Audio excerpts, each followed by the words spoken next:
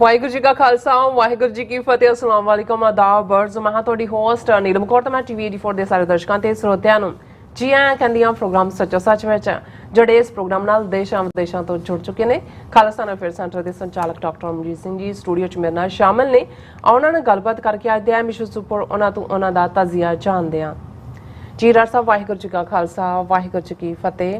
हाँ जी नीलम कौर जी ਤੁਹਾਨੂੰ ਵੀ ਤੇ ਦੁਨੀਆ ਭਰ 'ਚ ਬੈਠੇ ਸਾਡੇ ਬਹੁਤ ਹੀ ਪਿਆਰੇ ਸੋਹਣੇ ਸਿਆਣੇ ਟੀਵੀ 84 ਦੇ ਵਿਊਅਰਸ ਨੂੰ ਵੀ ਵਾਹਿਗੁਰੂ ਜੀ का खालसा ਵਾਹਿਗੁਰੂ ਜੀ की फतेह ਤੇ ਸਾਡੇ ਬਹੁਤ ਹੀ ਪਿਆਰੇ ਮੁਸਲਮਾਨ ਭੈਣਾਂ ਭਰਾਵਾਂ ਨੂੰ अस्सलाम वालेकुम। जी डॉक्टर साहब जी आनू प्रोग्राम सच्चो सच विच बहुत शुक्रिया जी। डॉक्टर साहब आज 17 जुलाई 2023 2 सावन नानक शाही संमत 555 ਦਾ ਦਿਨ ਹੈ ਤੇ ਡਾਕਟਰ ਸਾਹਿਬ ਪ੍ਰੋਗਰਾਮ ਸ਼ੁਰੂ ਕਰਨ ਤੋਂ ਪਹਿਲਾਂ ਸੇ ਦਰਸ਼ਕਾਂ ਤੇ ਸਰੋਤਿਆਂ ਨੂੰ ਹਮੇਸ਼ਾ ਤਰ੍ਹਾਂ ਦਾ ਜੀ ਵਿਊਅਰਸ ਜੇ ਤੁਸੀਂ ਹੱਕ ਸੱਚ ਇਨਸਾਫ ਤੇ ਪੈਰਾ ਦਿੰਦਾ ਇੱਕੋ ਇੱਕ ਚੈਨਲ ਟੀਵੀ 84 ਨੂੰ ਦੇਖਣਾ ਚਾਹੁੰਦੇ ਹੋ ਤਾਂ ਤੁਸੀਂ ਦੇਖ ਸਕਦੇ ਸਪੈਕਟਰਮ ਕੇਬਲ ਆਰਸੀਐਨ ਕੇਬਲ ਬੈਲ ਫੈਬਰਿਕਨ ਕੈਨੇਡਾ ਰੋਕੂ ਚਾਦੂ ਬਾਕਸ ਸ਼ਾਵਾ ਫੇਸਬੁੱਕ ਟੀਵੀ 84 ਦੀ ਐਪ ਰਾਹੀਂ online streaming and IP box ਤੇ ਤੁਸੀਂ ਟੀਵੀ 84 ਨੂੰ ਦੇਖ ਸਕਦੇ ਹੋ। ਵਿਊਅਰਸ ਜੇ ਤੁਸੀਂ ਟੀਵੀ 84 ਨਾਲ ਜਾਂ ਪ੍ਰੋਗਰਾਮ ਸੱਚੋ ਸੱਚ ਨਾਲ ਫੇਸਬੁੱਕ ਰਾਹੀਂ ਜੁੜੇ ਤਾਂ ਵੱਧ ਲਾਈਕ ਕਰੋ ਤੇ ਸ਼ੇਅਰ ਕਰੋ ਅਤੇ ਨਾਲ ਹੀ YouTube ਤੇ ਸਬਸਕ੍ਰਾਈਬ ਵੀ ਕਰੋ। ਇਹ ਵੀ ਦੱਸ ਦਿਓ ਕਿ ਤੁਸੀਂ ਟੀਵੀ 84 ਦੀ ਐਪ ਨੂੰ ਐਂਡਰੋਇਡ ਐਂਡ ਐਪ ਸਟੋਰ ਤੇ ਡਾਊਨਲੋਡ ਕਰਕੇ ਜੋ ਟੀਵੀ 84 ਦੀ ਲਾਈਵ ਸਟ੍ਰੀਮ ਹੈ ਇਸ ਨੂੰ ਤੁਸੀਂ 24 ਆਵਰਸ ਦੇਖ ਸਕਦੇ ਹੋ। ਸੋ ਵਿਊਅਰਸ ਇਸ ਤੋਂ ਪਹਿਲਾਂ ਆਪਾਂ ਪ੍ਰੋਗਰਾਮ ਦੀ ਸ਼ੁਰੂਆਤ ਕਰੀਏ। ਸੋ ਆਪਾਂ ਪਿਛਲੇ ਵੀਕ ਜਿਹੜੇ ਨੇ ਪ੍ਰੋਗਰਾਮ ਮਿਸ ਕੀਤੇ ਨੇ ਉਸ ਦਾ ਕਾਰਨ ਸੀ ਕਿ ਡਾਕਟਰ ਸਾਹਿਬ ਹੋਰਾਂ ਦੀ ਜਿਹੜੀ ਸਿਹਤ ਸੀ ਉਹ ਠੀਕ ਨਹੀਂ ਸੀ। ਔਨ ਲਿਟ ਬਿਟ ਥੋੜਾ ਠੀਕ ਹੋਏ ਨੇ ਤੇ ਆਪਾਂ ਜਿਹੜੀ ਥੋੜੀ ਕਚਹਿਰੀ ਦੇ ਵਿੱਚ ਆਪਣੇ ਪ੍ਰੋਗਰਾਮ ਜਿਹੜੇ ਉਹ ਲੈ ਕੇ ਹਾਜ਼ਰ ਹੋਏ ਹਾਂ। ਸੋ ਇਸ ਲਈ ਮਾਫੀ। ਸੋ ਪ੍ਰੋਗਰਾਮ ਦੀ ਸ਼ੁਰੂਆਤ ਕਰਦੇ ਹਾਂ ਅੱਜ ਦੀ ਸਪਾਂਸਰਸ਼ਿਪ ਦੇ ਵਾਲੇ ਨਾ ਕਿ ਅੱਜ ਦੇ ਪ੍ਰੋਗਰਾਮ ਸੱਚੋ ਸੱਚ ਨੂੰ ਸਪਾਂਸਰ ਕੀਤਾ ਗਿਆ ਹੈ ਟੋਰਾਂਟੋ ਤੋਂ ਸੱਚਪ੍ਰੀਤ ਸਿੰਘ ਜੁਰਾਵਾਲੂ। ਸੋ ਇਹਨਾਂ ਨੇ ਟੀਵੀ 84 ਅਤੇ ਖਾਸ ਕਰਕੇ ਡਾਕਟਰ ਅਮਰਜੀਤ ਸਿੰਘ ਦੇ ਉਦਮ ਦੀ ਸ਼ਲਾਘਾ ਕੀਤੀ ਹੈ ਕਿ ਤੁਹਾਡੇ ਕੋਲੋਂ ਜਿਹੜੇ ਰੋਜ਼ਾਨਾ ਵੱਡਮੁੱਲੀ ਜਾਣਕਾਰੀ ਮਿਲਦੀ ਹੈ ਤੇ ਅੰਤਰਰਾਸ਼ਟਰੀ ਪੱਧਰ ਤੇ ਕੀ ਚੱਲ ਰਿਹਾ ਹੈ ਗਿਆਨ ਵਿੱਚ ਜਿਹੜਾ ਸਾਡੇ ਵਾਧਾ ਹੁੰਦਾ। ਸੋ ਰੱਬ ਕਰੇ ਤੁਹਾਡੀ ਜਿਹੜੀ ਸਮੁੱਚੀ ਟੀਮ ਦੀ ਜਿਹੜੀ ਸਿਹਤ ਹੈ ਉਹ ਤੰਦਰੁਸਤੀ ਵਾਹਿਗੁਰੂ ਬਖਸ਼ੇ। ਔਰ ਬੇਨਤੀ ਹੈ ਕਿ ਦਰਸ਼ਕਾਂ ਨੂੰ ਕਿ ਟੀਵੀ 84 ਦੀ ਜਿਹੜੀ ਵੱਧ ਤੋਂ ਵੱਧ ਸਪੋਰਟ ਕਰੋ ਔਰ ਖਾਲਸਾ ਜ਼ਿੰਦਾਬਾਦ ਉਹਨਾਂ ਨੇ ਕਿਹਾ। ਔਰ ਅੱਜ ਦੀ ਸਪਾਂਸਰਸ਼ਿਪ ਲਈ ਅਸੀਂ ਸੱਚਪ੍ਰੀਤ ਸਿੰਘ ਜੁਰਾਂ ਦਾ ਤਹਿ ਦਿਲ ਤੋਂ ਧੰਨਵਾਦ ਕਰਦੇ ਔਰ ਤੁਹਾਨੂੰ ਵੀ ਅਪੀਲ ਤੇ ਬੇਨਤੀ ਕਰਦੇ ਹਾਂ ਕਿ ਤੁਸੀਂ ਪ੍ਰੋਗਰਾਮ ਸੱਚੋ ਸੱਚ ਨੂੰ ਵੱਧ ਤੋਂ ਵੱਧ ਸਪਾਂਸਰ ਕਰੋ। ਸਪਾਂਸਰਸ਼ਿਪ ਲਈ ਤੁਸੀਂ ਸਾਨੂੰ ਕਾਲ ਕਰ ਸਕਦੇ ਹੋ ਸਾਡੇ ਫੋਨ ਨੰਬਰ ਤੇ 5166619184 ਸੇਮ ਨੰਬਰ ਤੇ WhatsApp ਕਰ ਸਕਦੇ ਹੋ। ਤੁਸੀਂ ਸਾਨੂੰ ਈਮੇਲ ਵੀ ਕਰ ਸਕਦੇ ਹੋ info@tv84.tv ਤੇ। ਸੋ ਵਿਊਅਰਸ ਇਸ ਵੀਕ ਦਾ ਆਪਾਂ ਪਹਿਲਾ ਪ੍ਰੋਗਰਾਮ ਕਰਨ ਜਾ ਰਹੇ ਹਾਂ ਔਰ ਆਸ ਕਰਦੇ ਹਾਂ ਜਿਹੜਾ ਤੁਹਾਡਾ ਵੀਕਐਂਡ ਹੈ ਬਹੁਤ ਹੀ ਵਧੀਆ ਗੁਜ਼ਰਿਆ ਹੋਏਗਾ। ਔਰ ਆਪਾਂ ਗੱਲਬਾਤ ਕਰਾਂਗੇ ਅੱਜ ਦੇ ਪਹਿਲੇ ਸੈਗਮੈਂਟ ਦੇ ਵਿੱਚ ਜਿਸ ਤਰ੍ਹਾਂ ਕਿ ਜਿਹੜਾ ਪੰਜਾਬ ਹੈ ਹੜ੍ਹਾਂ ਦੀ ਮਾਰ ਦੇ ਥੱਲੇ ਹੈਗਾ। ਸੋ ਵੱਡਾ ਹਿੱਸਾ ਜਿਹੜਾ ਪੰਜਾਬ ਦਾ ਜਿਹੜਾ ਹੈਗਾ ਉਹ ਪਾਣੀ ਦੇ ਵਿੱਚ ਡੁੱਬਿਆ ਹੋਇਆ ਹੈ। ਸੋ ਇਸ ਬਾਰੇ ਆਪਾਂ ਗੱਲਬਾਤ ਕਰਨ ਜਾ ਰਹੇ ਹਾਂ ਕਿ 75 ਵਰ੍ਹੇ ਪਹਿਲਾਂ ਸਿੱਖ ਕੌਮ ਨੂੰ ਜਰਾਇਮ ਪੇਸ਼ਾ ਕਬੀਲਾ ਐਲਾਨਣ ਵਾਲੇ ਭਾਰਤੀ ਹਾਕਮਾਂ ਦੀ ਸਿੱਖ ਦੁਸ਼ਮਣੀ ਪੈਰ ਪੈਰ ਤੇ ਨਜ਼ਰ ਆ ਰਹੀ ਹੈ। ਔਰ ਸਤਲੁਜ ਬਿਆਸ ਰਾਵੀ ਜਿਹੜੇ ਨੇ ਪੰਜਾਬ ਦੇ ਉਹਨਾਂ 3 ਦਰਿਆਵਾਂ ਤੇ ਬਣਾਏ ਗਏ ਜਿਹੜੇ ਡੈਮ ਨੇ ਉਹ ਪੰਜਾਬ ਲਈ ਫਾਇਦੇ ਦੀ ਥਾਂ ਜਿਹੜਾ ਸ਼ਰਾਬ ਬਣੇ ਹੋਏ ਨੇ। ਸੋ ਇਸ ਵਾਰ ਜਿਹੜੀ ਇਸ ਮੌਨਸੂਨ ਦੀਆਂ ਜਿਹੜੀਆਂ ਭਾਰੀ ਬਾਰਿਸ਼ਾਂ ਦੇ ਦੌਰਾਨ ਦਰਿਆਈ ਜਿਹੜੇ ਪਾਣੀ ਨੂੰ ਪੰਜਾਬ ਦੇ ਖਿਲਾਫ ਹਥਿਆਰ ਵਜੋਂ ਜਿਹੜਾ ਵਰਤਿਆ ਗਿਆ। ਸੋ ਪੰਜਾਬ ਦਾ ਜਿਹੜਾ ਇੱਕ ਵੱਡਾ ਹਿੱਸਾ ਹੈ ਉਹ ਹੜ੍ਹਾਂ ਦੀ ਮਾਰ ਹੇਠ ਹੈ। ਔਰ ਜਦੋਂ ਕਿ ਪੰਜਾਬ ਦੇ ਜਿਹੜੇ ਦਰਿਆਈ ਪਾਣੀ ਦੀ ਜਿਹੜੀ ਲੁੱਟ ਕਰਨ ਵਾਲੀਆਂ ਜਿਹੜੀਆਂ ਰਾਜਸਥਾਨ ਤੇ ਹਰਿਆਣੇ ਦੇ ਜਿਹੜੀਆਂ ਨਹਿਰਾਂ ਨੇ ਉਹ ਬਿਲਕੁਲ ਸੁੱਕੀਆਂ ਪਈਆਂ ਨੇ। ਸੋ ਇਸ ਬਾਰੇ ਆਪਾਂ ਗੱਲਬਾਤ ਕਰਨ ਜਾ ਰਹੇ ਹਾਂ। ਸੋ ਅਸੀਂ ਚਾਹਾਂਗੇ ਕਿ ਤੁਸੀਂ ਇਸੇ ਤਰ੍ਹਾਂ ਬਣੇ ਰਹਿਣਾ। ਦੇਖਣ ਸੁਣਨ ਲਈ ਤੁਹਾਡਾ ਸਭ ਤੋਂ ਬਹੁਤ ਸ਼ੁਕਰੀਆ। ਸੋ ਡਾਕਟਰ ਸਾਹਿਬ ਕਿੱਦਾਂ ਫੀਲ ਕਰ ਰਹੇ ਹੋ? ਇੰਨੇ ਦਿਨਾਂ ਬਾਅਦ ਆਪਾਂ ਪ੍ਰੋਗਰਾਮ ਕਰ ਰਹੇ ਹਾਂ, ਤੁਹਾਡੀ ਸਿਹਤ ਵੀ ਅਜੇ ਤੱਕ ਠੀਕ ਨਹੀਂ ਹੈਗੀ। बड़ी मुद्दत के बाद मिले हैं दीवाने कहने सुनने को बहुत है अफसाने। so nice, good to see you। समझते हैं भी कुछ चीज़ां कुदरत वालों सबक भी हुंदा है जी और कुछ चीज़ां नहीं वैसे तो हमेशा ही कुदरत वालों हर कुछ सबक भी हुंदा है जी। ते असीं उन्हां सारे ही अपने व्यूअर्स दा वैल विशर्स दा शुक्रिया अदा करदे जिन्हां ने ਪਿਛਲੇ ਦਿਨਾਂ ਦੇ ਵਿੱਚ ਵੌਇਸਮੇਲ ਬਾਰ-ਬਾਰ ਭਰਿਆ ਈਮੇਲਸ ਦੀ ਜਿਹੜੀ ਆ ਬਾੜ ਲਿਆ ਦਿੱਤੀ ਹੈ। ਇੱਕ ਪਾਸੇ ਹੜ੍ਹ ਪੰਜਾਬ ਚ ਹੜ੍ਹ ਆਏ ਨੇ, ਇੱਕ ਪਾਸੇ ਸਾਡੇ ਪਿਆਰਿਆਂ ਦੀਆਂ ਈਮੇਲ ਜਿਸ ਦੇ ਵਿੱਚ ਬਹੁਤਿਆਂ ਨੇ ਫਿਕਰਮੰਦੀ ਦਾ ਇਜ਼ਹਾਰ ਕੀਤਾ ਜੀ। ਦੇਖੋ ਕੁਝ ਚੀਜ਼ਾਂ ਸੀਜ਼ਨਲ ਵੀ ਹੁੰਦੀਆਂ। ਹਾਲਾਂ ਆਸਟ੍ਰੇਲੀਆ ਤੋਂ ਵੀਰ ਨਾਲ ਗੱਲ ਹੋ ਰਹੀ ਸੀ, ਉਹ ਮੈਨੂੰ ਕਹਿਣ ਲੱਗਿਆ ਜੀ ਵਾਇਰਲ ਫਲੂ ਤੋਂ ਤੁਹਾਡੇ ਤਾਂ ਗਰਮੀ ਆ ਉੱਥੇ। ਮੈਂ ਕਿਹਾ ਵੀ ਹੁਣ ਜਿਵੇਂ ਬੰਦੇ ਨੇ ਸਾਰੇ ਮੌਸਮ ਭੁਲਾ ਦਿੱਤੇ ਇਹਨਾਂ ਨੇ ਔਰ ਜਿਸ ਕਿਸਮ ਦੀਆਂ ਕਰਤੂਤਾਂ ਕੀਤੀਆਂ ਗਲੋਬਲ ਵਾਰਮਿੰਗ ਦੇ ਥੱਲੇ ਇਸ ਵਾਰ ਜਿਸ ਲੈਵਲ ਦਾ ਗਰਮੀ ਦਾ ਲੈਵਲ ਹੈ ਜਿਹੜੀ ਜਿਹਨੂੰ ਵੈਲੀ ਆਫ ਡੈਥ ਕੈਲੀਫੋਰਨੀਆ ਚ ਕਹਿੰਦੇ ਨੇ already 140 degree Fahrenheit temperature record ਹੋਇਆ ਦੇਖੋ ਯੂਰਪ ਦੇ ਵਿੱਚ ਅਸੀਂ ਦੇਖਦੇ ਹਾਂ ਕਿ ਜਿਹੜਾ ਇੱਕ ਹਿੱਸਾ ਯੂਰਪ ਦਾ ਸਪੇਨ ਪੁਰਤਗਾਲ ਇਟਲੀ ਉਹ ਉਬਲਣ ਜਾ ਰਿਹਾ ਹੈ ਔਰ ਵਾਈਲਡ ਫਾਇਰਸ ਦਾ ਵੀ ਖੌਫ ਹੈ ਔਰ ਜਿਵੇਂ ਬੇਮੌਸਮੇ ਹੜ੍ਹ ਬਹੁਤ ਸਾਰੀਆਂ ਥਾਵਾਂ ਦੇ ਉੱਤੇ ਦੇਖਣ ਨੂੰ ਆ ਰਹੇ ਨੇ ਸੋ ਇਹ ਉਸ ਇਨਸਾਨੀ ਕਰਤੂਤ ਦਾ ਕਿਉਂਕਿ ਸਭ ਤੋਂ ਅਨਡਿਸਿਪਲਿਨਡ ਔਰ ਬਿਲਕੁਲ ਕੁਦਰਤ ਦੇ ਨਾਲ ਖਿਲਵਾੜ ਕਰਨ ਵਾਲਾ ਜੇ ਕੋਈ ਜਾਨਵਰ ਇਸ ਧਰਤੀ ਤੇ ਹੈ ਤੇ ਉਹ ਇਨਸਾਨ ਹੈ ਜਿਸ ਨੂੰ ਨਾ ਤਾਂ ਇਨਸਾਨ ਰੱਖਿਆ ਸੀ ਲੇਕਿਨ ਉਸ ਦਾ ਹੀ ਨਤੀਜਾ ਹੈ ਕਿ ਹੁਣ ਬੇਮੌਸਮੀਆਂ ਵਾਇਰਸਿਸ ਵੀ ਨੇ ਕੋਵਿਡ-19 ਦੇ ਨਾਲ ਹੋਰ ਕੀ ਕੰਬੀਨੇਸ਼ਨ ਬਣਦਾ ਹੈ ਕੀ ਹੁੰਦਾ ਸੋ ਜ਼ਾਹਰ ਹੈ ਵੀ ਅਮਰਵੀਰ ਸਿੰਘ ਦੇ ਆਨੰਦ ਕਾਰਜ ਨੂੰ ਲੈ ਕੇ ਵੀ ਕੁਝ ਜਿਹੜਾ ਹੈ ਉਹ ਜਦੋਂ ਤੁਸੀਂ ਚੀਜ਼ਾਂ ਪਲਾਨ ਕਰ ਰਹੇ ਹੁੰਦੇ ਹੋ ਜਾਂ ਅਦਰਵਾਈਜ਼ ਰੁੱਝੇ ਹੁੰਦੇ ਹੋ ਕੁਝ ਚੀਜ਼ਾਂ ਡਿਸਪਲਿਨ ਚ ਨਹੀਂ ਹੁੰਦੀਆਂ ਤੁਹਾਡੇ ਜਿਹੜਾ ਉਹ ਵਸ ਚ ਵੀ ਨਹੀਂ ਹੁੰਦਾ ਸੌਣਾ ਜਾਗਣਾ ਖਾਣ ਪਾਣ ਉਸ ਦਾ ਵੀ ਅਸਰ ਸੀ ਤੇ ਸ਼ਾਇਦ ਕੁਦਰਤ ਕਈ ਵਾਰ ਕੁਝ ਵਕਤ ਤੁਹਾਨੂੰ ਆਪਣੇ ਆਪ ਨਾਲ ਗੱਲਾਂ ਕਰਨ ਲਈ ਵੀ ਦੇਣਾ ਚਾਹੁੰਦੀ ਹੈ ਔਰ ਕੋਈ ਅਦਰਵਾਈਜ਼ ਨਹੀਂ ਜਸਟ ਵਾਇਰਲ ਫਲੂ ਔਰ ਇਸ ਦਾ ਇੱਕ ਹਮੇਸ਼ਾ ਇਹ ਹੁੰਦਾ ਹੈ ਅੱਜ ਤੋਂ 40-50 ਸਾਲ ਪਹਿਲਾਂ ਦਾ ਇੱਕ ਆਰਟੀਕਲ ਸੀ ਯੂਰਪ ਦੇ ਹਵਾਲੇ ਨਾਲ ਕਿ ਜ਼ੁਕਾਮ ਦੇ ਖਿਲਾਫ ਕਲੱਬ ਕਿਉਂਕਿ ਇਹ ਉਦੋਂ ਵੀ ਇਹ ਕੋਈ ਨਵਾਂ ਨਹੀਂ ਹੈ ਉਦੋਂ ਇਨਫਲੂਐਂਜ਼ਾ ਕਿਹਾ ਜਾਂਦਾ ਸੀ ਹੌਲੀ ਹੌਲੀ ਫਲੂ ਲਫ਼ਜ਼ ਕਿਹਾ ਜਾਣ ਲੱਗ ਗਿਆ ਫਿਰ ਹੁਣ ਤਾਂ ਉਹਦੀ ਜਿਹੜੀ ਹੈ ਉਹ ਨੰਬਰਿੰਗ ਆ ਗਈ ਕੋਵਿਡ-19 ਹੈ ਤਾਂ ਇਹ ਵੀ ਉਹੀ ਵਾਇਰਸ ਸੀ ਜਿਹੜੀ ਫਲੂ ਵਾਇਰਸ ਹੀ ਹੈ ਹਰ ਵਾਰ ਉਹਦੀ ਨਵੀਂ ਸਟ੍ਰੇਨ ਆ ਜਾਂਦੀ ਹੈ ਤੇ ਉਦੋਂ ਇਹ ਕਿਹਾ ਜਾਂਦਾ ਸੀ ਕਿ ਬੈਸਟ ਇਹ ਹੁੰਦਾ ਹੈ ਕਿ ਜਦੋਂ ਤੁਸੀਂ ਸ਼ਿਕਾਰ ਹੋ ਔਰ ਉਹਦੇ 'ਚ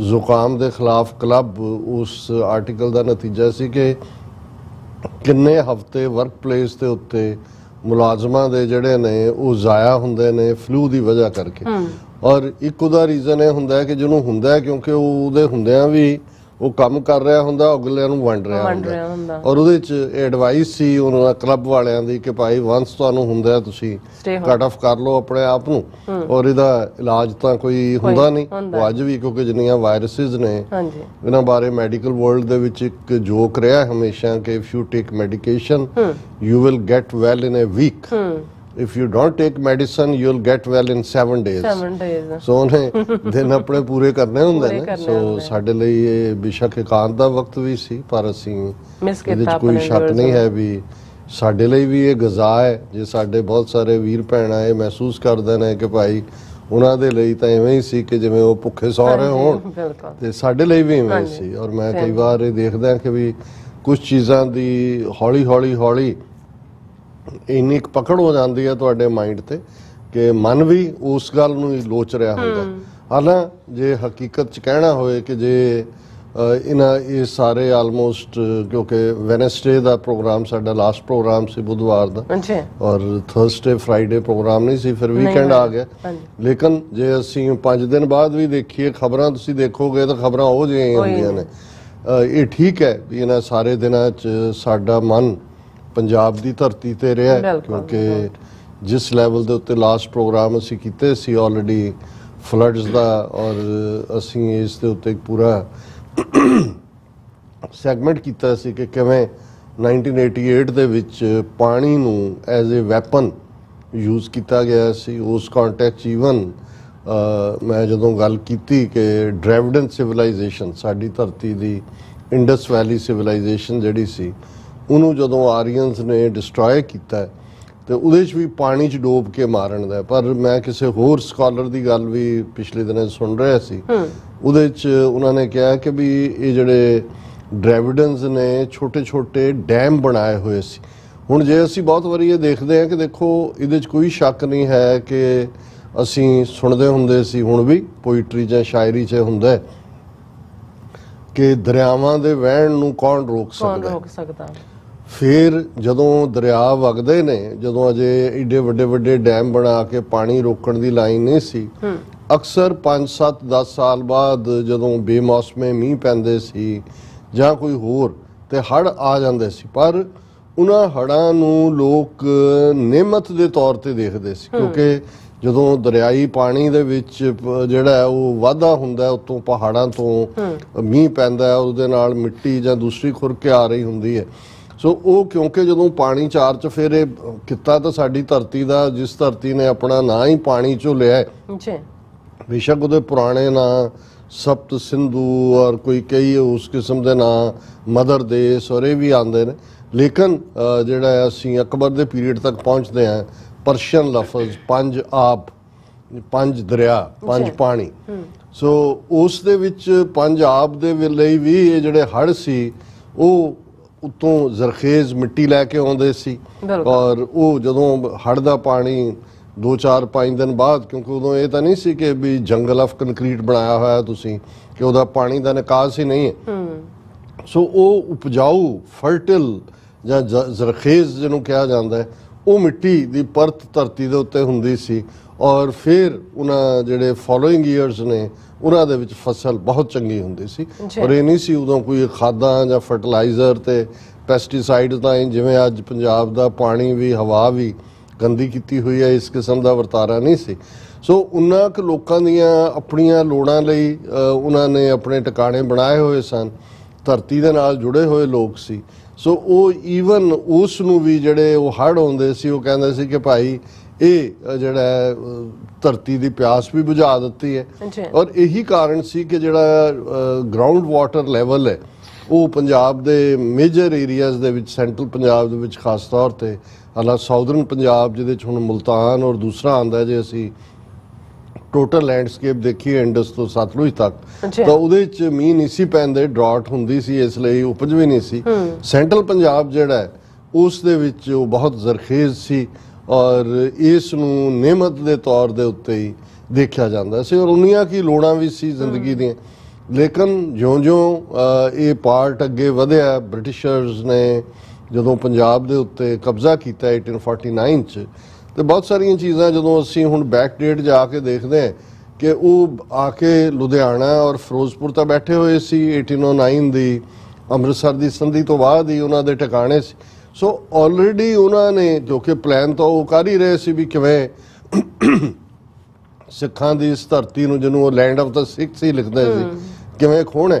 ਸੋ ਉਹਨਾਂ ਨੇ ਆਲਰੇਡੀ ਇਹ ਦੇਖ ਲਿਆ ਸੀ ਕਿ ਵੀ ਇਹ ਬੜੀ ਜ਼ਰਖੇਜ਼ ਜ਼ਮੀਨ ਹੈ, ਔਰ ਇੰਟਰਨੈਸ਼ਨਲੀ ਜੇ ਤੁਸੀਂ ਵਪਾਰੀ ਸੀ, ਵਪਾਰੀ ਦੀ ਅੱਖ ਸ਼ਾਰਪ ਹੁੰਦੀ ਹੈ ਵੀ ਕਿੱਥੋਂ ਪੈਸਾ ਕੱਢਿਆ ਜਾ ਸਕਦਾ, ਔਰ ਉਹਨਾਂ ਦੇ ਲਈ ਇਹ ਸੀ ਕਿ ਵੀ ਇਹਨੂੰ ਅਸੀਂ ਕਿਵੇਂ ਡਿਵੈਲਪ ਕਰਨਾ ਹੈ, ਕਿਵੇਂ ਕੀ ਕਰਨਾ ਹੈ, ਔਰ ਪਾਣੀ ਦੇ ਲਈ। ਔਰ ਉਸ ਜ਼ਮਾਨੇ ਦੀਆਂ ਸਕੀਮਾਂ ਉਹਨਾਂ ਨੇ ਬਣਾਉਣੀਆਂ ਸ਼ੁਰੂ ਕੀਤੀਆਂ ਸੀ, ਜਿਹੜੀਆਂ ਅਸੀਂ ਦੋਨੋਂ ਪਾਸੇ ਦੇਖਦੇ ਹਾਂ, ਜਿਹੜੀਆਂ ਸਿੱਖ ਰਿਆਸਤਾਂ ਬਾਅਦ ਦੇ ਵਿੱਚ, ਜਿਨ੍ਹਾਂ 'ਚੋਂ ਪਟਿਆਲਾ, ਨਾਭਾ, ਜੀਂਦ ਔਰ ਜਿਹੜੀ ਗੰਗ ਸਾਗਰ ਉਹ ਨਹਿਰ, ਜਿਹਨੂੰ ਗੰਗਾ ਨਗਰ ਦੀ ਨਹਿਰ ਕਹਿੰਦੇ ਨੇ, ਉਹ ਤਾਂ ਜਾ ਕੇ ਪਹਿਲੇ ਵਰਲਡ ਵਾਰ ਦੇ ਖਾਤਮੇ ਤੋਂ ਬਾਅਦ ਬਣਦੀ ਹੈ।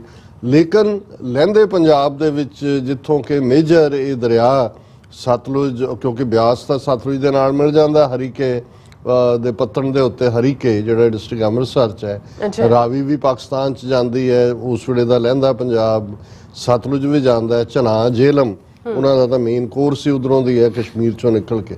ਸੋ ਉਸ ਪਾਸੇ, ਔਰ ਫਿਰ ਇੱਕ ਜਾਂਦੇ ਜਾਂਦੇ ਇੱਕ ਥਾਂ ਜਿਹਨੂੰ ਪੰਚ ਨਦ ਕਿਹਾ ਜਾਂਦਾ ਹੈ, ਓਸ਼ਨ 'ਚ ਮਿਲਣ ਤੋਂ ਪਹਿਲਾਂ ਨਦ, ਨਦੀ ਨੂੰ ਕਹਿੰਦੇ ਨੇ, ਕਿ ਜਿੱਥੇ ਪੰਜ ਦਰਿਆਵਾਂ ਨੂੰ ਮੰਨਿਆ ਜਾਂਦਾ ਹੈ ਕਿ ਵੀ ਇਹ ਇਕੱਠੇ ਹੋ, ਹਾਲਾਂ ਬਿਆਸ ਪਹਿਲਾਂ ਇਕੱਠਾ ਹੋ ਚੁੱਕਾ ਹੁੰਦਾ ਹੈ, ਝਨਾ ਦੇ ਨਾਲ ਜੇਹਲਮ ਮਿਲਦੀ ਹੈ, ਜੇਹਲਮ ਜਾ ਕੇ, ਪਰ ਉਸ ਥਾਂ ਦਾ ਨਾਮ ਪੰਚ ਨਦ ਹੈ ਕਿ ਇੱਥੋਂ ਪੰਜ ਦਰਿਆ ਇਕੱਠੇ, ਔਰ ਫਿਰ ਉਹਨਾਂ ਦਾ ਸਮੁੰਦਰ ਦਾ ਕੋਰਸ ਸ਼ੁਰੂ ਹੋ ਜਾਂਦਾ।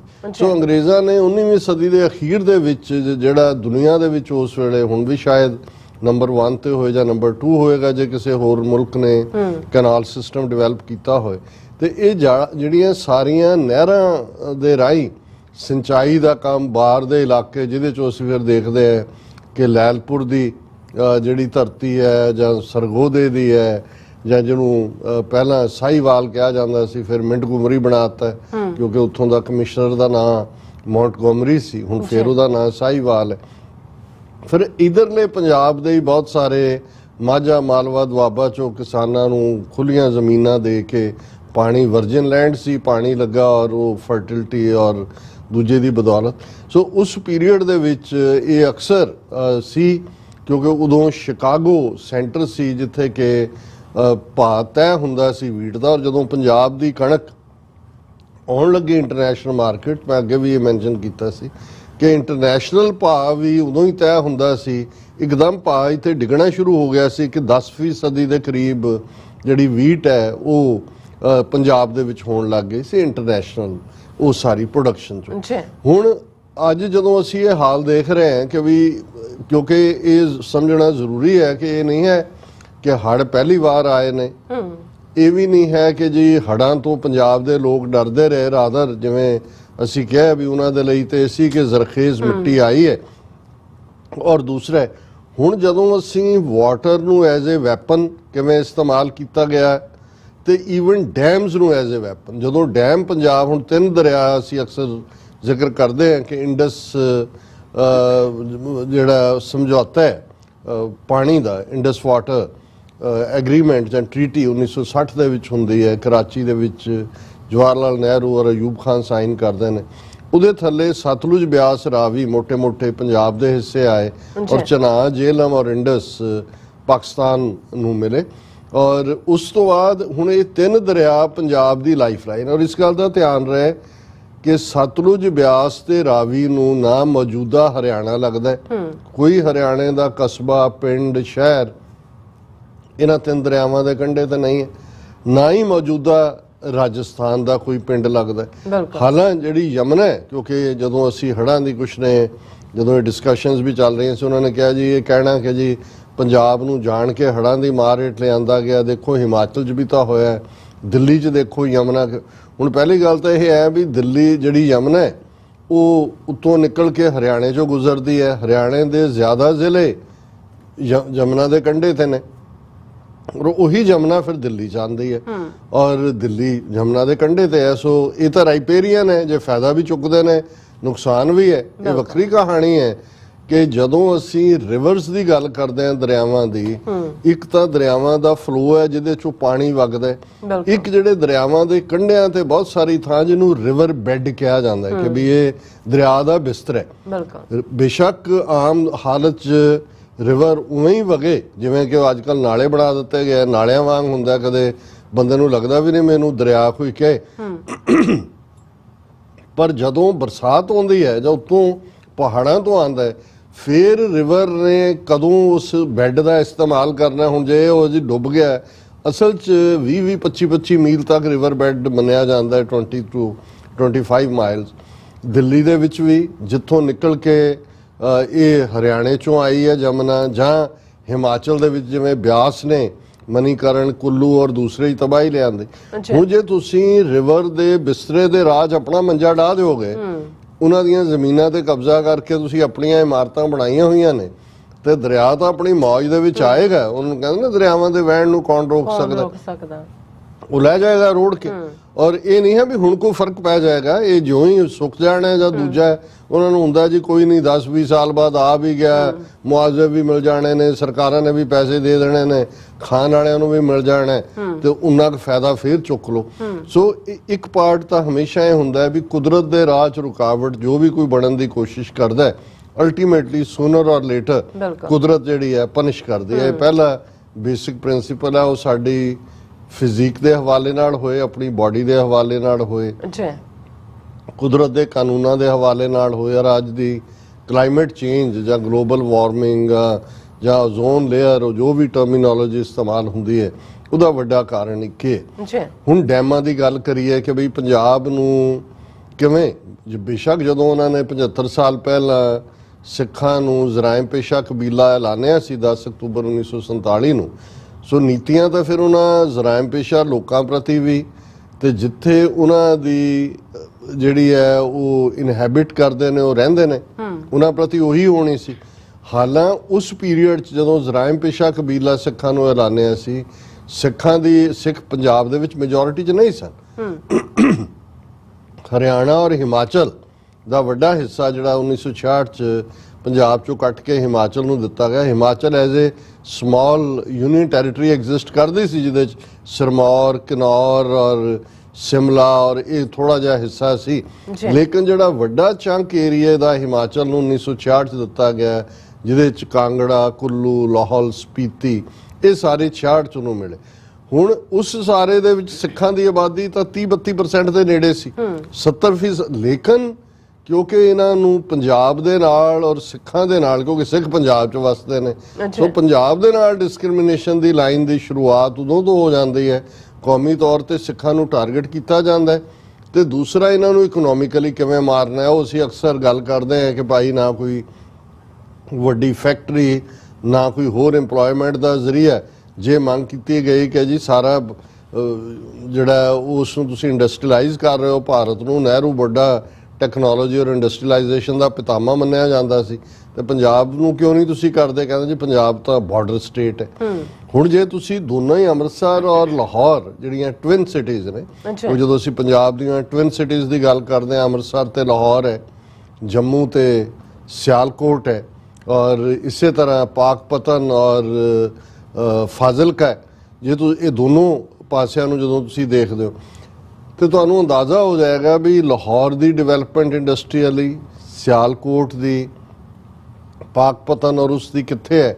ਤੇ ਜਿਹੜੇ ਇਹ ਸ਼ਹਿਰ ਨੇ ਜਿਹੜੇ 47 ਤੋਂ ਪਹਿਲਾਂ ਮੱਚ ਮੋਰ ਐਡਵਾਂਸ ਸੀ, ਅੱਜ ਉਹ ਕਿੱਥੇ ਖੜੇ ਨੇ। ਸੋ ਤੁਹਾਨੂੰ ਸਮਝ ਆ ਜਾਏਗੀ ਕਿ ਕਾਲੋਨੀ ਬਣਨਾ ਕੀ ਹੁੰਦਾ। ਜਦੋਂ ਅਸੀਂ ਕਈ ਵਾਰ ਬਸਤੀਵਾਦ ਲਫ਼ਜ਼ ਕਹਿੰਦੇ ਹਾਂ, ਸ਼ਾਇਦ ਨਵੇਂ ਬੱਚਿਆਂ ਨੂੰ ਸਮਝ ਨਾ ਹੋਵੇ ਕਿ ਬਸਤੀ ਹੁੰਦੀ ਹੈ ਵੀ ਤੁਹਾਡੀ ਜ਼ਮੀਨ ਨੂੰ, ਤੁਹਾਡੀ ਥਾਂ ਨੂੰ ਕੋਈ ਹੋਰ ਜਿਹੜਾ ਉਹ ਇੱਕ ਆਪਣੀ ਬਸਤੀ ਸਮਝਦਾ, ਉਹਨੇ ਆਪਣੇ ਮਫਾਦ ਲਈ ਲੁੱਟਣਾ ਹੈ। ਜਿਵੇਂ ਯੂਰਪੀਅਨ ਪਾਵਰਸ ਨੇ ਦੁਨੀਆ ਨੂੰ ਕੋਲੋਨਾਈਜ਼ ਕੀਤਾ ਹੋਇਆ ਸੀ, ਤੁਹਾਡਾ ਉਹਨਾਂ ਨੇ ਰਾ ਮਟੀਰੀਅਲ ਲੈ ਕੇ ਆਪਣੀਆਂ ਫੈਕਟਰੀਆਂ 'ਚ ਬਣਾ ਕੇ ਤੁਹਾਨੂੰ ਆ ਕੇ ਮਹਿੰਗੇ ਭਾਅ ਦੇ ਉੱਤੇ ਕਈ ਗੁਣਾ ਵੇਚਣਾ ਔਰ ਉਹਦੇ 'ਚੋਂ ਉਹਨਾਂ ਨੇ ਪ੍ਰੋਫਿਟ ਕੱਢਣੇ। ਸੋ ਇੰਡਸ ਵੈਲੀ ਨੇ ਬੇਸ਼ੱਕ ਸਤਲੁਜ, ਬਿਆਸ, ਰਾਵੀ ਇੱਕੋ ਇੱਕ ਕੁਦਰਤੀ ਦੌਲਤ ਪੰਜਾਬ ਨੂੰ ਦਿੱਤੀ, ਪਰ ਇਹਨਾਂ ਨੇ ਕੀ ਕੀਤਾ? 3/4 ਵਾਟਰ ਜਿਹੜਾ ਪੰਜਾਬ ਦਾ ਹੈ ਉਹ ਸਤਲੁਜ, ਬਿਆਸ, ਰਾਵੀ ਦਾ, ਔਰ ਰਾਜਸਥਾਨ, ਹਰਿਆਣਾ, ਪਾਰਟਲੀ ਦਿੱਲੀ ਔਰ ਜ਼ਾਹਰ ਹੈ ਜੰਮੂ ਕਸ਼ਮੀਰ ਦੇ ਨਾਲ ਰਾਵੀ ਲੱਗਦੀ ਹੈ, ਉਹਦਾ ਉਹਨਾਂ ਹੱਕ ਬਣਦਾ ਹੈ, ਉਸ ਨੂੰ ਮੁਫਤ ਫ੍ਰੀ ਆਫ ਕਾਸਟ ਫਿਰ ਡੈਮ ਲਿਆ ਕੇ ਪੰਜਾਬ ਦੇ ਸਿਰ ਤੇ। ਹੁਣ ਡੈਮ ਕਿਉਂ ਤਬਾਹੀ ਦਾ ਕਾਰਨ ਬਣੇ ਨੇ? ਡੈਮ ਜਿਵੇਂ ਅਸੀਂ ਇੰਡਸ ਵੈਲੀ ਸਿਵਲਾਈਜੇਸ਼ਨ ਦੀ ਗੱਲ ਕੀਤੀ, ਉਦੋਂ ਛੋਟੇ ਛੋਟੇ ਡੈਮ ਬਣਾਏ ਜਾਂਦੇ ਸੀ, ਇਸ ਲਈ ਕਿਉਂਕਿ ਜਦੋਂ ਹੜ੍ਹ ਆਉਂਦੇ ਨੇ ਮੀਂਹਾਂ ਦੇ ਵਿੱਚ, ਮੀਂਹ ਦਾ ਪਾਣੀ ਨੂੰ ਸਟੋਰ ਕਰਨਾ, ਤੇ ਜਦੋਂ ਸੋਕਾ ਪੈ ਜਾਏ, ਡਰਾਟ ਹੋਏ, ਮੀਂਹ ਨਾ ਪਏ, ਉਦੋਂ ਉਸ ਪਾਣੀ ਨੂੰ ਸਲੋਲੀ ਰਿਲੀਜ਼ ਕਰਕੇ ਖੇਤੀਬਾੜੀ ਦੇ ਲਈ ਵਰਤਣਾ। ਹੁਣ ਪਹਿਲਾਂ ਤਾਂ ਇਹਨਾਂ ਨੇ ਇਸ ਲੈਵਲ ਦੇ ਡੈਮ, ਹੁਣ ਅਮਰੀਕਾ ਦੇ ਵਿੱਚ ਪਿਛਲੇ 30 ਸਾਲ ਤੋਂ ਕੋਈ ਵੱਡਾ ਡੈਮ ਨਹੀਂ ਬਣਿਆ, ਨਾ ਹੀ ਅੱਗੋਂ ਕੋਈ ਬਣਨ ਦੇਣਾ ਉਹਨਾਂ ਨੇ, ਕਿਉਂਕਿ ਉਹਨਾਂ ਨੇ ਕਿਹਾ ਵੀ ਇਹ ਵੀ ਕੁਦਰਤ ਦੇ ਨਾਲ ਖਿਲਵਾੜ ਹੈ। ਜਦੋਂ ਤੁਸੀਂ ਦਰਿਆ ਦੇ ਵਹਿਣ ਨੂੰ ਰੋਕਦੇ ਹੋ, ਔਰ ਅਸੀਂ ਪੰਜਾਬ 'ਚ ਉਹਦਾ ਪ੍ਰਭਾਵ ਦੇਖ ਰਹੇ ਹਾਂ, ਕਿਉਂਕਿ ਜਦੋਂ ਦਰਿਆ ਦਾ ਪਾਣੀ ਵਗਦਾ ਹੈ, ਬਹੁਤ ਸਾਰਾ ਪਾਣੀ ਆਲੇ ਦੁਆਲੇ ਜਿਹੜਾ ਉਹ ਉਸ ਦੇ ਵਿੱਚ ਜ਼ਮੀਨ ਦੇ ਵਿੱਚ ਰਚ ਰਿਹਾ ਹੁੰਦਾ ਹੈ, ਸੀਪੇਜ ਹੁੰਦੀ ਹੈ, ਤੇ ਗਰਾਊਂਡ ਵਾਟਰ ਮੇਨਟੇਨ ਰਹਿੰਦਾ, ਕਿਉਂਕਿ ਜ਼ਮੀਨ ਦੀਆਂ ਜਦੋਂ ਤੁਸੀਂ ਪਾਣੀ ਦੀਆਂ ਲੇਅਰਸ ਦੇਖਦੇ ਹੋ, ਅੱਜ ਹਾਲ ਇਹ ਹੈ ਕਿ ਪੰਜਾਬ ਦੀ ਅਸੀਂ ਤੀਸਰੀ ਪਾਣੀ ਜਿਹੜੀ ਜ਼ਮੀਨ ਦੀ ਤੀਸਰੀ ਚੌਥੀ ਪਾਣੀ ਦੀ ਲੇਅਰ ਹੈ ਉਹ ਆਲਰੇਡੀ ਕੰਜ਼ਿਊਮ ਕਰ ਲਈ ਹੈ, ਕਿਉਂਕਿ 300 ਫੁੱਟ ਤੱਕ ਸਬਮਰਸੀਬਲ ਪੰਪ ਲਾ ਕੇ ਅਸੀਂ ਪਾਣੀ ਕੱਢਦੇ। ਹੁਣ ਅੱਗੋਂ ਥੱਲੋਂ ਕੀ ਨਿਕਲਣਾ? ਫਿਰ ਇੱਕ ਸਟੇਜ ਆਣੀ ਹੈ, ਥੱਲੋਂ ਪੱਥਰ ਹੋਣਾ, ਪਥਰੀਲੀ ਜ਼ਮੀਨ, ਇਵੇਂ ਹੀ ਰੇਗਿਸਤਾਨ ਬਣਦਾ। ਜਦੋਂ ਅਸੀਂ ਕਹਿੰਦੇ ਜੀ ਡੈਜ਼ਰਟ ਹੈ, ਜਿਹੜੇ ਅੱਜ ਡੈਜ਼ਰਟ ਨੇ ਕਿਸੇ ਜ਼ਮਾਨੇ 'ਚ ਉਹ ਫਰਟਿਲ ਲੈਂਡਸ, ਔਰ ਹੌਲੀ ਹੌਲੀ ਹੌਲੀ ਉਸ ਦਾ ਖਾਤਮਾ ਹੁੰਦਾ। ਸੋ ਇਹਨਾਂ ਨੇ ਇੱਕ ਪਾਸੇ ਤਾਂ ਤਿੰਨੋਂ ਹੀ ਦਰਿਆ ਜਿਹੜੇ ਪੰਜਾਬ ਦੇ ਸੀ ਉਹਨਾਂ ਦੇ ਉੱਤੇ ਵੱਡੇ ਡੈਮ, ਇਹਦੇ 'ਚ ਕਿਹੜੇ ਇੰਟਰਨੈਸ਼ਨਲ ਲੈਵਲ ਦੇ ਇਕੋਲੋਜਿਸਟ ਨੂੰ ਕੰਸਲਟ ਕੀਤਾ ਗਿਆ, ਪੰਜਾਬ ਦੇ ਲੋਕਾਂ ਦੀ ਜਾਂ ਜਿਹੜੇ ਇਸ ਦੇ ਮਾਹਰ ਸੀ ਉਹਨਾਂ ਨੂੰ ਕਿੱਥੇ ਇਨਵੋਲਵ ਕੀਤਾ ਗਿਆ। ਅਸੀਂ ਦੇਖਦੇ ਹਾਂ ਕਿ ਸਤਲੁਜ ਦੇ ਉੱਤੇ ਭਾਖੜਾ, ਔਰ ਬਿਆਸ ਦੇ ਉੱਤੇ ਪੌਂਗ, ਔਰ ਰਾਵੀ ਦੇ ਉੱਤੇ ਥੀਂ ਡੈਮ, ਇਹ ਬਣਾ ਕੇ ਉਹਨਾਂ ਨੇ ਇੱਕ ਤਾਂ ਪਾਣੀ। ਹੁਣ ਫਿਰ ਸਵਾਲ ਆਇਆ ਜੀ ਜੇ ਪਾਣੀ ਨੂੰ ਇੰਨਾ ਰੋਕਿਆ ਨਾ ਜਾਏ ਤੇ ਬਿਜਲੀ ਕਿੱਥੋਂ ਆਏਗੀ? ਕਿਉਂਕਿ ਟਰਬਾਈਨਸ ਲਾਈਆਂ ਜਾਂਦੀਆਂ, ਉਸ ਤੋਂ ਤੁਸੀਂ ਬਿਜਲੀ ਨਿਕਲਦੇ। ਹੁਣ ਤੁਸੀਂ ਦੇਖੋਗੇ ਵੀ ਪੰਜਾਬ ਦੇ ਕੋਲ ਨਾ ਤਾਂ ਉਸ ਨੂੰ ਦਰਿਆਈ ਪਾਣੀ ਦਿੱਤਾ ਗਿਆ, ਨਹਿਰੀ ਪਾਣੀ ਜਿਹੜਾ ਡੈਮਾਂ ਚੋਂ ਨਿਕਲਣਾ ਸੀ, ਉਹਨੂੰ ਕਿਹਾ ਗਿਆ ਜ਼ਮੀਨ ਚੋਂ ਖੋਦੋ। 2-3 ਲੱਖ ਤੋਂ ਜ਼ਿਆਦਾ ਮੇਰਾ ਖਿਆਲ ਹੈ ਟਿਊਬਵੈਲ ਹੋਣਗੇ ਜਿਹਨੇ ਪਾਣੀ 300 ਫੁੱਟ ਤੇ ਪਹੁੰਚਾ ਦਿੱਤਾ ਹੈ। ਤੁਸੀਂ ਜ਼ਮੀਨ ਨੂੰ ਹੀ ਜਿਹੜਾ ਬਰਬਾਦ ਕਰ ਰਹੇ ਹੋ। ਤੇ ਦੂਸਰੇ ਪਾਸੇ ਬਿਜਲੀ ਦੀ ਗੱਲ, ਹੁਣ ਜੇ ਮੇਨ ਸੋਰਸ ਪਾਣੀ ਦਾ ਹਾਈਡਰੋ ਇਲੈਕਟ੍ਰਿਸਿਟੀ ਹੈ ਤੇ ਪੰਜਾਬ ਦੇ ਵਿੱਚ ਲਿਆ ਕੇ ਥਰਮਲ ਪਲਾਂਟ, ਉਹ ਰੋਪੜ ਦਾ ਹੋਏ, ਉਹ ਬਠਿੰਡੇ ਦਾ ਹੋਏ, ਉਹ ਦੂਜਾ ਹੋ, ਉਹ ਕਿਉਂ ਲਾਏ ਗਏ? ਕਿਉਂਕਿ ਥਰਮਲ ਪਲਾਂਟ ਚਲਾਉਣ ਦੇ ਲਈ ਕੋਇਲਾ ਚਾਹੀਦਾ, ਕੋਇਲਾ ਪੰਜਾਬ 'ਚ ਹੈ ਨਹੀਂ। ਉਹਦੇ ਲਈ ਡਿਪੈਂਡੈਂਟ ਕਰਤਾ ਬਿਹਾਰ, ਝਾਰਖੰਡ, ਛੱਤੀਸਗੜ੍ਹ, ਉੱਥੋਂ ਗੱਡੀਆਂ ਆਉਂਦੀਆਂ ਨੇ, ਟ੍ਰੇਨਾਂ, ਤੁਸੀਂ ਪੇ ਕਰ ਦਿਓ ਉਹਦੇ ਲਈ, ਕੋਲੇ ਲਈ ਵੀ, ਨਾਲੇ এনवायरमेंट ਗੰਦਾ ਕਰ ਦਿਓ, ਮੂੰਹ ਸਿਰ ਕਾਲਾ ਕਰ ਦਿਓ, ਨਾਲੇ ਕੱਲ ਨੂੰ ਜੇ ਉਹਨਾਂ ਨੇ ਤੁਹਾਡਾ ਕੋਲਾ ਰੋਕ ਦਿੱਤਾ, ਤੁਹਾਡੇ ਥਰਮਲ ਪਲਾਂਟ ਜਿਹੜੇ ਨੇ ਉਹ ਲੋਹੇ ਦੇ ਬਕਸੇ ਬਣ ਕੇ ਰਹਿ ਜਾਣਗੇ, ਕੁਛ ਨਹੀਂ।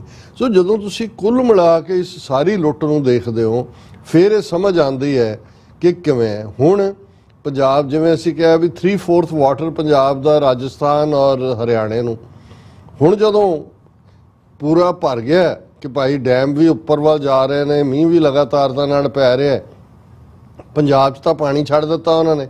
ਨਤੀਜੇ ਦੇ ਤੌਰ ਤੇ ਜੇ ਇਸ ਵੇਲੇ ਡੈਮੇਜ ਦਾ ਲੈਵਲ ਅਸੀਂ ਦੇਖੀਏ ਤੇ ਇਹ ਜਿਹੜਾ ਕੁੱਲ ਮਿਲਾ ਕੇ ਚੀਫ ਸੈਕਟਰੀ ਦੀ ਜਿਹੜੀ ਰਿਵਿਊ ਰਿਲੀਫ ਵਰਕ ਹੈ, ਉਹਨਾਂ ਦੇ ਮੁਤਾਬਕ 35 ਮੌਤਾਂ ਹੁਣ ਤੱਕ ਹੋ ਚੁੱਕੀਆਂ ਨੇ, ਔਰ ਪੰਜਾਬ ਦੇ 18 ਜ਼ਿਲ੍ਹੇ 23 ਜ਼ਿਲ੍ਹਿਆਂ 'ਚੋਂ ਹੜ੍ਹਾਂ ਦੀ ਮਾਰ ਥੱਲੇ ਨੇ, ਪ੍ਰਭਾਵਿਤ ਨੇ, ਜਿਨ੍ਹਾਂ ਦੇ ਵਿੱਚ ਤਰਨਤਾਰਨ, ਫਿਰੋਜ਼ਪੁਰ, ਫਤਿਹਗੜ੍ਹ ਸਾਹਿਬ, ਫਰੀਦਕੋਟ, ਹੁਸ਼ਿਆਰਪੁਰ, ਰੂਪਨਗਰ, ਕਪੂਰਥਲਾ, ਪਟਿਆਲਾ, ਮੋਗਾ, ਲੁਧਿਆਣਾ, SAS ਨਗਰ, ਜਲੰਧਰ, ਸੰਗਰੂਰ, SBS ਨਗਰ, ਫਾਜ਼ਿਲਕਾ, ਗੁਰਦਾਸਪੁਰ, ਮਾਨਸਾ, ਪਠਾਨਕੋਟ। 168 ਰਿਲੀਫ ਕੈਂਪ ਲੱਗੇ ਹੋਏ ਨੇ, ਔਰ ਇਸ ਵੇਲੇ ਕੱਲ ਨੂੰ ਹੁਣ ਅਜੇ ਵੀ ਮੀਂਹ ਪੈਣ ਦੀਆਂ ਅਗਲੇ 3-4 ਦਿਨ 'ਚ ਸੰਭਾਵਨਾਵਾਂ ਨੇ, ਔਰ ਇਹ ਕਿਹਾ ਜਾ ਰਿਹਾ ਕਿ ਭਾਈ ਉਸ ਦੇ ਥੱਲੇ 3 brimming dams a worry for Bhakra Beas management board authority, 3 dam ਨੱਕੋ ਨੱਕ ਭਰੇ ਹੋਏ ਨੇ। ਹੁਣ ਪੰਜਾਬ ਦੇ ਵਿੱਚ ਤਾਂ ਉਹ ਅੱਗੋਂ ਵੀ ਪਾਣੀ ਛੱਡਣ ਦੀਆਂ ਤਿਆਰੀਆਂ ਕਰ ਰਹੇ ਨੇ। ਉਹਨਾਂ ਨੇ ਆਲਰੇਡੀ ਕਿਹਾ ਕਿ ਜੀ ਇਹ ਜਿਹੜਾ ਰਣਜੀਤ ਸਾਗਰ ਡੈਮ ਹੈ ਇਹ ਡੇਂਜਰ ਲੈਵਲ ਤੋਂ ਸਿਰਫ 14 ਫੁੱਟ ਹੀ ਥੱਲੇ ਹੈ, ਪੌਂਗ ਡੈਮ ਸਿਰਫ 20 ਫੁੱਟ ਥੱਲੇ ਹੈ, ਤੇ ਅਸੀਂ ਆਉਣ ਵਾਲੇ ਦਿਨਾਂ ਦੇ ਵਿੱਚ ਜਿਹੜਾ ਇਹਨਾਂ ਦੇ ਵਿੱਚ ਪਾਣੀ ਛੱਡਾਂਗੇ। ਹੁਣ ਜਦੋਂ ਪੰਜਾਬ 'ਚ ਇਹ ਕਿਹਾ ਗਿਆ ਕਿ ਵੀ, ਔਰ ਲੋਕ ਜਿਹੜੇ ਹੁਣ ਸਰਵੇ ਵੀ ਕਰਦੇ ਨੇ ਜਾਂ ਸਾਰੇ, ਉਹਨਾਂ ਨੇ ਕਿਹਾ ਜੀ ਪੰਜਾਬ ਹੜਿਆ ਹੋਇਆ ਹੈ, ਇੰਨੇ ਜ਼ਿਲ੍ਹੇ ਪ੍ਰਭਾਵਿਤ ਨੇ, ਰਾਜਸਥਾਨ ਨਹਿਰ ਜਾਂ ਹਰਿਆਣੇ ਨੂੰ ਜਾਣ ਵਾਲੀ ਨਹਿਰਾਂ ਉਹ ਸੁੱਕੀਆਂ ਪਈਆਂ ਨੇ, ਬੰਦ ਕੀਤੀਆਂ। ਉਹ ਕਹਿੰਦੇ ਜੀ ਉਹ ਅਸੀਂ ਇਸ ਲਈ ਨਹੀਂ ਦਿੱਤੀ ਕਿਉਂਕਿ ਜੇ ਪਾਣੀ ਜਾਏਗਾ ਤੇ ਉਹਨਾਂ ਦੇ ਵਿੱਚ ਸਿਲਟ ਜਾਏਗੀ, ਔਰ ਅਸੀਂ ਉਹ ਸਿਲਟ ਉਹਨਾਂ ਨੂੰ ਨਹੀਂ ਦੇਣਾ ਚਾਹੁੰਦੇ। ਹੁਣ ਉਹ ਪੰਜਾਬੀ 'ਚ ਕਹਿੰਦੇ ਨੇ ਕਿ ਵੀ ਖਾਣ ਪੀਣ ਨੂੰ ਬਾਂਦਰੀ, ਡੰਡੇ ਖਾਣ ਨੂੰ ਰਿੱਛ, ਵੀ ਤੁਸੀਂ ਅਦਰਵਾਈਜ਼ ਰਾਉਂਡ ਦਾ ਈਅਰ ਮੁਫਤ ਪਾਣੀ ਪੰਜਾਬ ਦਾ ਉਹਨਾਂ ਨੂੰ ਦੇ ਰਹੇ ਹੋ, ਲੇਕਿਨ ਹੁਣ ਇਸ ਵੇਲੇ ਜਦੋਂ ਏਡੀ ਵੱਡੀ ਵਿਪਤਾ ਹੈ, ਤੁਹਾਨੂੰ ਇਹ ਡਰ ਹੈ ਸਿਲਟ ਕਿਹੜੀ ਕੋਈ ਐਸੀ ਚੀਜ਼ ਹੈ ਜਿਹੜੀ ਸਾਫ਼ ਨਹੀਂ ਹੋ ਸਕਦੀ, ਜਾਂ ਆਲਰੇਡੀ ਜੋ ਪੰਜਾਬ 'ਚ ਆ ਰਿਹਾ ਉਹ ਸਿਲਟ ਹੀ ਆ ਰਹੀ ਹੈ। ਔਰ ਕੱਲੀ ਇਹ ਨਹੀਂ ਹੈ ਵੀ, ਦੂਜੇ ਪਾਸੇ ਇਹ ਹੈ ਕਿ ਜੇ ਹਰਿਆਣੇ ਨੂੰ ਜਿਹੜਾ ਕਿ ਆਪਣੀ ਬੜੀ ਮੌਜ ਦੇ ਨਾਲ ਮੁਫਤ ਪਾਣੀ ਜਮਨਾ ਦਾ ਵੀ ਔਰ ਅਦਰਵਾਈਜ਼ ਪੰਜਾਬ ਦੇ ਪਾਣੀਆਂ ਦਾ ਵੀ ਹੱਕ ਹੈ, ਉਹਦਾ ਚੀਫ ਮਿਨਿਸਟਰ ਇਹਨੂੰ ਕਹਿੰਦੇ ਨੇ ਤੁਸੀਂ ਵੇਲੇ ਜਦੋਂ ਕੋਈ ਮੁਸੀਬਤ 'ਚ ਹੋਏ ਉਦੋਂ ਤੁਸੀਂ ਟੀਚਰ ਕਰੋ। ਔਰ ਉਹਦੇ 'ਚ ਇਹ ਮਨੋਹਰ ਲਾਲ ਖੱਟੜ ਕਹਿੰਦਾ ਹੈ Punjab would have suffered less had it built SYL canal, says Manohar Lal Khattar. ਉਹ ਕਹਿੰਦੇ ਜੇ ਪੰਜਾਬ ਨੇ ਸਾਨੂੰ ਦਿੱਤੀ ਹੁੰਦੀ ਨਾ SYL ਕੈਨਾਲ ਬਣਾ ਕੇ ਤੇ ਇੰਨੀ ਤਬਾਹੀ ਨਹੀਂ ਸੀ। ਹੁਣ ਇਹ ਹੈ ਜ਼ਖਮਾਂ ਤੇ ਲੂਣ ਛਿੜਕਣਾ ਕਿ ਇੱਕ ਪਾਸੇ ਲੁੱਟ ਖਸੁੱਟ ਹੈ, ਇੱਕ ਪਾਸੇ ਬੇਮਤਲਬ ਦੇ ਡੈਮ ਖੜੇ ਕੀਤੇ ਗਏ ਨੇ, ਔਰ ਦੂਸਰਾ ਪਾਸਾ ਜਿਹੜਾ, ਔਰ ਮੈਂ ਇਸ ਦੇ ਉੱਤੇ ਗੰਗਵੀਰ ਸਿੰਘ ਰਠੌਰ, ਇੱਕ ਇੰਡੀਪੈਂਡੈਂਟ ਜਿਹਨੂੰ ਕਹਿੰਦੇ ਨੇ 1 ਮੈਨ ਬੈਂਡ, ਜਿਹੜਾ ਕਾਫੀ ਮੈਂ ਅਰਸੇ ਤੋਂ ਹੀ ਦੇਖ ਰਿਹਾ ਕਿ ਉਹ ਇਹਨਾਂ ਡੇਂਜਰਸ ਨੂੰ, ਕਿ ਡੈਮਸ ਦਾ ਕੀ ਡੇਂਜਰ ਹੈ, ਪੰਜਾਬ ਨੂੰ ਦੀ ਕਿਵੇਂ ਲੁੱਟ ਕੀਤੀ ਜਾ ਰਹੀ ਹੈ, ਪੰਜਾਬ ਕਿਵੇਂ ਇੱਕ ਬਸਤੀ ਹੈ। ਉਹਨਾਂ ਨੇ ਪਿਛਲੇ 2-3 ਦਿਨਾਂ 'ਚ ਕੁਝ TV ਚੈਨਲਸ ਨੂੰ ਇੰਟਰਵਿਊ ਵੀ ਦਿੱਤੇ ਨੇ। ਉਹਦੇ 'ਚ ਉਹਨਾਂ ਨੇ ਇਹ ਕਿਹਾ ਕਿ ਵੀ ਇਹ ਸਾਨੂੰ ਅੱਜ ਅਸੀਂ ਉੱਥੇ ਆ ਗਏ ਕਿ ਵੀ ਨਾ ਤਾਂ ਜਿਹੜੇ ਡੈਮ ਸਤਲੁਜ, ਬਿਆਸ ਤੇ ਰਾਵੀ ਤੇ ਬਣੇ ਨੇ ਉਹਨਾਂ ਦਾ ਹੜ੍ਹ ਖੇਤਰ ਮੌਜੂਦਾ ਪੰਜਾਬ ਹੈ, ਪਰ ਪੰਜਾਬ ਨੂੰ ਇਹਨਾਂ ਡੈਮਾਂ ਦਾ ਕੀ ਫਾਇਦਾ ਮਿਲ ਰਿਹਾ। ਪਹਿਲੀ ਗੱਲ ਤਾਂ ਇਹ ਹੈ ਵੀ ਪੰਜਾਬ ਨੂੰ ਨਾ ਉਹਦੇ 'ਚੋਂ ਪਾਣੀ ਮਿਲ ਰਿਹਾ, ਬਿਜਲੀ ਸਾਡੀ ਥਰਮਲ ਪਲਾਂਟ 'ਚੋਂ ਆ ਰਹੀ ਹੈ, ਹੜ੍ਹਾਂ ਦੀ ਮਾਰ ਵਾਲਾ ਸਾਰਾ ਏਰੀਆ ਸਾਡੇ 'ਚ ਹੀ ਆ ਜਾਂਦਾ। ਕਿੰਨੇ ਕੁ ਪੰਜਾਬ ਦੇ ਖਿੱਤੇ ਨੂੰ ਇਹਨਾਂ ਡੈਮਾਂ ਰਾਹੀਂ ਪੀਣ ਲਈ ਪਾਣੀ ਮਿਲ ਰਿਹਾ, ਇਹ ਉਹਨਾਂ ਦਾ ਸਵਾਲ ਹੈ ਗੰਗਵੀਰ ਰਠੌਰ ਦਾ। ਕਿੰਨਾ ਕੁ ਰਕਬਾ ਜਿਹੜਾ ਕਿ ਇਹਨਾਂ ਦੇ ਹੜ੍ਹ ਖੇਤਰ ਵਿੱਚ ਪੈਂਦਾ ਹੈ ਉਹ ਇਹਨਾਂ ਡੈਮਾਂ ਦੀ ਬਿਜਲੀ ਅਤੇ ਪਾਣੀ, ਖੇਤੀ ਤੇ ਸਨਅਤੀ ਤੇ ਬਿਜਲੀ ਲੋੜਾਂ ਪੂਰੀਆਂ ਕਰਨ ਲਈ ਵਰਤਿਆ ਜਾ ਰਿਹਾ। ਜੇਕਰ ਇਹ ਸਭ 20% ਤੋਂ ਵੀ ਹੇਠ ਹੈ ਤਾਂ ਇਹ ਡੈਮ ਪੰਜਾਬ ਲਈ ਸਰਾਫ ਹਨ। ਸਾਨੂੰ ਦੁਨੀਆ ਭਰ 'ਚ ਇਹਨਾਂ ਡੈਮਾਂ ਖਿਲਾਫ ਗੱਲ ਕਰਨੀ ਪਵੇਗੀ।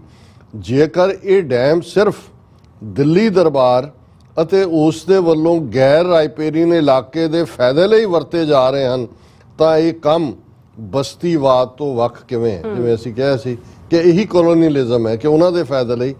ਇਸ ਵਾਰ ਦੇ ਹੜ੍ਹਾਂ ਨੇ ਬਹੁਤ ਕੁਝ ਸਾਫ਼ ਕਰ ਦਿੱਤਾ। ਬਿਲਕੁਲ ਸਾਫ਼ ਤਾਂ ਹੋਇਆ ਪਰ ਕਿੰਨਿਆਂ ਦੇ ਖਾਨੇ 'ਚ ਪਏਗਾ ਜਾਂ ਹੁਣ ਅਗਲੀ ਖਬਰ ਤੱਕ ਬਰਬਾਦੀ ਦੀ ਅਸੀਂ ਭੁੱਲੇ ਹੋਵਾਂਗੇ। ਹਾਂ, ਇਸ ਸਾਰੇ 'ਚੋਂ ਜਿਹੜੀ ਗੱਲ ਪੰਜਾਬ ਦੀ ਧਰਤੀ ਤੇ ਗੁਰੂਆਂ ਦੀ ਵਿਚਾਰਧਾਰਾ ਨੇ, ਉਹਨਾਂ ਦੀਆਂ ਕੁਰਬਾਨੀਆਂ ਨੇ, ਸਿੱਖ ਤਹਿਜ਼ੀਬ ਨੇ ਦਿੱਤੀ ਹੈ। ਜਿਵੇਂ ਲੋਕ ਇੱਕ ਦੂਸਰੇ ਦੀ ਮਦਦ ਲਈ ਆਏ, ਦਿੱਲੀ ਦਰਬਾਰ ਵੱਲੋਂ ਕੋਈ ਮਦਦ ਨਹੀਂ, ਕੋਈ ਰਾਹਤ ਪੈਕੇਜ ਨਹੀਂ। ਇਕੱਲਾ ਇਹੀ ਨਹੀਂ, ਮੈਂ ਕਿਤੇ ਪੜ੍ਹ ਰਿਹਾ ਸੀ ਕਿ ਇੱਕ ਪਿੰਡ 'ਚ ਹੋਰ ਦੂਸਰੇ ਪਿੰਡਾਂ ਤੋਂ ਲੰਗਰ ਵਰਤਾਉਣ ਲਈ ਆਏ ਜਿਹੜੇ ਵਲੰਟੀਅਰ ਸੀ, ਸੇਵਾਦਾਰ, ਤੇ ਉਹ ਪਿੰਡ ਦੀਆਂ ਬੀਬੀਆਂ ਕਹਿੰਦੀਆਂ ਨਾ ਭਾਈ ਤੁਸੀਂ ਕਿਸੇ ਹੋਰ ਪਾਸੇ ਵਰਤਾਓ, ਸਾਡੇ ਬੰਦੇ ਤਾਂ ਆਪ ਗਏ ਹੋਏ ਨੇ ਦੂਸਰੇ ਪਿੰਡਾਂ 'ਚ ਵਰਤਾਉਣ ਦੇ ਲਈ। ਇਹ ਹੈ ਸਿੱਖੀ ਦੀ ਸਪਿਰਿਟ। ਸੋ ਉਹ ਇਸ ਵਾਰ ਫਿਰ ਸਾਹਮਣੇ ਆਇਆ ਹੈ, ਜਿਵੇਂ ਕਿਸਾਨ ਮੂਵਮੈਂਟ ਵੇਲੇ ਸੀ ਕਿ ਭਾਈ ਜਦੋਂ ਮੁਸੀਬਤ ਆਉਂਦੀ ਹੈ ਅਸੀਂ ਸਾਰੇ ਇਕੱਠੇ ਹੁੰਦੇ ਆ। ਪਰ ਹੁਣ ਦੁਸ਼ਮਣ ਨੂੰ ਪਛਾਣਨ ਦੀ ਲੋੜ ਹੈ ਕਿ ਜਿਹੜਾ ਦੁਸ਼ਮਣ ਤੁਹਾਨੂੰ lock stock and barrel destroy ਕਰਨਾ ਚਾਹੁੰਦਾ ਹੈ, ਕਿੰਨੀ ਕੁ ਦੇਰ ਅਸੀਂ ਉਹਨਾਂ ਦੀ ਗੁਲਾਮੀ ਕਬੂਲਾਂਗੇ। ਇੱਕ ਅਮਰੀਕਨ ਬਾਗੀ ਰਾਈਟਰ ਜਿਹੜਾ ਬਾਅਦ 'ਚ ਬੇਸ਼ੱਕ ਇਟਲੀ ਔਰ ਦੂਸਰੇ 'ਚ ਜਾ ਕੇ ਦੂਸਰਿਆਂ ਦੇ ਨਾਲ ਰਲ ਗਿਆ, ਉਹਦੀ ਮੈਂ ਇੱਕ ਕੋਟ ਪੜ੍ਹ ਰਿਹਾ ਸੀ। ਉਹਨੇ ਕਿਹਾ ਵੀ ਸਲੇਵ ਉਹ ਹੁੰਦਾ ਹੈ, ਗੁਲਾਮ ਉਹ ਹੁੰਦਾ ਹੈ ਜਿਹੜਾ ਇਹ ਡੀਕਦਾ ਹੁੰਦਾ ਹੈ ਕਿ ਕੋਈ ਮੈਨੂੰ ਆ ਕੇ ਆਜ਼ਾਦ ਕਰਵਾਏ। ਔਰ ਇਹ ਪਹਿਲੀ ਵਾਰ ਸੀ ਕਿ ਮੈਂ ਇਹ ਡੈਫੀਨੇਸ਼ਨ ਦੇਖੀ। ਹਾਲਾਂ ਅਸੀਂ ਕਹਿੰਦੇ ਵੀ ਗੁਲਾਮ ਉਹ ਹੁੰਦਾ ਹੈ ਜਿਹੜਾ ਆਪਣੇ ਆਪ ਨੂੰ ਗੁਲਾਮ ਮੰਨਦਾ, ਜਿਹੜਾ ਗੁਲਾਮ ਮੰਨਣ ਤੋਂ ਆਪਣੇ ਆਪ ਨੂੰ ਇਨਕਾਰੀ ਹੈ ਉਹ ਗੁਲਾਮ ਨਹੀਂ ਹੈ। ਪਰ ਇਹ ਹੈ ਵੀ ਗੁਲਾਮ ਉਹ ਹੈ ਜਿਹੜਾ ਡੀਕਦਾ ਹੈ ਕਿ ਕੋਈ ਆ ਕੇ ਮੈਨੂੰ ਇਸ ਗੁਲਾਮ, ਉਹਨੂੰ ਪਤਾ ਵੀ ਉਹ ਗੁਲਾਮ ਹੈ ਪਰ ਉਹ ਆਪ ਐਫਰਟ ਕਰਨ ਦੀ ਥਾਂ ਤੇ ਇੰਤਜ਼ਾਰ ਕਰ ਰਿਹਾ ਕਿ ਕੋਈ ਆ ਕੇ ਉਹਨੂੰ ਜਿਹੜਾ ਉਹ ਲਿਬਰੇਟ ਕਰਾਏ। ਸੋ ਮੈਂ ਸਮਝਦਾ ਵੀ ਇਹ ਸਾਡੇ ਲਈ ਸਬਕ ਹੋਣਾ ਚਾਹੀਦਾ ਹੈ ਕਿ ਅਸੀਂ ਇਸ ਗੁਲਾਮੀ ਦੇ ਜੰਜਾਲ ਨੂੰ ਵਗਾ ਕੇ ਪਰਾਂ ਮਾਰੀਏ, ਇਹਨਾਂ ਬੇੜੀਆਂ ਹਥਕੜੀਆਂ ਨੂੰ ਕੱਟੀਏ। ਸੱਚਮੁੱਚ ਉਹ ਧਰਤੀ ਜਿਹੜੀ ਅੱਜ ਵੀ ਉਸ ਦੀ ਤਹਿਜ਼ੀਬ ਦੇ ਵਿੱਚ ਮਦਦ ਹੈ, ਪਿਆਰ ਹੈ। ਔਰ ਈਵਨ ਇੱਕ ਹਿੰਦੂ ਕਪਲ ਜਿਹੜੇ ਮਨੀਕਰਨ ਗਏ ਔਰ ਉਹ ਪੂਰੀ ਕਹਾਣੀ 30-35 ਨੂੰ ਲੈ ਕੇ ਗਏ ਸੀ ਕਿ ਕਿੱਥੇ ਪੈਰ ਪੈਰ ਤੇ ਲੁੱਟ ਹੋਈ, ਮਨੀਕਰਨ ਤੋਂ ਕੁੱਲੂ ਤੱਕ ਕਿਵੇਂ ਬੱਸਾਂ, ਕਿਵੇਂ 1000 ਰੁਪਏ ਵਾਲਾ ਕਮਰਾ ਹੋਟਲ ਦਾ 10-10 ਹਜ਼ਾਰ ਰੁਪਇਆ ਉਹਨਾਂ ਨੇ ਲਿਆ, 200-200 ਰੁਪਏ ਵਾਲੀ ਟਿਕਟ ਜਿਹੜੀ ਹੈ ਉਹ 2-2 ਹਜ਼ਾਰ ਨੂੰ ਦਿੱਤੀ। ਔਰ ਉਹ ਕਹਿੰਦੇ ਨੇ ਕਿ ਪੰਜਾਬ ਵਰਗਾ ਕੋਈ ਸਵਰਗ ਨਹੀਂ ਹੈ। ਸੋ ਕਾਸ਼ ਸਾਡੇ ਪੰਜਾਬ ਦੇ ਹਿੰਦੂ ਵੀਰ ਭੈਣਾਂ ਜਿਨ੍ਹਾਂ ਨੇ 47 ਤੋਂ ਬਾਅਦ ਖਾਸ ਤੌਰ ਤੇ ਪੂਰੀ ਦੁਸ਼ਮਣੀ ਪੁਗਾਈ, ਆਪਣੀ ਮਾਂ ਬੋਲੀ ਨੂੰ ਵੀ ਜਿਨ੍ਹਾਂ ਨੇ ਦਰਕਿਨਾਰ ਕੀਤਾ, ਪੰਜਾਬ ਦੀ ਲੁੱਟ ਵੀ ਜੋ ਦਿੱਲੀ ਕਰਦੀ ਰਹੀ ਉਹਨਾਂ ਦੇ ਨਾਲ ਖਲੋਤੇ, ਘੱਟੋ ਘੱਟ ਜੇ ਉਹ ਵੀ ਇਹ ਰਿਅਲਾਈਜ਼ ਕਰਨ ਪੰਜਾਬੀ ਇੱਕ ਪੰਜਾਬੀ ਬਣ ਕੇ ਖਲੋਏ। ਕਿਉਂਕਿ ਅਲਟੀਮੇਟਲੀ ਇਸ ਧਰਤੀ ਦੇ ਉੱਤੇ ਪੰਜਾਬ ਨਾ ਹਿੰਦੂ ਨਾ ਮੁਸਲਮਾਨ, ਪੰਜਾਬ ਜਿਉਂਦਾ ਗੁਰਾਂ ਦੇ ਨਾਂ ਤੇ। ਔਰ ਇਹ ਜਿਹੜੀ ਨਵੀਂ ਬਸਤੀ ਇਹਨਾਂ ਨੇ ਸਾਨੂੰ 75 ਸਾਲਾਂ ਤੋਂ ਬਣਾਇਆ ਹੋਇਆ, ਇਹਨਾਂ ਗੰਗਾ ਜਮਨਾ ਵਾਲਿਆਂ ਤੋਂ ਛੁਟਕਾਰਾ ਕਰਵਾਈ। ਜੀ ਡਾਕਟਰ ਸਾਹਿਬ ਤੁਹਾਡਾ ਬਹੁਤ ਬਹੁਤ ਸ਼ੁਕਰੀਆ। ਸਵਾਥ ਲੈਣ ਬ੍ਰੇਕ ਔਰ ਬ੍ਰੇਕ ਤੇ ਜਾਣ ਤੋਂ ਪਹਿਲਾਂ ਅਸੀਂ ਦਰਸ਼ਕਾਂ ਦੇ ਸਰੋਤਿਆਂ ਨੂੰ ਅਪੀਲ ਤੇ ਬੇਨਤੀ ਕਰਦੇ ਹਾਂ ਵਿਊਅਰਸ, ਜਿਸ ਤਰ੍ਹਾਂ ਕਿ ਤੁਸੀਂ ਜਾਣਦੇ ਹੋ ਕਿ TV 84 ਇੱਕ ਪੰਥਕ ਚੈਨਲ ਹੈ ਔਰ TV 84 ਦੀ ਚੜ੍ਹਦੀ ਕਲਾ ਲਈ ਵੱਧ ਤੋਂ ਵੱਧ ਡੋਨੇਟ ਕਰੋ। ਡੋਨੇਟ ਕਰਨ ਲਈ ਸਾਡੀ ਵੈਬਸਾਈਟ TV84.tv ਤੇ ਜਾ ਕੇ ਪੇਪਲ ਦੀ ਵਰਤੋਂ ਕਰਕੇ ਵਨ ਟਾਈਮ ਡੋਨੇਟ ਕਰ ਸਕਦੇ ਹੋ, ਮੰਥਲੀ ਡੋਨੇਟ ਵੀ ਕਰ ਸਕਦੇ ਹੋ। ਤੁਸੀਂ TV 84 ਦੇ ਨਾਮ ਤੇ ਚੈੱਕ ਬਣਾ ਕੇ ਸਾਨੂੰ ਮੇਲ ਵੀ ਕਰ ਸਕਦੇ ਹੋ ਸਾਡੇ ਇਸ ਪਤੇ ਤੇ 36-01 37th Avenue ਲੌਂਗ ਆਈਲੈਂਡ ਸਿਟੀ, ਨਿਊਯਾਰਕ 11101 USA, ਜਾਂ ਫਿਰ ਤੁਸੀਂ ਸਾਨੂੰ ਫੋਨ ਰਾਹੀਂ ਵੀ ਸੰਪਰਕ ਕਰ ਸਕਦੇ ਹੋ 5166191984। ਤੁਸੀਂ ਸਾਨੂੰ ਈਮੇਲ ਵੀ ਕਰ ਸਕਦੇ ਹੋ info@tv84.tv ਤੇ। ਅਸੀਂ ਤੁਹਾਡੇ ਤਹਿ ਦਿਲ ਤੋਂ ਸ਼ੁਕਰਗੁਜ਼ਾਰ ਹੋਵਾਂਗੇ। ਸੋ ਇੱਥੇ ਲੈਣੇ ਬ੍ਰੇਕ ਵਿਊਅਰਸ, ਤੁਸੀਂ ਸਾਨੂੰ ਇਸੇ ਤਰ੍ਹਾਂ ਹੀ ਜੁੜੇ ਰਹਿਣਾ। ਮਿਲਦੇ ਹਾਂ after this short break.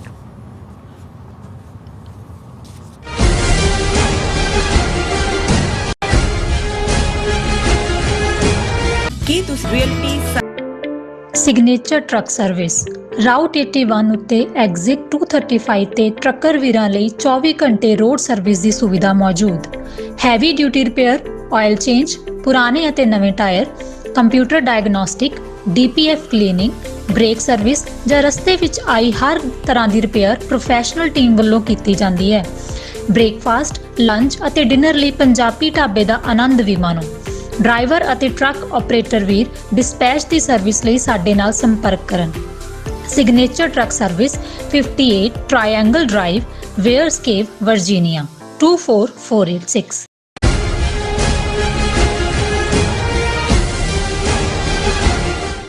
Viewers welcome back to programme. So viewers ਗੱਲਬਾਤ ਕਰਨ ਜਾ ਰਹੇ ਹਾਂ ਕਿ ਕੈਨੇਡਾ ਦੇ ਸ਼ਹਿਰ ਟੋਰਾਂਟੋ ਵਿੱਚ ਕੱਲ ਖਾਲਿਸਤਾਨ ਰੈਫਰੈਂਡਮ ਦੇ ਦੂਸਰੇ ਗੇੜ ਦੀਆਂ ਜਿਹੜੀਆਂ ਵੋਟਾਂ ਵਿੱਚ ਹਜ਼ਾਰਾਂ ਸਿੱਖ ਸੰਗਤਾਂ ਨੇ ਜਿਹੜੀ ਸ਼ਮੂਲੀਅਤ ਕੀਤੀ ਹੈ ਔਰ ਭਾਰਤੀ ਹੁਕੂਮਤ ਵੱਲੋਂ ਪੈਦਾ ਕੀਤੇ ਗਏ ਡਰ ਅਤੇ ਝੂਠੀਆਂ ਖਬਰਾਂ ਚਲਾਉਣ ਦੇ ਬਾਵਜੂਦ ਵੀ ਇਹ ਜਿਹੜੀ ਕਾਮਯਾਬੀ ਭਾਰਤੀ ਹੁਕੂਮਤ ਦੇ ਜਿਹੜੇ ਅਤੇ ਉਹਨਾਂ ਦੇ ਟੋਂਟ ਬਟੋਂਟਾਂ ਦੇ ਮੂੰਹ ਤੇ ਇੱਕ ਘਰਾੜੀ ਚਪੇੜ ਹੈ। ਸੋ ਇਸ ਬਾਰੇ ਆਪਾਂ ਗੱਲਬਾਤ ਕਰਨ ਜਾ ਰਹੇ ਹਾਂ। ਸੋ ਅਸੀਂ ਚਾਹਾਂਗੇ ਕਿ ਤੁਸੀਂ ਇਸੇ ਤਰ੍ਹਾਂ ਬਣੇ ਰਹਿਣਾ। ਦੇਖਣ ਸੁਣਨ ਲਈ ਐਨ ਲਿਖਣ ਲਈ ਤੁਹਾਡਾ ਸਭ ਦਾ ਬਹੁਤ ਬਹੁਤ ਧੰਨਵਾਦ ਜੀ। ਡਾਕਟਰ ਸਾਹਿਬ ਕੀ ਕਹਿਣਾ ਚਾਹੋਗੇ? ਦੇਖੋ, ਦੁਸ਼ਮਣ ਤਾਂ ਆਪਣੀਆਂ ਗੰਦੀਆਂ ਨੀਤੀਆਂ, ਚਾਲਾਂ, ਗੰਦੀ ਗੇਮ ਉਸ ਦੇ ਉੱਤੇ ਉਤਰਿਆ ਹੋਇਆ ਹੈ। ਜੋ ਕੁਛ ਅਸੀਂ ਪਿਛਲੇ 2 ਮਹੀਨੇ ਦੇ ਪੀਰੀਅਡ 'ਚ ਖਾਸ ਤੌਰ ਤੇ and in general dirty game ਤਾਂ ਇਹਨਾਂ ਦੀ ਪਿਛਲੇ 75 ਸਾਲ ਤੋਂ ਇਨ ਜਨਰਲ ਔਰ ਪਿਛਲੇ 39 ਸਾਲ ਤੋਂ ਇਨ ਪਾਰਟਿਕੂਲਰ ਚੱਲ ਰਹੀ ਹੈ। ਲੇਕਿਨ ਡਾਇਸਪੋਰਾ ਸਿੱਖਾਂ ਦੀ ਆਵਾਜ਼ ਨੂੰ ਕੁਚਲਣ ਲਈ, ਕਿਉਂਕਿ ਇਹਨਾਂ ਨੂੰ ਲੱਗਾ ਕਿ ਵੀ ਇਹ ਹਰ ਫਰੰਟ ਤੇ ਫੇਲ ਹੋਏ ਨੇ, ਖਾਸ ਤੌਰ ਤੇ 4 ਮੁਲਕਾਂ ਦੀਆਂ ਹਕੂਮਤਾਂ ਦੇ ਨਾਲ, ਅਮਰੀਕਾ, ਕੈਨੇਡਾ, ਆਸਟ੍ਰੇਲੀਆ, UK, ਇਹਨਾਂ ਦੀਆਂ ਬਿਲਕੁਲ ਡਿਪਲੋਮੈਟਿਕ ਪ੍ਰੈਸ਼ਰ, ਸੌਦੇਬਾਜ਼ੀਆਂ, ਕਲਾਬਾਜ਼ੀਆਂ ਜਦੋਂ ਉਹ ਕੋਈ ਇਫੈਕਟਿਵ ਨਹੀਂ ਹੋਈਆਂ ਤੇ ਇਹਨਾਂ ਨੇ ਮੋਸਾਦ ਦੀ ਕਿਤਾਬ ਚੋਂ ਵਰਕਾ ਪਲਟਦੇ। ਕਿਉਂਕਿ ਇਸ ਗੱਲ ਦਾ ਧਿਆਨ ਰਹੇ, ਜਦੋਂ ਅਸੀਂ ਕੋਈ ਗੱਲ ਇਸ ਕਿਸਮ ਦੀ ਕਰਦੇ ਹਾਂ ਉਹਦੇ ਤੁਹਾਨੂੰ ਉਹਦਾ ਨਜ਼ਰ ਆ ਰਿਹਾ ਹੁੰਦਾ ਕਿ ਵੀ ਇੱਕ ਤਾਂ ਇਹਨਾਂ ਦੀ ਵੈਸੇ ਵੀ ਸਾਂਝ ਉਹਨਾਂ ਦੇ ਨਾਲ ਬਣੀ, $5-6 ਬਿਲੀਅਨ ਦੇ ਹਥਿਆਰ ਲੈਣ ਲੱਗ ਗਏ ਇਜ਼ਰਾਈਲ ਤੋਂ, ਔਰ ਇਹ ਵੀ ਖਬਰਾਂ ਗਾਬ ਗਾਏ ਮੀਡੀਆ 'ਚ ਰਹੀਆਂ ਕਿ ਇਹਨਾਂ ਦੇ ਏਜੰਟ ਜਿਹੜੇ ਨੇ ਉਹ ਟ੍ਰੇਨਡ ਹੋ ਰਹੇ ਨੇ ਇਜ਼ਰਾਈਲ ਮੋਸਾਦ ਵੱਲੋਂ। ਔਰ ਫਿਰ ਅਸੀਂ ਐਜ਼ ਏ ਪੋਲੀਟੀਕਲੀ, ਜਿਵੇਂ ਆਦਿੱਤਿਆਨਾਥ ਯੋਗੀ ਨੇ ਬੁਲਡੋਜ਼ ਕਰਨ ਦੀ ਲਾਈਨ ਲਈ, ਇਹਦੇ ਬਾਵਜੂਦ ਕਿ ਸੁਪਰੀਮ ਕੋਰਟ ਨੇ ਕੀ ਕਿਹਾ, ਦੂਜੇ ਨੇ ਕੀ ਕਿਹਾ, ਕਿ ਉਸ ਨੂੰ ਬਾਬਾ ਬੁਲਡੋਜ਼ਰ ਦੇ ਤੌਰ ਤੇ ਉਹਨਾਂ ਨੇ ਪ੍ਰੋਜੈਕਟ ਕਰਨਾ ਸ਼ੁਰੂ ਕਰ ਦਿੱਤਾ ਕਿ ਭਾਈ ਜਿਹੜਾ ਵੀ ਉਹਨਾਂ ਨੂੰ ਲੱਗਦਾ ਹੈ ਕਿ ਵੀ ਉਹਨੂੰ ਨਾ ਉਹ ਕੋਈ ਗੁਨਾਹਗਾਰ ਹੈ, ਨਾ ਅਦਾਲਤ 'ਚ ਕੋਈ ਗੁਨਾਹ ਸਾਬਤ ਕਰ ਸਕਦੇ ਨੇ, ਉਹਨੂੰ ਮਾਰ ਦਿਓ ਤੇ ਉਹਦੇ ਘਰ ਔਰ ਦੂਸਰੀ ਜਾਇਦਾਦ ਔਰ ਜਿਹੜੇ ਖਾਂਦੇ ਪੀਂਦੇ ਮੁਸਲਮਾਨ ਨੇ ਉਹਨਾਂ ਦੀਆਂ ਪ੍ਰਾਪਰਟੀਜ਼ ਜਿਹੜੀਆਂ ਨੇ ਜ਼ਬਤ ਕਰ ਲਓ, ਬੁਲਡੋਜ਼ ਕਰ ਦਿਓ। ਜ਼ਬਤ ਕਰਨ ਦੀ ਲਾਈਨ ਤਾਂ ਇੱਕ ਕੋਰਟ ਪ੍ਰੋਸੈਸ ਹੁੰਦੀ ਸੀ ਕਿ ਜਿਹੜਾ ਬੰਦਾ ਫਰਾਰ ਹੈ, ਤੁਸੀਂ ਫਾਈਲ ਕੀਤਾ ਹੈ, ਉਹ ਤੁਹਾਨੂੰ ਕੋਰਟ 'ਚੋਂ ਕਨਫਿਸਕੇਸ਼ਨ ਲੈਣੀ ਪੈਂਦੀ ਸੀ, ਪਰ ਤੁਸੀਂ ਢਾਹ ਦਿਓ ਉਹਨੂੰ ਜਾ ਕੇ।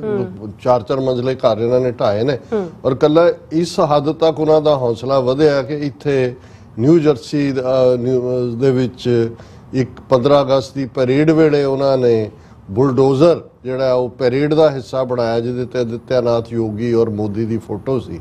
ਹਾਲਾਂ ਬਾਅਦ ਸਿਟੀ ਕੌਂਸਲ ਔਰ ਦੂਜਿਆਂ ਨੂੰ ਮਾਫੀ ਮੰਗਣੀ ਪਈ, ਪਰ ਇਹ ਵੀ ਟੈਕਟਿਕ ਜੇ ਤੁਸੀਂ ਦੇਖੋਗੇ ਹੋਰ ਤੁਹਾਨੂੰ ਦੁਨੀਆ 'ਚ ਕਿਤੇ ਨਜ਼ਰ ਨਹੀਂ ਆਏਗਾ। ਇਹ ਵੀ ਮੋਸਾਦ ਵਾਲਿਆਂ ਨੇ ਫਲਸਤੀਨੀਆਂ ਦੇ ਘਰਾਂ ਨੂੰ, ਭਾਵੇਂ ਵਿਚਾਰੇ ਪਹਿਲਾਂ ਹੀ ਵੈਸਟ ਬੈਂਕ ਜਾਂ ਗਾਜ਼ਾ ਦੇ ਵਿੱਚ ਬੜੇ ਮਾੜੀ ਹਾਲਤ 'ਚ ਰਹਿੰਦੇ ਨੇ, ਕਿ ਜਦੋਂ ਕੋਈ ਉਹਨਾਂ ਦੇ ਉੱਤੇ ਅਟੈਕ ਹੁੰਦਾ ਸੀ ਜਾਂ ਹੋਇਆ, ਉਹਨਾਂ ਨੇ ਜਾ ਕੇ ਉਹਨਾਂ ਦੇ ਘਰ, ਜਦੋਂ ਤੁਸੀਂ ਘਰ ਕਿਸੇ ਦਾ ਤੋੜਦੇ ਹੋ, ਜਾਂ ਕਿਸੇ ਨੂੰ ਤੁਸੀਂ ਮਾਰਦੇ ਹੋ, ਉਹ ਤਾਂ ਇੱਕ ਤਿਆਰ ਹੁੰਦਾ ਪਹਿਲਾਂ ਹੀ ਜਿਹੜਾ ਇਸ ਪਾਸੇ ਤੁਰਿਆ ਹੁੰਦਾ, ਪਰ ਤੁਸੀਂ ਘਰ ਤੋੜਦੇ ਹੋ ਕਿਸੇ ਦਾ, ਤੁਸੀਂ ਉਹਨਾਂ ਦੀ ਬੀਵੀ, ਬੱਚੇ, ਦੂਜੇ ਤੀਜੇ, ਉਹਨਾਂ ਨੂੰ ਤੁਸੀਂ ਰੋਲ ਕੇ ਰੱਖ ਦਿੰਦੇ ਹੋ। ਔਰ ਇਹ ਬਿਲਕੁਲ ਇੰਟਰਨੈਸ਼ਨਲ ਲਾਅ, ਈਵਨ ਆਪਣੇ ਮੁਲਕਾਂ ਦੇ ਲਾਅ ਦੀ ਤੋਹੀਨ। ਸੋ ਇਹਨਾਂ ਨੇ ਵੀ ਇੱਕ ਪਾਸੇ ਤਾਂ ਉੱਥੇ ਇਹ ਕੰਮ, ਪਰ ਦੂਸਰਾ ਜਿਹੜਾ ਖਤਰਨਾਕ ਇਹਨਾਂ ਨੇ ਮੋਸਾਦ ਨੇ ਦੀ ਤਰਜ਼ ਦੇ ਉੱਤੇ, ਔਰ KGB ਤਾਂ ਪਹਿਲਾਂ ਹੀ ਉਹਦੇ ਰਾਹੀਂ ਟ੍ਰੇਨਡ ਹੋਏ ਸੀਗੇ, ਜਿਵੇਂ ਭਾਈ ਪਰਮਜੀਤ ਸਿੰਘ ਪੰਜਵੜ ਦੀ ਸ਼ਹਾਦਤ ਲਾਹੌਰ ਦੇ ਵਿੱਚ, ਫਿਰ UK 'ਚ ਅਵਤਾਰ ਸਿੰਘ ਖੰਡਾ, ਔਰ ਫਿਰ ਅਸੀਂ ਦੇਖਦੇ ਹਾਂ ਕਿ 18 ਜੂਨ ਨੂੰ ਸਰੀ ਦੇ ਗੁਰਦੁਆਰਾ ਸਾਹਿਬ ਦੀ ਹਦੂਦ ਦੇ ਵਿੱਚ ਭਾਈ ਹਰਦੀਪ ਸਿੰਘ ਨਿੱਜਰ। ਹੁਣ ਇਹਦੇ 'ਚ ਕੋਈ ਸ਼ੱਕ ਨਹੀਂ, ਔਰ ਫਿਰ ਉਹਨਾਂ ਦੇ ਯੂਟਿਊਬਰ ਔਰ ਉਸ ਨਾਲ ਜੁੜੀਆਂ ਖਬਰਾਂ, ਬਿਸਕੀ ਵਾਰੀ, ਬੁਸਕੀ ਵਾਰੀ, ਉਹ ਮੇਜਰ ਗੌਰਵ ਆਰੀਆ ਨਾਂ ਦਾ ਇੱਕ ਜਿਹੜਾ ਇਹਨਾਂ ਦਾ ਟੁੱਚਾ ਬਦਦਮਾਗ ਆਦਮੀ, ਉਹਦੇ ਰਾਹੀਂ ਜਿਵੇਂ ਉਹਨੇ ਐਨਕਰੇਜ ਕੀਤਾ ਕਿ ਜੀ ਬਾਹਰਲੀਆਂ ਜਿਹੜੇ ਲਾਲੈਸ ਲੋਕ ਨੇ, ਗੈਂਗਸਟਰ ਦੂਜੇ ਤੀਜੇ, ਉਹਨਾਂ ਨੂੰ ਹਾਇਰ ਕਰੋ, ਐਲੀਮੀਨੇਟ ਕਰੋ, ਫਿਨਿਸ਼ ਦਿਸ ਟਾਸਕ, ਇਹ ਵੋ।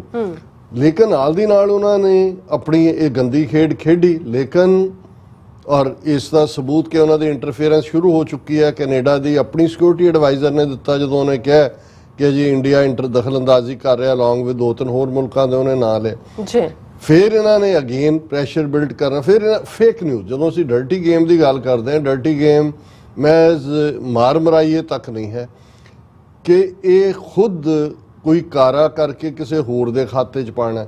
ਔਰ ਕਦੇ ਵੀ ਜਿਹੜਾ ਵੀ ਬੰਦਾ ਥੋੜਾ ਬਹੁਤ ਵੀ ਸਮਝ ਰੱਖਦਾ, ਜਿਹੜੀ ਇਹਨਾਂ ਨੇ ਇੱਕ ਖਬਰ ਪਿਛਲੇ ਆਪਣੇ ਦੀਆ ਟੀਵੀ ਦੇ ਹਵਾਲੇ ਨਾਲ, ਔਰ ਬਾਅਦ 'ਚ ਉਸੇ ਹੀ ਦੀਆ ਟੀਵੀ ਦਾ ਇੱਕ ਅਫਰੀਕਨ ਅਮਰੀਕਨ ਰਿਪੋਰਟਰ ਜਿਹਨੂੰ ਪੈਸੇ ਦੇ ਕੇ ਭੇਜਿਆ ਸੀ, ਉਹ ਫੜਿਆ ਗਿਆ ਜਿੱਦਣ ਕਾਰ ਰੈਲੀ ਸੈਨ ਫਰਾਂਸਿਸਕੋ ਦੇ ਵਿੱਚ ਸੀ ਕਿ ਜੀ ਮੈਂ ਤਾਂ ਪਿਕਚਰਸ ਲੈਣ ਆਇਆ। ਉਹਦੇ ਰਾਹੀਂ ਖਬਰ ਬਣਵਾਈ, ਖਾਲਿਸਤਾਨੀ ਕੈਂਪਾਂ ਤੱਕ ਪਹੁੰਚਾਈ, ਫਿਰ ਉੱਥੋਂ ਖਬਰ ਚੁੱਕੀ ਕਿ ਜੀ ਉਹਨਾਂ ਨੇ ਕਿਹਾ ਜੀ ਅੱਧੀ ਰਾਤ ਨੂੰ ਦੇਖੋ ਇੰਡੀਅਨ ਕੌਂਸੂਲੇਟ ਦੇ ਬਾਹਰ ਜਿਹੜਾ ਉਹਨਾਂ ਨੂੰ ਅੱਗ ਲਾਤੀ, ਉਹ ਤਾਂ ਪਹੁੰਚ ਗਿਆ ਅਮਲਾ ਫਾਇਰ ਬ੍ਰਿਗੇਡ ਦਾ, ਅਦਰਵਾਈਜ਼ ਤਾਂ ਦਫ਼ਤਰ ਸੜ ਜਾਣਾ ਸੀ, EMPLOYEE ਸਾਰੇ ਠੀਕ ਨੇ। ਨਾਲ ਦੀ ਨਾਲ ਅਮਰੀਕਾ ਦੇ ਚਾਰਜ ਡੀ ਅਫੇਅਰ ਨੂੰ ਸੱਦ ਕੇ ਪ੍ਰੋਟੈਸਟ, ਔਰ ਉਸ ਖਬਰ ਨੂੰ ਬਰਾਬਰ ਸਪਿਨ ਵੀ ਦੇਈ ਗਏ, ਹੁਣ ਤੱਕ ਵੀ ਦੇਈ ਜਾਂਦੇ ਨੇ। ਔਰ ਈਵਨ ਜਦੋਂ ਕਿ ਹੁਣ ਇਹ ਜ਼ਾਹਰ ਸੀ ਕਿ ਬਈ ਇਹ ਜਿਹੜੀ ਰੈਫਰੈਂਡਮ ਹੋਣ ਜਾ ਰਿਹਾ 16 ਜੁਲਾਈ ਨੂੰ, ਇਸ ਤੋਂ ਪਹਿਲਾਂ ਅਸੀਂ ਦੇਖਦੇ ਹਾਂ ਕਿ ਕਾਰ ਰੈਲੀ ਉਹ ਟੋਰਾਂਟੋ ਦੇ ਵਿੱਚ ਵੀ ਹੁੰਦੀ ਆ, ਤਾਂ ਉਹਦੇ 'ਚ ਉਹਨਾਂ ਨੇ ਉਹ ਡਿਪਲੋਮੈਟਾਂ ਦੀਆਂ ਫੋਟੋਆਂ ਦਾ ਡਰਾਮਾ ਕੀਤਾ ਕਿ ਜੀ ਕਿਲ ਇੰਡੀਆ ਕਹਿ ਦਿੱਤਾ ਤੇ ਫਲਾਣਾ ਕਰਤਾ, ਢਿਮਕਾ ਕਰਤਾ। ਔਰ ਉਸ ਦੇ ਨਾਲ ਈਵਨ ਜਦੋਂ ਅਸੀਂ ਇਹ ਕੱਲ ਦੇ ਰੈਫਰੈਂਡਮ ਦੀ ਗੱਲ ਕਰ ਰਹੇ ਹਾਂ, ਜਿਹੜੀ ਕਿ ਗੁਰਦੁਆਰਾ ਮਾਲਟਨ ਟੋਰਾਂਟੋ ਦੇ ਵਿੱਚ ਹੋਇਆ, ਉਸ ਤੋਂ ਇੱਕ ਦਿਨ ਪਹਿਲਾਂ ਐਸ ਜੈ ਸ਼ੰਕਰ ਜਿਹੜਾ ਹੈ ਉਹ ਜਕਾਰਤਾ ਦੇ ਵਿੱਚ, ਜਿਹੜੀ ਇੰਡੋਨੇਸ਼ੀਆ ਦੀ ਕੈਪੀਟਲ ਹੈ, ਔਰ ਉੱਥੇ ਇਹਨਾਂ ਦੀ ਮੀਟਿੰਗ ਚੱਲ ਰਹੀ ਹੈ, ਉਹਦੇ 'ਚੋਂ ਮਿਲਦਾ ਜਾ ਕੇ ਉਸ ਨੂੰ ਉਹਨਾਂ ਦੀ ਕੈਨੇਡਾ ਦੀ ਫੋਰਨ ਮਿਨਿਸਟਰ ਨੂੰ, ਇਹ ਰੀਜਨਲ ਫੋਰਮ, ਇਹ ਏਸ਼ੀਆਨ ਦੀ ਮੀਟਿੰਗ ਹੈ ASEAN, ਔਰ ਉਹਦੇ 'ਚ ਕੈਨੇਡਾ ਦੀ ਫੋਰਨ ਮਿਨਿਸਟਰ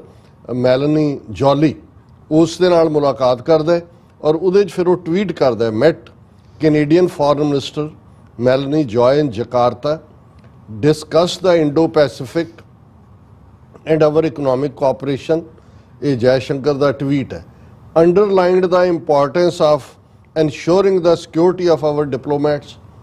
ਹੁਣ ਖੁਦ ਹੀ ਜਿਹੜੇ ਕਰਨ ਵਾਲੇ ਨੇ ਉਹ ਆਪਣੇ ਆਪ ਨੂੰ ਐਜ਼ ਏ ਵਿਕਟਮ ਪ੍ਰੈਜ਼ੈਂਟ ਕਰ ਰਹੇ ਨੇ, ਕਹਿੰਦਾ ਜੀ ਮੈਂ ਉਹਨੂੰ ਕਿਹਾ ਜੀ ਸਾਡੇ ਡਿਪਲੋਮੈਟਸ ਦੀ ਜਿਹੜਾ ਜਾਨ ਨੂੰ ਖਤਰਾ ਹੈ, and the need to firmly combat incitement to violence, ਕਿ ਫਰਮਲੀ ਕਿ ਬੰਦ ਕਰੋ ਇਹ ਵਾਇਲੈਂਸ ਨੂੰ ਜਿਹੜਾ ਤੁਸੀਂ ਪ੍ਰਮੋਟ ਕਰ ਰਹੇ ਹੋ ਤੇ ਦਿਸ ਦੈਟ ਕਰ ਰਹੇ ਹੋ।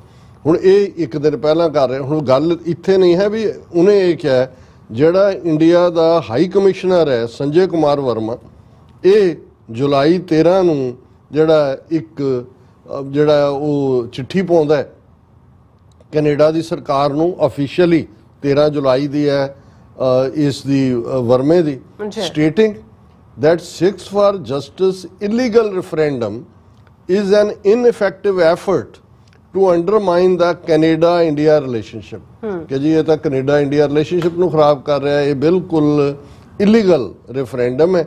ਔਰ furthermore he warned Canadian Sikhs, ਹੁਣ ਇਹ ਹਾਈ ਕਮਿਸ਼ਨਰ ਕੈਨੇਡਾ 'ਚ ਬੈਠਾ ਹੈ ਡਿਪਲੋਮੈਟ, ਜਿਹਦਾ ਕੈਨੇਡੀਅਨ ਸਿਟੀਜ਼ਨ ਦੇ ਨਾਲ, ਉਹ ਸਿੱਖ ਹੋਣ ਗੈਰ ਸਿੱਖ ਹੋਣ ਨਾਲ ਕੋਈ ਤਾਲੁਕ ਨਹੀਂ ਹੈ, ਉਹਨੇ ਆਪਣੀ ਰਿਪੋਰਟ ਕੈਨੇਡੀਅਨ ਗਵਰਨਮੈਂਟ ਨੂੰ ਦੇਣੀ ਹੈ ਕਿਉਂਕਿ ਇੰਡੀਆ ਨੂੰ ਰਿਪਰੈਜ਼ੈਂਟ ਕਰਦਾ, ਪਰ ਉਹ ਕੈਨੇਡੀਅਨ ਸਿੱਖਾਂ ਨੂੰ ਵਾਰਨ ਕਰ ਰਿਹਾ ਹੈ, mentioning that millions of India's supporters in Canada would counter the ill-intentioned Khalistan referendum voting scheduled for July 16th in Greater Toronto area। ਉਹ ਕਹਿ ਰਿਹਾ ਤੁਸੀਂ ਮਤ ਭੁੱਲੋ ਸਿੱਖੋ ਕਿ ਇੱਥੇ ਮਿਲੀਅਨਸ ਜਿਹੜੇ ਨੇ ਉਹ ਹਿੰਦੂ ਰਹਿੰਦੇ ਨੇ, ਔਰ ਉਹ ਉਹਨੂੰ ਅਪੋਜ਼ ਕਰਨਗੇ ਤੁਹਾਡੇ ਇਸ ਰੈਫਰੈਂਡਮ। ਹੁਣ ਇਹ ਕੀ ਹੈ? ਡਾਇਰੈਕਟ ਇੰਟਰਫੇਰੈਂਸ ਵੀ ਹੈ, ਵਾਇਲੈਂਸ ਦਾ ਸੱਦਾ ਵੀ ਹੈ। ਹਾਲਾਂ ਹੈ ਤਾਂ ਇਹਨਾਂ ਦੀ ਕਰਤੂਤ ਇੰਨੀ ਕਹਿ ਵੀ ਉੱਥੇ ਮੁੜ ਕੇ ਆਣਾ, ਸਿੱਖਾਂ ਦੇ ਸਾਹਮਣੇ ਖਲੋਣਾ ਕਿਵੇਂ, ਲੇਕਿਨ ਇਹ ਕੈਨੇਡੀਅਨ ਐਡਮਿਨਿਸਟ੍ਰੇਸ਼ਨ ਦੇ ਉੱਤੇ, ਉਹਨਾਂ ਦੀ ਪੁਲਿਸ ਦੇ ਉੱਤੇ, ਉਹਨਾਂ ਦੇ ਸਿਕਿਉਰਿਟੀ ਨੈਟਵਰਕ ਦੇ ਉੱਤੇ ਜਿਹੜਾ ਉਹ ਪ੍ਰੈਸ਼ਰ ਬਿਲਡ ਕਰਨ ਦਾ ਕਿ ਜੀ ਇੱਥੇ ਵਾਇਲੈਂਸ ਹੋਏਗੀ, ਔਰ ਕੋਈ ਵੀ ਵਾਇਲੈਂਸ ਕੱਲ ਨੂੰ ਕਰਵਾ ਕੇ ਉਹ ਇਸ ਕਿਸਮ ਦੀ ਜਿਹੜੀ ਆ ਉਹ ਹਰਕਤ ਕਰ ਸਕਦੇ ਨੇ। ਹੁਣ ਇੱਕ ਪਾਸੇ ਤਾਂ ਇਹਨਾਂ ਦਾ ਇਸ ਕਿਸਮ ਦਾ ਵਰਤਾਰਾ ਹੈ, ਬਿਲਕੁਲ ਕੈਨੇਡਾ ਨੂੰ, ਗਵਰਨਮੈਂਟ ਨੂੰ ਅੰਡਰ ਪ੍ਰੈਸ਼ਰ, ਸਿੱਖਾਂ ਦੇ ਖਿਲਾਫ ਇੱਕ ਪੂਰੀ ਮੁਹਿੰਮ ਮੀਡੀਆ ਦੇ ਵਿੱਚ, ਔਰ ਉਹ ਜਿਹੜੀ ਇਹਨਾਂ ਦੀ ਇੱਕ ਉਹ ਚਹੇਤੀ ਜਿਹਨੂੰ ਦੀਪ ਸਿੱਧੂ ਨੇ ਚੰਗੀ ਤਰ੍ਹਾਂ ਅੱਗੇ ਲਾਇਆ ਸੀ, ਵਰਖਾ ਦੱਤ, ਉਹ ਅੱਜ ਕੱਲ੍ਹ ਉਹਨੂੰ ਵੀ ਉਹ ਹਿੰਦੂਤਵਾ ਦਾ ਜਿਹੜਾ ਉਹ ਵਾਇਰਸ ਚੰਬੜੀ ਹੋਈ ਹੈ, ਉਹ ਐਡਵਾਈਸ ਕਰ ਰਹੀ ਹੈ, ਇੱਕ ਇੰਟਰਵਿਊ ਕਰ ਰਹੀ ਹੈ ਕਿ ਜੀ ਇੰਡੀਆ ਨੂੰ ਡਾਊਨਗ੍ਰੇਡ ਕਰ ਦੇਣਾ ਚਾਹੀਦਾ ਕੈਨੇਡਾ ਦੇ ਨਾਲ ਆਪਣਾ ਡਿਪਲੋਮੈਟਿਕ ਰਿਲੇਸ਼ਨ। ਜਿਹੜੀ ਗੱਲ ਅਸੀਂ ਕਹਿੰਦੇ ਹਾਂ ਵੀ ਹੁਣ ਇੱਕੋ ਸਟੈਪ ਰਹਿ ਗਿਆ ਕਿ ਵੀ ਤੁਸੀਂ ਆਪਣਾ ਜਿਹੜਾ ਉਹ ਵਿਦਡਰਾ ਕਰੋ ਉੱਥੋਂ ਹਾਈ ਕਮਿਸ਼ਨਰ। ਹੁਣ ਇਸ ਲੈਵਲ ਦੇ ਹੋਣ ਦੇ ਬਾਵਜੂਦ, ਇਸ ਤਰ੍ਹਾਂ ਦਾ ਮਾਹੌਲ ਕਰਨ ਦੇ ਬਾਵਜੂਦ, ਜੇ ਹਜ਼ਾਰਾਂ ਸਿੱਖ ਉੱਥੇ ਵੋਟਿੰਗ ਦੇ ਲਈ ਪਹੁੰਚਦੇ ਨੇ ਤੇ ਇਹਦਾ ਮਤਲਬ ਇਹ ਹੈ ਕਿ ਜਿੱਥੇ ਨਾ ਕੈਨੇਡੀਅਨ ਗਵਰਨਮੈਂਟ ਨੂੰ ਇੰਪ੍ਰੈਸ ਕਰ ਸਕੇ ਕਿ ਬਈ ਉਹ ਕੋਈ ਇਸ ਕਿਸਮ ਦੀ ਹਰਕਤ ਕਰਨ, ਕਿਉਂਕਿ Canada the charter of rights ਇਹ ਹੱਕ ਦਿੰਦਾ ਹੈ ਜੀ, ਨਾ ਕੋਈ ਸਿੱਖਾਂ ਨੂੰ ਟੈਰਰਾਈਜ਼ ਕਰ ਸਕੇ, ਨਾ ਇਹਨਾਂ ਦਾ ਝੂਠ ਕੱਲਾ ਇਹੀ ਨਹੀਂ ਵੀ ਝੂਠ ਇਸ ਲੈਵਲ ਤੇ ਈਵਨ ਜਿਹੜਾ ਆਸਟ੍ਰੇਲੀਆ ਦੇ ਹਵਾਲੇ ਨਾਲ ਇਹਨਾਂ ਨੇ ਇੱਕ ਖਬਰ ਪਲਾਂਟ ਕੀਤੀ ਜਿਹੜੀ ਜੁਲਾਈ 14 ਡੇਟ ਲਾਈਨ 'ਚ, ਔਰ ਅਨਿਰੁੱਧ ਧਰ ਇਹ ਵੀ ਉਹ ਝੂਠੀਆਂ ਖਬਰਾਂ ਪਲਾਂਟ ਕਰਨ ਵਾਲਾ, ਔਰ ਇਹ ਸੀ Indian student brutally beaten with iron rod by Khalistan supporters in Sydney. ਔਰ ਇਹ ਹੈ ਕਿ ਜੀ ਇੱਕ ਇੰਡੀਅਨ ਸਟੂਡੈਂਟ ਜਿਹਦੀ ਅਸੀਂ ਆਈਡੈਂਟੀਟੀ ਡਰ ਦੀ ਵਜ੍ਹਾ ਕਰਕੇ ਨਹੀਂ ਦੱਸ ਰਹੇ, ਔਰ ਆਸਟ੍ਰੇਲੀਆ ਟੁਡੇ ਜਿਹੜਾ ਇਹਨਾਂ ਦਾ ਯੈਲੋ ਰੈਗ ਹੈ ਉਸ ਨੂੰ ਜਿਹੜਾ ਕੋਟ ਕਰ ਰਿਹਾ, ਔਰ ਉਹਦਾ ਨਾਂ ਵੀ ਜਿਹੜਾ ਉਹ ਸਵਪਨਿਲ ਸਿੰਘ ਕਹਿ ਰਿਹਾ ਨੇਮ ਚੇਂਜਡ। ਇਹ ਨੇਮ ਚੇਂਜ ਹੀ ਹੈ, ਪਹਿਲਾਂ ਵੀ ਤੁਹਾਡੇ ਕਹਿਣ ਮੁਤਾਬਕ ਹਿੰਦੂ ਤੋਂ ਵੀ ਹੈ, ਤੇ ਕੋਈ ਕੁਮਾਰ, ਕੋਈ ਚੰਦ, ਕੋਈ ਦਾਸ, ਕੋਈ ਇਸ ਕਿਸਮ ਦਾ ਬਣਾਓ। ਪਰ ਕਿਉਂਕਿ ਜੇ ਝੂਠ ਹੀ ਬੋਲਣਾ, ਕਈ ਵਾਰੀ ਉਹਨਾਂ ਨੂੰ ਪਤਾ ਨਹੀਂ ਹੁੰਦਾ ਵੀ ਝੂਠ ਕਿੱਥੇ ਕਿੱਥੇ ਉਹਨਾਂ ਨੇ ਬੋਲਣਾ ਹੈ, ਇਸ ਲਈ ਝੂਠ ਚੋਂ ਵੀ ਸੱਚ ਨਿਕਲ ਆਉਂਦਾ। ਉਹਨਾਂ ਨੇ ਕਿਹਾ ਜੀ ਮੈਨੂੰ ਘੇਰ ਲਿਆ 4-5 ਖਾਲਿਸਤਾਨ, ਮੈਂ ਸਵੇਰੇ ਕੰਮ ਦੇ ਉੱਤੇ ਸੀ, the victim said alleged that mob was repeatedly raising the slogan Khalistan zindabad, ਮੈਨੂੰ ਕੁੱਟ ਰਹੇ ਸੀ। ਪਹਿਲੀ ਗੱਲ ਤਾਂ 4-5 ਬੰਦਿਆਂ ਦੀ ਮੌਬ ਨਹੀਂ ਹੁੰਦੀ, ਗੈਂਗ ਹੁੰਦੀ ਹੈ। ਔਰ 5 ਵਜੇ ਉਹਨੂੰ ਕੌਣ ਕੁੱਟਣ ਗਿਆ, ਜੇ ਕੁੱਟਣ ਗਿਆ ਤੇ ਬਾਕੀ ਕਿੱਥੇ ਸੀ ਜਿਹੜਾ ਵੀ ਕੋਈ ਹੋਰ ਇਸ ਕਿਸਮ ਦਾ। ਕਿਹਾ ਜੀ ਇੰਟਰਨੈਸ਼ਨਲ ਸਟੂਡੈਂਟ ਹੈ ਤੇ ਮੈਂ ਉਹ 5 ਸਵੇਰੇ 5:30 ਜਿਹੜਾ ਹੈ ਮੈਂ ਕੰਮ ਤੇ ਜਾ ਰਿਹਾ ਸੀ, 4-5 ਖਾਲਿਸਤਾਨੀ ਸਪੋਰਟਰਾਂ ਨੇ ਅਟੈਕ ਕੀਤਾ, ਔਰ ਮੈਂ ਜਿਹੜਾ ਡਰਾਈਵਰ ਹੈ ਔਰ ਮੇਰੇ ਤੋਂ ਦੂਰ ਜਿਹੜਾ ਮੈਂ ਰਹਿਣਾ, as soon as I sat in my driving seat these Khalistani supporters came out of nowhere Australia. ਹੁਣ ਇਹ ਵੀ ਤੁਸੀਂ ਸਟੋਰੀ ਨੂੰ ਇਹਦੇ ਨਾਲ ਪਲਾਂਟ ਕਰੋ, ਜੋੜ ਕੇ ਦੇਖੋ ਇਸ ਰੈਫਰੈਂਡਮ ਨਾਲ, ਤੇ ਇਹ ਵੀ ਇਸ ਲੈਵਲ ਦਾ ਹੀ ਇੱਕ ਯਤਨ ਸੀ ਕਰਨ ਦਾ। ਦੂਸਰੇ ਪਾਸੇ ਇਹ ਦੱਸਣ ਦੇ ਲਈ ਕਿ ਜੀ ਦੇਖੋ ਇਹ ਜਿਹੜਾ ਸਿੱਖਾਂ ਦਾ ਇਹ ਸਾਰਾ ਹੈ, ਇਹਦੇ ਖਿਲਾਫ ਹਿੰਦੂ ਕਿਵੇਂ ਲਾਮਬੰਦ ਹੋ ਰਹੇ ਨੇ। ਇੱਕ ਖਬਰ ਇਹਨਾਂ ਦੀ ਇਹ ਕਿ ਜੀ ਉੱਥੇ ਸੈਨ ਫਰਾਂਸਿਸਕੋ ਇੰਡੀਅਨ ਕੌਂਸੂਲੇਟ ਦੇ ਬਾਹਰ ਵੱਡੀ ਗਿਣਤੀ ਦੇ ਵਿੱਚ ਇੰਡੀਅਨ ਅਮਰੀਕਨਸ ਨੇ ਰੈਲੀ ਕੀਤੀ। ਉਹ ਵੱਡੀ ਗਿਣਤੀ ਕੀ ਹੈ, ਉਹਦੀ ਬਿਲਡਿੰਗ ਦੇ ਬਾਹਰ 10-12 ਉਹੀ ਖੜੇ ਨੇ। Indian Americans rally in support of India at San Francisco consulate after Khalistani attack. ਇਹ ਜੁਲਾਈ 15 ਦੀ ਖਬਰ ਹੈ। ਹੁਣ ਸਿਡਨੀ ਦੇ ਵਿੱਚ ਫੇਕ ਹਮਲਾ, ਇੱਥੇ 10-12 ਨੂੰ ਇਹ ਕਹਿ ਕੇ ਇਹ number of Indian Americans came out. ਉਹ ਤੁਹਾਡੇ ਤਾਂ ਮਿਲੀਅਨ ਅਮਰੀਕਾ 'ਚ ਰਹਿੰਦੇ ਨੇ ਤੁਹਾਡੇ ਕਹਿਣ ਮੁਤਾਬਕ, ਮਿਲੀਅਨਸ ਤੁਹਾਡੇ ਕੈਨੇਡਾ 'ਚ ਰਹਿੰਦੇ ਨੇ, ਤੇ ਇਹ 8-10 ਨੂੰ ਲੈ ਕੇ ਤੁਸੀਂ ਕਿਹੜਾ ਪ੍ਰੋਟੈਸਟ ਕਰ ਰਹੇ ਹੋ। ਕਹਿ ਰਹੇ ਜੀ ਕਿ ਇਹ scores of Indian Americans held a peace rally in front of Indian consulate here to express solidarity with India following a recent attempted arson at diplomatic facility by Khalistan. ਹੁਣ ਇਹ ਜਿਵੇਂ ਪੰਜਾਬ ਦੇ ਵਿੱਚ ਜਦੋਂ ਕੋਈ ਕਹਾਣੀ ਬਣਾਣੀ ਹੁੰਦੀ ਸੀ ਨਾ ਪੁਲਿਸ ਨੇ, ਤਾਂ ਕੋਈ ਨਾ ਕੋਈ ਜਿਹੜਾ ਪੁਰਾਣਾ ਹੌਲਦਾਰ ਹੈ ਜਾਂ ਮੁਨਸ਼ੀ ਹੈ ਉਹਨੂੰ ਲਿਆਂਦੇ ਸੀ ਕਿ ਬਈ ਇਹਦੇ ਤੇ ਬਣਾ।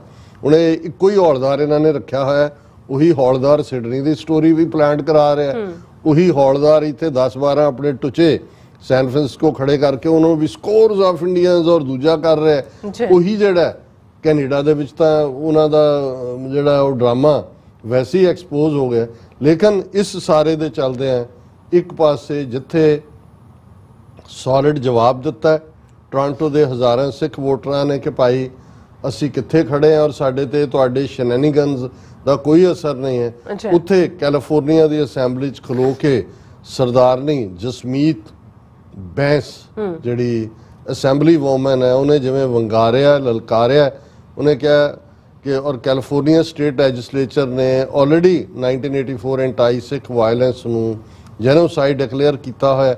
ਔਰ ਇਹ ਉਹਦੀ 2-4 ਮਿੰਟ ਦੀ ਬੜੀ ਜ਼ਬਰਦਸਤ ਸਪੀਚ ਹੈ ਬੀਬੀ ਦੀ, ਜਿਸ ਨੇ ਕਿਹਾ as the first Sikh elected to the legislature in history we are finally speaking truth to power, now it is the time for Congress to do the same। ਇਹ ਉਹਨਾਂ ਨੇ ਕਿਹਾ ਕਿ ਵੀ ਅਸੀਂ ਆਲਰੇਡੀ ਕੈਲੀਫੋਰਨੀਆ ਅਸੈਂਬਲੀ ਨੇ ਪਾਸ ਕੀਤਾ ਹੈ ਕਿ ਸਿੱਖਾਂ ਦੇ ਖਿਲਾਫ ਜੂਨ ਵਾਇਲੈਂਸ, ਜਦੋਂ ਜੂਨ ਦੀ ਗੱਲ ਹੈ ਇਹ ਨਵੰਬਰ ਤੱਕ ਨਹੀਂ ਹੈ ਮਹਿਦੂਦ, ਜੂਨ ਦੇ ਵਿੱਚ ਜਿਹੜਾ ਉਸ ਜੈਨੋਸਾਈਡ ਦੇ 84 ਦੇ ਵਿੱਚ ਜੂਨ ਵੀ ਹੈ ਨਵੰਬਰ ਵੀ ਹੈ, ਜੂਨ 84 ਦਾ ਘੱਲੂਘਾਰਾ ਵੀ ਹੈ, ਨਵੰਬਰ 84 ਦਾ ਘੱਲੂਘਾਰਾ ਵੀ ਹੈ।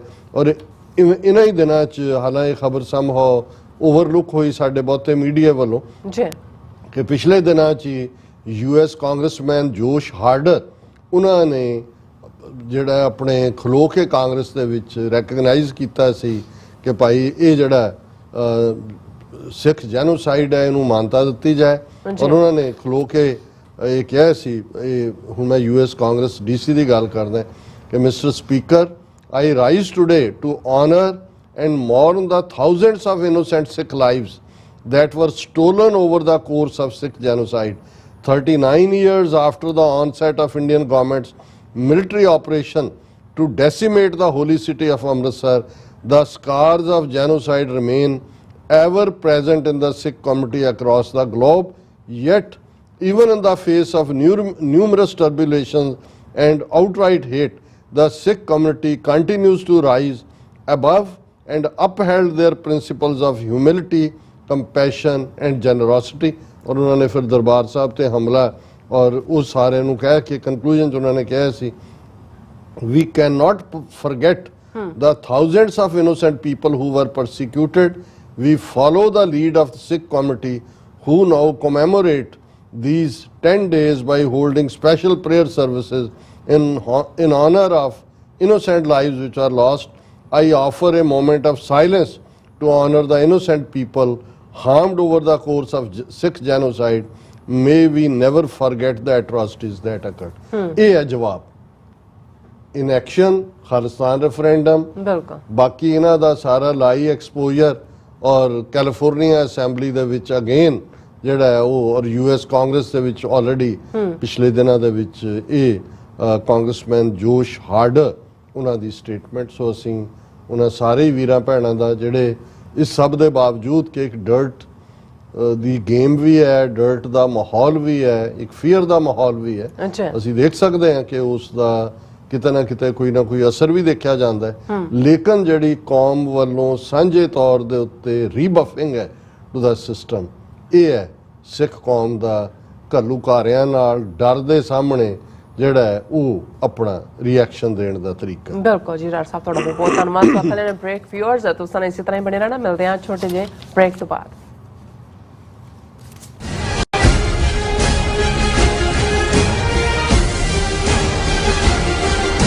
ਕੀ ਤੁਸੀਂ ਆਪਣੇ ਟੈਕਸਸ ਨੂੰ ਲੈ ਕੇ ਚਿੰਤਤ ਹੋ ਤੁਸੀਂ ਆਪਣੀ ਕਮਾਈ ਲਈ ਮਿਹਨਤ ਕਰਦੇ ਹੋ ਭਾਵੇਂ ਤੁਸੀਂ ਨੌਕਰੀ ਵਿੱਚ ਹੋਵੋ ਜਾਂ ਆਪਣਾ ਬਿਜ਼ਨਸ ਚਲਾਉਂਦੇ ਹੋ ਜਦੋਂ ਟੈਕਸ ਭਰਨ ਦਾ ਸਮਾਂ ਆਉਂਦਾ ਤਾਂ ਤੁਹਾਨੂੰ ਇੱਕ ਭਰੋਸੇਯੋਗ ਟੈਕਸ ਅਕਾਊਂਟੈਂਟ ਦੀ ਲੋੜ ਹੈ ਜੋ ਟੈਕਸ ਬੈਲੈਂਸ ਦਾ ਤੁਹਾਡੇ ਪੱਖ ਵਿੱਚ ਜਾਣਾ ਯਕੀਨੀ ਬਣਾਵੇ ਸਿਆਟਲ ਦੀ ਜਾਣੀ ਪਹਿਚਾਣੀ company accurate accountants and taxes ਤੁਹਾਡੀ ਸੇਵਾ ਵਿੱਚ ਹਾਜ਼ਰ ਹੈ ਅਸੀਂ ਹਰ ਤਰ੍ਹਾਂ ਦੇ ਟੈਕਸ ਭਰਨ ਵਿੱਚ ਤੁਹਾਡੀ ਮਦਦ ਕਰਾਂਗੇ ਟੈਕਸ ਸੰਬੰਧੀ ਕਿਸੇ ਵੀ ਤਰ੍ਹਾਂ ਦੇ ਸਵਾਲ ਲਈ ਅੱਜ ਹੀ ਸਾਡੇ ਤੱਕ ਪਹੁੰਚ ਕਰੋ ਐਕੂਰੇਟ ਅਕਾਊਂਟੈਂਟਸ ਐਂਡ ਟੈਕਸਸ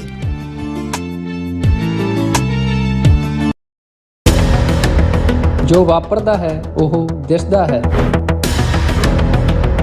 ਉਸ ਦੇ ਪਿੱਛੇ ਬੜਾ ਕੁਝ ਅਣਦਿਸਿਆ ਰਹਿੰਦਾ ਹੈ ਉਸ ਸੱਚ ਨੂੰ ਉਜਾਗਰ ਕਰਨ ਲਈ ਮੈਂ ਸੁਖਵਿੰਦਰ ਸਿੰਘ ਆ ਰਿਹਾ ਖਾਸ ਪ੍ਰੋਗਰਾਮ ਦਾ ਫਾਲਟ ਲਾਈਨਸ ਲੈ ਕੇ TV 84 ਤੇ ਸੋਮਵਾਰ ਤੋਂ ਸ਼ੁੱਕਰਵਾਰ ਰਾਤ 9:30 ਵਜੇ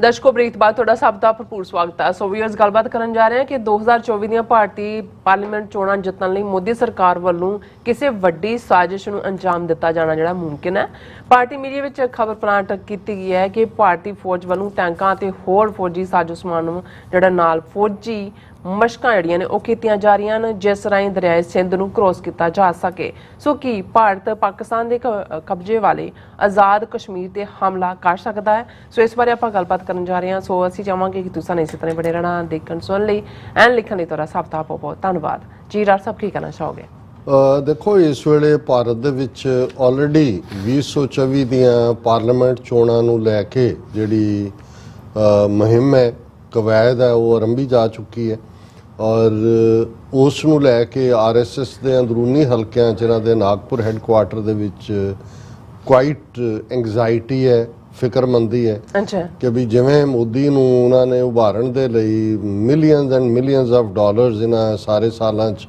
ਖਰਚ ਕੀਤੇ, ਹੁਣ ਵੀ ਕਰ ਰਹੇ ਨੇ। ਜਿਵੇਂ ਉਹਦੀ ਅਮਰੀਕਾ ਫੇਰੀ ਜਿਹੜੀ ਟੋਟਲ ਫਲॉप ਸੀ, ਨਾ ਕੋਈ ਉਹਦੇ 'ਚ ਡੀਲ ਹੋਈ ਪ੍ਰੋਪਰ, ਔਰ ਜਿਵੇਂ ਉਹਦਾ ਜਲੂਸ ਵਾਈਟ ਹਾਊਸ 'ਚ ਵੀ ਨਿਕਲਿਆ, ਉਹਨੇ ਬੀਬੀ ਸਦੀਕੀ ਨੇ ਕੱਢਿਆ, ਵਾਲ ਸਟਰੀਟ ਜਰਨਲ ਦੀ ਜਰਨਲਿਸਟ ਨੇ, ਸਿੱਖਾਂ ਨੇ ਉਸ ਤੋਂ ਪਹਿਲਾਂ ਐਫਰਟ ਕਰਕੇ ਜਿਹੜੀਆਂ ਬਰੀਫਿੰਗਸ ਕਰਵਾਈਆਂ। ਫਿਰ ਅਸੀਂ ਦੇਖਦੇ ਹਾਂ ਈਵਨ ਪ੍ਰੈਜ਼ੀਡੈਂਟ ਓਬਾਮਾ ਉਹਨੇ ਕ੍ਰਿਸਟੀਨ ਅਮਨਪੋਰ ਨੂੰ ਜਿਵੇਂ ਦਿੱਤਾ, ਔਰ ਮੇਨ ਸਟ੍ਰੀਮ ਅਮਰੀਕਾ ਦੇ ਵਿੱਚ ਕਿਤੇ ਵੀ ਉਹ ਕੋਈ ਬਹੁਤੀ ਮੋਦੀ ਦੀ ਆਮਦ ਨੂੰ ਲੈ ਕੇ ਕੋਈ ਨਜ਼ਰ ਨਹੀਂ ਆਇਆ, ਅਦਰ ਦੈਨ ਕਿ ਜੀ ਇੱਥੇ UN ਦੇ ਵਿੱਚ ਉਹ ਯੋਗਾ ਕਰ ਰਿਹਾ ਜਾਂ ਦੂਜਾ, ਉਹ ਵੀ ਉਹਨਾਂ ਨੂੰ ਫਨੀ ਲੱਗਦਾ ਹੁੰਦਾ ਵੀ ਬੰਦਾ ਪੁੱਠਾ ਹੋਇਆ ਹੈ, ਔਰ ਉਹ ਕੁਝ ਪਿਕਚਰਸ ਨਜ਼ਰ ਆਈਆਂ। ਫਿਰ ਅਸੀਂ ਦੇਖਿਆ ਵੀ ਇੱਥੋਂ ਮੁੜਦਿਆਂ ਉਹ ਇਜਿਪਟ ਵੱਲੋਂ ਉਹਨੇ ਹੋ ਕੇ ਜਾਣਾ ਸੀ, ਔਰ ਉਹਦੇ 'ਚ ਵੀ ਕੋਈ ਅਦਰ ਦੈਨ ਕਿ ਜੀ ਕੋਈ ਇਸਲਾਮਿਕ ਮੁਲਕ ਦੇ ਨਾਲ ਉਹਨੇ ਰਾਬਤਾ ਜੋੜ ਲਿਆ, ਕੋਈ ਐਸੀ ਗੱਲ ਸਾਹਮਣੇ ਨਹੀਂ ਆਈ। ਉਹਨਾਂ ਦੀ ਆਪਣੀ ਇਕਨੋਮੀ ਕੋਲੈਪਸ ਹੈ, ਉਹਨਾਂ ਨੂੰ ਵੀ ਲੱਗਦਾ ਸ਼ਾਇਦ ਸਾਨੂੰ ਕੋਈ ਸਹਾਰਾ ਮਿਲ ਜਾਏ। ਦੂਸਰੇ ਪਾਸੇ ਫਿਰ ਫਰਾਂਸ ਦਾ ਹਾਈ ਪ੍ਰੋਫਾਈਲ, ਉਹ ਤਾਂ ਇਹਨਾਂ ਦੀ ਸੌਦੇਬਾਜ਼ੀ ਆਪਣੇ ਯਾਰ ਅਡਾਨੀ ਦੀ 30,000 ਕਰੋੜ ਦੀ ਇਨਵੈਸਟਮੈਂਟ, ਰਾਫੇਲ ਔਰ ਦੂਜੀ ਡੀਲ, ਔਰ ਐਨ ਜਦੋਂ ਮੋਦੀ ਉੱਥੇ ਸੀ ਔਰ ਆਪਣੇ ਵੱਲੋਂ ਪੂਰਾ ਇੰਡੀਅਨ ਕਮੇਟੀ ਦੇ ਨਾਲ, ਔਰ ਉਹ ਤਾਮ ਚਾਮ ਕੇ ਜੀ ਉਹਨਾਂ ਦੇ ਐਨੂਅਲ ਡੇ ਤੇ ਆਨਰ ਕੀਤਾ। ਪੰਜਾਬ ਰੈਜੀਮੈਂਟ ਵੀ ਨਾਲ ਲੈ ਗਿਆ, 6-6 ਫੁੱਟੇ ਸਿੱਖ ਦੱਸਣ ਲਈ ਕਿ ਜੀ ਨਹੀਂ ਇਹ ਸਿੱਖ ਖਾਲਿਸਤਾਨੀ ਨਹੀਂ, ਮੇਰੇ ਨਾਲ ਵਾਲੇ ਨੇ। ਸੋ ਉਸ ਸਭ ਦੇ ਬਾਵਜੂਦ ਐਨ ਜਦੋਂ ਉੱਥੇ ਸੀ, ਯੂਰਪੀਅਨ ਪਾਰਲੀਮੈਂਟ ਨੇ ਮਤਾ 5-6 ਗਰੁੱਪ ਇਕੱਠੇ ਹੋਏ, ਔਰ ਉਹਨਾਂ ਨੇ ਕਿ ਮਨੀਪੁਰ ਦੇ ਵਿੱਚ ਕੀ ਚੱਲ ਰਿਹਾ, ਇੰਨੇ ਚਰਚ 250 ਤੋਂ ਜ਼ਿਆਦਾ ਸਾੜਤੇ ਨੇ, ਇੰਨੇ ਲੋਕ ਇਹ ਉਹ, ਔਰ ਇਹਨਾਂ ਨੇ ਫੌਰਨ ਹਾਲਾਂ ਬੜੀ ਹਾਈ ਪ੍ਰਾਈਸਡ ਲੌਬੀ ਫਰਮ ਹਾਇਰ ਕੀਤੀ। ਲੇਕਿਨ ਉਹ ਜੋ ਤੁਸੀਂ ਰੈਜ਼ੋਲੂਸ਼ਨ, ਉਹ ਇਹਨਾਂ ਦਾ ਜਲੂਸ ਨਿਕਲਿਆ, ਔਰ ਈਵਨ ਵਿਦਨ ਫਰਾਂਸ ਵੀ ਜਦੋਂ ਇਹ ਜਾ ਰਿਹਾ ਸੀ ਤੇ ਸਵਾਲ ਉੱਥੇ ਰਾਫੇਲ ਨੂੰ ਲੈ ਕੇ ਪੁੱਛੇ ਜਾ ਰਹੇ ਸੀ। ਲੋਕਲ ਅਦਾਲਤ ਇੰਡੀਆ ਨੂੰ ਕਹਿ ਰਹੀ ਸੀ ਜੀ ਫਲਾਣਾ ਜਿਹੜਾ ਬੰਦਾ ਉਹਦੀਆਂ ਦੱਸੋ ਜਿਹਦੇ ਰਾਹੀਂ ਤਨਜ਼ਾਨੀਆ ਕਿ ਕਿੱਥੇ ਬੇਸ ਰਾਹੀਂ ਜਿਹੜਾ ਉਹ ਕਿਕ ਬੈਕਸ ਪੇ ਹੋਈਆਂ। ਸੋ ਇਸ ਸਾਰੇ ਦੇ ਚੱਲਦੇ ਆ ਭਾਰਤ ਦੇ ਵਿੱਚ ਇਸ ਵੇਲੇ ਜੋ ਹਾਲ ਈਵਨ ਹੜ੍ਹਾਂ ਨੂੰ ਲੈ ਕੇ ਵੀ ਹੈ, ਕੋਈ ਮਤਲਬ ਦਿੱਲੀ ਦਾ ਵੀ ਜਲੂਸ ਉਹਨੇ ਠੀਕ ਕਿਹਾ, ਰਵੀਸ਼ ਕੁਮਾਰ ਨੇ ਉਹਨੇ ਕਿਹਾ ਕਿ ਵੀ ਦਿੱਲੀ ਵੈਸੇ ਪਾਣੀ ਔਰ ਮੋਦੀ ਦੀ ਹੋ ਗਈ, ਯੂਰਪੀਅਨ ਪਾਰਲੀਮੈਂਟ 'ਚ ਮੋਦੀ ਹੋ ਗਿਆ, ਇੰਡੀਆ ਹੋ ਗਿਆ ਪਾਣੀ। ਸੋ ਉਧਰ ਵੈਸੇ ਪਾਣੀ ਨੇ ਡੋਲਿਆ ਹੋਇਆ, ਉਧਰ ਪਾਣੀ ਹੋਇਆ ਕੰਮ।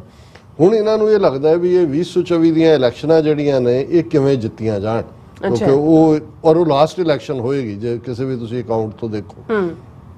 ਹੁਣ ਉਹਨਾਂ ਦੇ ਸਿਰ ਦੇ ਉੱਤੇ ਕਿਤੇ ਨਾ ਕਿਤੇ ਸੁਪਰੀਮ ਹਾਲਾਂ ਨਿਕਲਣਾ ਕੁਛ ਨਹੀਂ ਹੈ, ਪਰ ਉਹਨੂੰ ਚੰਦਰਾਚੂੜ ਵੀ ਕਿ ਜੀ ਉਹਨੇ ਹੁਣ ਸੁਣਵਾਈ ਸ਼ੁਰੂ ਕਰਤੀ ਆਰਟੀਕਲ 370 ਤੇ, ਉਹ ਸ਼ਾਇਦ ਅੰਡੂ ਨਾ ਹੋ ਜਾਏ, ਪਰ ਇਹ ਕੋਈ ਫੈਕਟਰ ਨਹੀਂ ਨੇ। ਜਿਹੜੀ ਗੱਲ ਜਿਹੜੀਆਂ ਆਪੋਜੀਸ਼ਨ ਧਿਰਾਂ ਨੂੰ ਜੁੱਤੀਆਂ ਪੈ ਰਹੀਆਂ ਨੇ ਉਹਨਾਂ ਤੋਂ ਵੀ, ਹਾਲਾਂ ਉਹਨਾਂ ਤੇ ਇਹਨਾਂ 'ਚ ਕੋਈ ਫਰਕ ਨਹੀਂ ਹੈ, ਉਹ ਵੀ ਸਾਰੇ ਬਿਲਕੁਲ ਹਿੰਦੂਤਵਾਦੀ ਬੀ ਟੀਮ, ਬਾਕੀ ਕਾਂਗਰਸ ਸਮੇਤ ਬਾਕੀ ਧਿਰਾਂ ਨੇ, ਸੀ ਟੀਮ ਕੇਜਰੀਵਾਲ ਹੈ, ਔਰ ਕੇਜਰੀਵਾਲ ਜਿਹੜਾ ਕਸ਼ਮੀਰ ਆਰਟੀਕਲ 370 ਖਤਮ ਕਰਨ ਦੇ ਵੀ ਸਪੋਰਟ ਕਰਦਾ ਹੈ, ਜਿਹੜਾ UPC ਪਰਸਨਲ ਜਿਹੜਾ ਕੋਡ ਬਣਾ ਦਿਓ ਉਹਦੀ ਵੀ ਸਪੋਰਟ ਕਰਦਾ ਹੈ, ਔਰ ਵੈਸੇ ਵੀ ਪੰਜਾਬ ਦੇ ਮਾਮਲੇ 'ਚ ਤਾਂ ਬਿਲਕੁਲ ਹੀ ਐਂਟੀ ਸਿੱਖ ਉਹਦਾ ਬਿਹੇਵੀਅਰ ਹੈ। ਲੇਕਿਨ ਇਹਦੇ ਬਾਵਜੂਦ ਇਹ ਜਿਹੜੀ ਵਪਾਰੀਆਂ ਦੀ ਜਾਂ ਬਾਣੀਆਂ ਦੀ ਆਪਣੀ ਗਿਣਤੀ ਮਿਣਤੀ ਹੁੰਦੀ ਆ, ਉਹਦੇ 'ਚ ਤਾਂ ਹੁੰਦਾ ਵੀ ਅਸੀਂ ਇੱਧਰ ਹੋ ਜਾਈਏ ਉੱਧਰ ਹੋ ਜਾਈਏ। ਸੋ ਇਹ ਜਿਹੜਾ ਇੱਕ ਮੂਵ ਜਿਹਨੂੰ ਨਿਤੀਸ਼ ਕੁਮਾਰ ਨੇ ਮੂਵ ਕੀਤਾ, ਆਲਰੇਡੀ ਉਸ ਦੀ ਸ਼ੁਰੂਆਤ ਜਿਹੜੀ ਆ ਉਹ ਬੰਗਲਾਰੂ ਦੇ ਵਿੱਚ ਹੋਈ। ਹੁਣ ਅਗੇਨ ਜਿਹੜੀ ਹੈ ਉਸ 'ਚ ਆਪੋਜੀਸ਼ਨ ਪਾਰਟੀਆਂ ਇਕੱਠੀਆਂ ਹੋ ਰਹੀਆਂ। ਕੱਲ੍ਹ ਵੀ ਜਿਹੜੀ ਸਮਿਟ ਇਹਨਾਂ ਦੀ ਹੁੰਦੀ ਆ ਉਹਦੇ 'ਚ ਮਮਤਾ ਬੈਨਰਜੀ ਵੀ, ਦੂਸਰੀਆਂ ਧਿਰਾਂ ਵੀ, ਇਹ ਉਹਨਾਂ ਨੂੰ ਔਰ ਉਹ ਇਹ ਸਮਝਦੇ ਨੇ ਵੀ ਜੇ ਅਸੀਂ ਵੋਟਾਂ ਜਿਹੜੀਆਂ ਇੰਡੀਵਿਜੂਅਲ ਛੋਟੀਆਂ ਧਿਰਾਂ ਤੋੜਦੀਆਂ ਨੇ ਉਹਨਾਂ ਨੂੰ ਸੇਵ ਕਰ ਲਈਏ ਤੇ BJP ਨੂੰ ਓਵਰਆਲ ਤਾਂ ਉਹਨਾਂ ਦਾ ਵੋਟ ਬੈਂਕ ਨਹੀਂ ਹੈ। ਲੇਕਿਨ ਜਦੋਂ ਬਾਕੀ ਇੰਨੇ ਗਰੁੱਪ ਹੁੰਦੇ ਨੇ ਤੇ ਉਹਨਾਂ ਦਾ ਹਿੰਦੂਤਵਾ ਏਜੰਡਾ ਉਹ ਡੋਮੀਨੇਟ ਕਰਵਾਉਂਦੇ ਨੇ। ਸੋ ਇਸ ਸਭ ਦੇ ਚੱਲਦਿਆਂ ਇਹਨਾਂ ਦੇ ਲਈ ਇੱਕ ਫਿਕਰ ਦਾ ਕਾਰਨ ਹੈ ਕਿ 2024 ਦੇ ਵਿੱਚ ਘੋੜਾ ਤਾਂ ਉਹਨਾਂ ਨੇ ਮੋਦੀ ਨੂੰ ਰੱਖਣਾ। ਹੁਣ ਮਹੀਨੇ ਦਾ ਕੁਛ ਰਹਿ ਗਏ ਕਿ ਵੀ ਉਹਨੂੰ ਨਵਾਂ ਪ੍ਰਾਈਮ ਮਿਨਿਸਟਰ ਤਾਂ ਬਣਾਉਣਾ ਰਹੇ, ਉਸ ਤੋਂ ਬਾਅਦ ਤਾਂ ਉਹਦੀ ਕਾਰਗੁਜ਼ਾਰੀ ਤੇ ਹੋਏਗਾ ਵੀ ਕਿਵੇਂ ਹੈ। ਵੈਸੇ ਵੀ 17 ਨੂੰ ਢੁਕਿਆ ਹੋਇਆ ਤੇ 75 ਤੱਕ ਪਹੁੰਚਦਾ ਤਾਂ ਵੈਸੇ ਹੀ ਹੁੰਦਾ ਜਿਵੇਂ ਉਹ ਮੋਦੀ ਨੂੰ ਉਹਨੂੰ ਬਿਠਾਇਆ ਹੋਇਆ ਅਡਵਾਨੀ ਨੂੰ ਪਾਸੇ। ਹੁਣ ਜੋ ਨਜ਼ਰ ਆ ਰਿਹਾ ਇਹ ਕੋਈ ਸਾਡੇ ਕੋਲੇ ਨਹੀਂ ਹੈ ਕਿ ਵੀ ਅਸੀਂ ਕਈ ਵਾਰ ਉਹ ਡਕ ਟੈਸਟ ਹੁੰਦਾ ਹੈ ਕਿ looks like a duck, quacks like a duck, walks like a duck is a duck. ਹੁਣ ਇਹੀ ਹਾਲਤ ਜਿਹੜੀ ਅੱਜ ਮੋਦੀ ਦੀ ਹੈ ਇਹ 2019 ਦੇ ਵਿੱਚ ਸੀ, ਇਹਨਾਂ ਦਿਨਾਂ ਦੇ ਵਿੱਚ ਚੋਣਾਂ ਤੋਂ ਇੰਨਾ ਕੀ ਅਰਸਾ ਪਹਿਲਾਂ ਜਿਹੜਾ थोड़ा जिहा रादर थोड़ा मोर क्लोजली जो सर्वे आ रहे सी, ओपीनियन पोल आ रहे सी, डिफीट हो रही सी। ਬਿਲਕੁਲ। ਔਰ ਅਸੀਂ ਦੇਖਦੇ ਹਾਂ ਕਿ 14 ਫਰਵਰੀ 2019 ਨੂੰ ਇਹਨਾਂ ਨੇ ਪੁਲਵਾਮਾ ਦਾ ਡਰਾਮਾ ਕੀਤਾ, ਆਪਣੇ ਹੀ 40 ਫੌਜੀ ਸੀਆਰਪੀਐਫ ਦੇ ਮਰਵਾਏ, ਉਹਨੂੰ ਪਾਕਿਸਤਾਨ ਦੇ ਖਾਤੇ 'ਚ ਪਾਇਆ। ਕਿਵੇਂ ਇਹ ਡਰਾਮਾ ਕੀਤਾ ਗਿਆ, ਸਤਪਾਲ ਮਲਕ ਜਿਹੜਾ ਉਦੋਂ ਦਾ ਗਵਰਨਰ ਸੀ ਹੁਣ ਸਾਰਾ ਭਾਂਡਾ ਫੋੜ ਰਿਹਾ। ਫਿਰ ਜਿਹੜਾ ਉਸ ਦਾ ਬਾਲਾਕੋਟ ਸਟ੍ਰਾਈਕ ਤੇ ਫਲਾਣੇ ਢਮਕੇ ਦੇ ਨਾਂ ਥੱਲੇ, ਤੇ ਉਹਨੂੰ ਫਿਰ ਕਿਵੇਂ ਪ੍ਰਚਾਰ ਕੇ 300 ਤੋਂ ਵੱਧ ਸੀਟਾਂ ਪਾਰਲੀਮੈਂਟ ਦੀਆਂ ਕੱਢੀਆਂ। ਹੁਣ ਦੇਖਣ ਵਾਲੀ ਗੱਲ ਇਹ, ਔਰ ਇਹ ਖਬਰ ਮੇਰੀ ਜਦੋਂ ਨਜ਼ਰ ਪਈ ਤਾਂ ਮੈਨੂੰ ਲੱਗਾ ਵੀ ਇਹ ਜਾਣ ਕੇ ਪਲਾਂਟ ਕਰਵਾਈ ਗਈ ਹੈ, ਕਿਉਂਕਿ ਇਹ ਮੈਸੇਜ ਵੀ ਕਈ ਵਾਰੀ ਹੁਣ ਇਹ ਖਬਰ ਹੈ, Indian army tanks combat vehicles carry out drills to cross Indus River, add more weapons in eastern Ladakh sector। ਕਿ ਇੰਡੀਅਨ ਆਰਮੀ ਟੈਂਕਾਂ ਦੇ ਨਾਲ ਕੰਬੈਟ ਵਹੀਕਲ ਜਿਨ੍ਹਾਂ 'ਚ PAC ਟੈਂਕ ਸਾਰੇ ਹੀ ਆ ਜਾਂਦੇ ਨੇ, ਬਿਲਕੁਲ ਉਹਨਾਂ ਨੇ ਇਹ ਕਵਾਇਤ ਕੀਤੀ ਜਾਂ ਮਸ਼ਕਾਂ ਕਰ ਰਹੀ ਹੈ ਇੰਡੀਅਨ ਆਰਮੀ, ਡਰਿਲਸ ਕਰ ਰਹੀ ਹੈ ਕਿ ਇਹਨਾਂ ਸਾਰਿਆਂ ਦੇ ਨਾਲ ਦਰਿਆਏ ਸਿੰਧ ਨੂੰ ਕਿਵੇਂ ਕ੍ਰਾਸ ਕਰਨਾ। ਔਰ ਇਹ ਸਾਰੇ ਦੇ ਨਾਲ ਦਾ ਉਹਨਾਂ ਨੇ ਕਿਹਾ ਜੀ ਹੁਣ ਇੰਡੀਆ ਦੇ ਕੋਲ T-90 T-72 tank, BMP infantry combat ਔਰ ਇਹ ਸਾਰੇ, ਔਰ ਇਹ ਜਿਹੜੀਆਂ ਨੇ vehicles to cross the river which flows from the Tibetan territory controlled by Chinese army through the entire Ladakh sector before entering Pakistan। News agency ANI, ਹੁਣ ANI ਇਹਨਾਂ ਦੀ ਉਹੀ ਡਿਸਇਨਫੋ ਲੈਬ ਨੇ ਜਿਹਨੂੰ ਦੱਸਿਆ ਕਿ ਵੀ ਇਹ ਤਾਂ ਇਵਨ ਰਾਇਟਰ ਨਾਲ ਵੀ ਪਾਰਟਨਰ ਬਣੇ ਹੋਈ ਹੈ, ਔਰ ਇਹਨਾਂ ਦੀ ਡਿਸਇਨਫੋ ਰਾਹ ਦੀ ਏਜੰਸੀ ਹੈ। ਹੁਣ ਖਬਰ ਉਹਨਾਂ ਦੀ ਹੈ ਕਿ the Indian army said such drills are carried out to prepare for contingencies where action is to be taken against the adversaries if they try to capture Indian areas via routes of valleys in this area। ਉਹਨਾਂ ਨੇ ਕਿਹਾ ਜੀ ਦੁਸ਼ਮਣ ਨਾ ਆ ਜਾਏ, ਇਸ ਤੋਂ ਅਸੀਂ ਉਹਨੂੰ ਕੰਬੈਟ ਕਰਨ ਦਾ ਇਹ ਰੂਟੀਨ ਦੇ ਵਿੱਚ ਹੀ ਹੁੰਦਾ ਹੈ। ਔਰ ਕਿਉਂਕਿ ਹੁਣ 4 ਸਾਲ ਤੋਂ ਤਾਂ ਸਟੈਂਡ ਆਫ ਹੋ ਗਿਆ ਇੰਡੀਆ ਔਰ ਚਾਈਨਾ ਦਾ, ਗਲਵਾਨ ਨੂੰ 2020 ਚ ਹੋਈ ਸੀ, ਚੌਥਾ ਸਾਲ ਹੈ, ਜੂਨ ਲੰਘ ਗਿਆ, ਕੋਈ ਨਹੀਂ ਹੈ ਰਾਦਰ ਚਾਈਨਾ ਨੇ। ਅਸੀਂ ਤਾਂ ਹਮੇਸ਼ਾ 2000 ਸਕੁਅਰ ਕਿਲੋਮੀਟਰ ਟੈਰੀਟਰੀ ਕਹਿੰਦਾ, ਇਹਨਾਂ ਦਾ ਆਈਡੀਆਲੋਗ ਸੁਬਰਾਮਨੀਅਮ ਸਵਾਮੀ ਇੱਕ ਇੰਟਰਵਿਊ 'ਚ ਕਹਿ ਰਿਹਾ ਸੀ 4000 ਸਕੁਅਰ ਕਿਲੋਮੀਟਰ ਟੈਰੀਟਰੀ। ਉਹਨੇ ਕਿਹਾ ਉਹ ਲਿਆ, ਉਹਨੇ ਕਿਹਾ ਚਾਈਨਾ ਆ ਕੇ ਹੁਣ ਮਨੀਪੁਰ 'ਚ ਵੀ ਬਹਿ ਗਿਆ, ਨੈਕਸਟ ਜਿਹੜਾ ਉਹ ਉੱਤਰਾਖੰਡ ਹੋਏਗਾ। ਹੁਣ ਇਸ ਸਾਰੇ ਦੇ ਚੱਲਦਿਆਂ ਮੈਨੂੰ ਇਹ ਲੱਗਦਾ ਕਿ ਵੀ ਇਹਦੇ 'ਚ ਅੱਗੇ ਫਿਰ ਡੀਟੇਲ ਹੈ ਜੀ ਆਰਮੀ ਦਾ ਕੀ ਉਹਨਾਂ ਨੇ ਉਹ ਇਸ ਸਾਰੇ ਦੇ ਵਿੱਚ ਲਾਇਆ, ਹਥਿਆਰਾਂ ਦੀ ਲਿਸਟ ਦਿੱਤੀ ਹੋਈ ਹੈ। ਮੈਨੂੰ ਇਹ ਲੱਗਦਾ ਹੈ ਕਿ ਔਰ ਇਹ ਜੇ ਤੁਸੀਂ ਇਹਨਾਂ ਦੇ ਜਿਹੜੇ ਦੋ ਤਰ੍ਹਾਂ ਦੇ, ਇੱਕ ਤਾਂ ਹੁੰਦਾ ਵੀ ਸਟੇਟ ਕੀ ਕਹਿੰਦੇ ਹੈ, ਇੱਕ ਹੁੰਦਾ ਨਾਨ ਸਟੇਟ ਐਕਟਰਸ, ਜਿਹੜਾ ਲਫ਼ਜ਼ ਕਿਸੇ ਵੇਲੇ ਪਾਕਿਸਤਾਨ 'ਚ ਹੀ ਘੜਿਆ ਗਿਆ ਸੀ ਜਦੋਂ ਮੁੰਬਈ ਹਮਲੇ ਹੋਏ, ਬੰਬ ਧਮਾਕੇ, ਔਰ ਦੂਜੇ ਕਸਾਬ ਔਰ ਦੂਜਾ ਕਿ ਜੀ state has nothing to do with it, they are non state actors. Actually ਕੋਈ ਨਾਨ ਸਟੇਟ ਐਕਟਰ ਨਹੀਂ ਹੁੰਦਾ ਜਿਹੜਾ ਸਟੇਟ 'ਚ ਬੈਠ ਕੇ ਸਟੇਟ ਦੀ ਮਰਜ਼ੀ ਦੇ ਖਿਲਾਫ ਕੋਈ ਐਕਟ ਕਰ ਰਿਹਾ ਹੋਵੇ। ਇਹ ਠੀਕ ਹੈ ਵੀ ਉਹ ਸਿੱਧੀ ਜ਼ਿੰਮੇਵਾਰੀ ਤੋਂ ਬਚਣ ਲਈ ਸਟੇਟ ਜਿਹੜੀ ਹੈ ਉਹਨਾਂ ਰਾਹੀਂ ਕੋਈ ਕੰਮ ਕਰਵਾ ਰਹੀ ਹੁੰਦੀ ਹੈ। ਹੁਣ ਇਹ ਜਿਹੜੇ ਇਹਨਾਂ ਦੇ ਨਾਨ ਸਟੇਟ ਐਕਟਰ ਇਸ ਵੇਲੇ ਬਿਠਾਏ ਹੋਏ ਨੇ ਇਹਨਾਂ ਨੇ ਟੀਵੀ ਦੇ ਉੱਤੇ ਔਰ ਦੂਸਰੇ ਤੀਸਰੇ, ਉਹ ਤੁਸੀਂ ਦੇਖੋਗੇ ਪਿਛਲੇ ਕਈ ਮਹੀਨਿਆਂ ਤੋਂ ਇਹ ਮਾਹੌਲ ਬਣਾ ਰਹੇ ਨੇ ਕਿ ਜੀ ਪਾਕਿਸਤਾਨ ਆਕੂਪਾਈਡ ਕਸ਼ਮੀਰ POK ਉਹਨੂੰ ਕਹਿੰਦੇ ਨੇ, ਇਹਨੂੰ ਹਥਿਆਓ, ਔਰ ਪਾਕਿਸਤਾਨ ਦੇ ਉੱਤੇ ਵੀ ਦਬਾਅ ਬਣਾਉਣ ਦੀ ਲਾਈਨ। ਔਰ ਮੈਂ ਜਿਵੇਂ ਫਲੱਡਸ ਦੇ ਹਵਾਲੇ ਨਾਲ ਇੱਕ ਗੱਲ ਜਿਹੜੀ ਮੈਂ ਮੈਂਸ਼ਨ ਕਰਨੋਂ ਰਹਿ ਗਿਆ ਕਿ ਇਹਨਾਂ ਨੇ ਤਾਂ ਰਾਜਸਥਾਨ ਔਰ ਹਰਿਆਣੇ ਵਾਲੀਆਂ ਨਹਿਰਾਂ 'ਚ ਪਾਣੀ ਨਹੀਂ ਪਾਇਆ ਜੀ, ਸਿਲਟ ਜਾਏਗੀ, ਪੰਜਾਬ ਨੂੰ ਫਲੱਡ ਹੋਣ ਦਿੱਤਾ। ਪਰ ਪਾਕਿਸਤਾਨ ਨੇ ਸੁਲੇਮਾਨ ਹੈਡਵਰਕਸ ਜਿਹੜੇ ਫਿਰੋਜ਼ਪੁਰ ਦੇ ਉੱਤੇ ਨੇ 6, ਉਹਨਾਂ ਦੇ ਫਲੱਡ ਗੇਟ ਖੋਲ੍ਹ ਦਿੱਤੇ ਕਿ ਜੀ ਪਾਣੀ ਜਾ ਲੈਣ ਦਿਓ, ਕੋਈ ਗੱਲ ਨਹੀਂ ਹੈ। ਉਹਦੇ ਨਾਲ ਇਹ ਫਾਜ਼ਿਲਕਾ ਦੇ ਡਿਪਟੀ ਕਮਿਸ਼ਨਰ ਦਾ ਕਹਿਣਾ ਸੀ ਕਿ ਫਾਜ਼ਿਲਕਾ ਜ਼ਿਲ੍ਹਾ ਬਚ ਗਿਆ, ਬਠਿੰਡਾ ਵੀ ਬਚ ਗਿਆ, southern Punjab, Indian occupied Punjab ਦਾ ਸਾਊਥ ਜਿਹੜਾ। ਹੁਣ ਇੱਕ ਪਾਸੇ ਤਾਂ ਪਾਕਿਸਤਾਨ ਦਾ ਜੈਸਚਰ ਇਸ ਲੈਵਲ ਦੇ ਉੱਤੇ ਹੈ ਕਿ ਵੀ ਉਹਨਾਂ ਨੇ ਜਿਹੜਾ ਇਧਰ ਜਿਹੜੀ ਹੜ੍ਹਾਂ ਦੀ ਮਾਰ ਨੂੰ ਘੱਟ ਕਰਨ ਦੇ ਲਈ ਕੋਆਪਰੇਟ ਨਹੀਂ ਕੀਤਾ, ਉਹਨਾਂ ਲਈ ਕੋਈ ਜਿਹੜਾ ਉਹ ਕੰਪੈਲਿੰਗ ਨਹੀਂ ਸੀ ਜਾਂ ਉਹਨਾਂ ਦੀ ਕੋਈ ਨਹੀਂ ਸੀ ਉਹਨਾਂ ਦੇ ਉੱਤੇ ਹੁਕਮ ਝਾੜ ਸਕਦਾ ਜੀ ਤੁਸੀਂ ਖੋਲੋ ਗੇਟ। ਪਰ ਦੂਜੇ ਪਾਸੇ ਇੰਡੀਆ ਜਿਹੜਾ ਉਹ ਪਲਾਨ ਇਸ ਕਿਸਮ ਦਾ ਕਰ ਰਿਹਾ ਪਾਕਿਸਤਾਨ ਦੇ ਵਿੱਚ, ਚਲੋ ਰਿਲੇਟਿਵਲੀ ਇਕਨੋਮਿਕਲ ਹੁਣ ਸਟੇਬਿਲਿਟੀ ਹੈ। $2 ਬਿਲੀਅਨ ਨਾਈਸ। IMF ਨੇ 9 ਮਹੀਨੇ ਲਈ ਦਿੱਤੇ ਨੇ। ਸ਼ਾਇਦ UAE ਵਾਲੇ ਵੀ ਡੋਲ ਆਊਟ ਕਰ ਰਹੇ ਨੇ 1 ਬਿਲੀਅਨ। ਹੈ ਤਾਂ ਇਹ ਹੈਂਡ ਟੂ ਮਾਊਥ ਸਿਚੁਏਸ਼ਨ ਹੀ ਹੈ, ਪਰ ਉੱਥੇ ਬੈਠੇ ਜਿਹੜੇ ਮੁਲਕ ਦੇ ਰੀਅਲ ਡਿਫੈਂਡਰ ਨੇ ਉਹਨਾਂ ਨੂੰ ਇਸ ਗੱਲ ਦਾ ਧਿਆਨ ਦੇਣਾ ਚਾਹੀਦਾ ਕਿ ਭਾਈ ਇਸ ਕਿਸਮ ਦੀ ਕੋਈ ਨਾ ਕੋਈ ਗੰਦੀ ਖੇਡ ਇੰਡੀਅਨ ਏਜੰਸੀ ਰਾਹ ਉਹਨਾਂ ਦਾ ਪਿਤਾਮਾ ਪਿਓ ਅਜੀਤ ਡੋਭਾਲ ਖੇਡ ਸਕਦਾ ਹੈ, ਤਾਂ ਕਿ ਭਾਵੇਂ ਉਹ ਇੱਕ ਨੌਟੰਕੀ ਵਾਂਗ ਹੀ ਹੋਏ ਪਰ ਕੁਛ ਇਸ ਕਿਸਮ ਦੀ ਦਿਲਵਦੀ ਕਰਕੇ ਫਿਰ ਮੋਦੀ ਨੂੰ ਜਿਹੜਾ ਹੈ ਉਹ 2019 ਵਾਂਗ ਉਵੇਂ ਹੀ ਹੀਰੋ ਪੇਸ਼ ਕੀਤਾ ਜਾਏ, ਤਾਂ ਕਿ ਮੋਦੀ ਔਰ RSS ਦੀ ਟੀਮ ਨੂੰ ਇਹਨਾਂ 2024 ਦੀਆਂ ਇਲੈਕਸ਼ਨਾਂ 'ਚ ਇੱਕ ਵਾਰੀ ਫਿਰ ਜੇਤੂ ਬਣਾਇਆ ਜਾਏ। ਜੀ ਡਾਕਟਰ ਸਾਹਿਬ, ਤੁਹਾਡਾ ਬਹੁਤ ਬਹੁਤ ਧੰਨਵਾਦ। ਸਵਾਥਨ ਐਂਡ ਗ੍ਰੇਟ ਵਿਊਅਰਸ, ਤੁਸੀਂ ਇਸੇ ਤਰ੍ਹਾਂ ਬਣੇ ਰਹਿਣਾ। ਮਿਲਦੇ ਹਾਂ ਛੋਟੇ ਜਿਹੇ ਵਕਫੇ ਤੋਂ ਬਾਅਦ।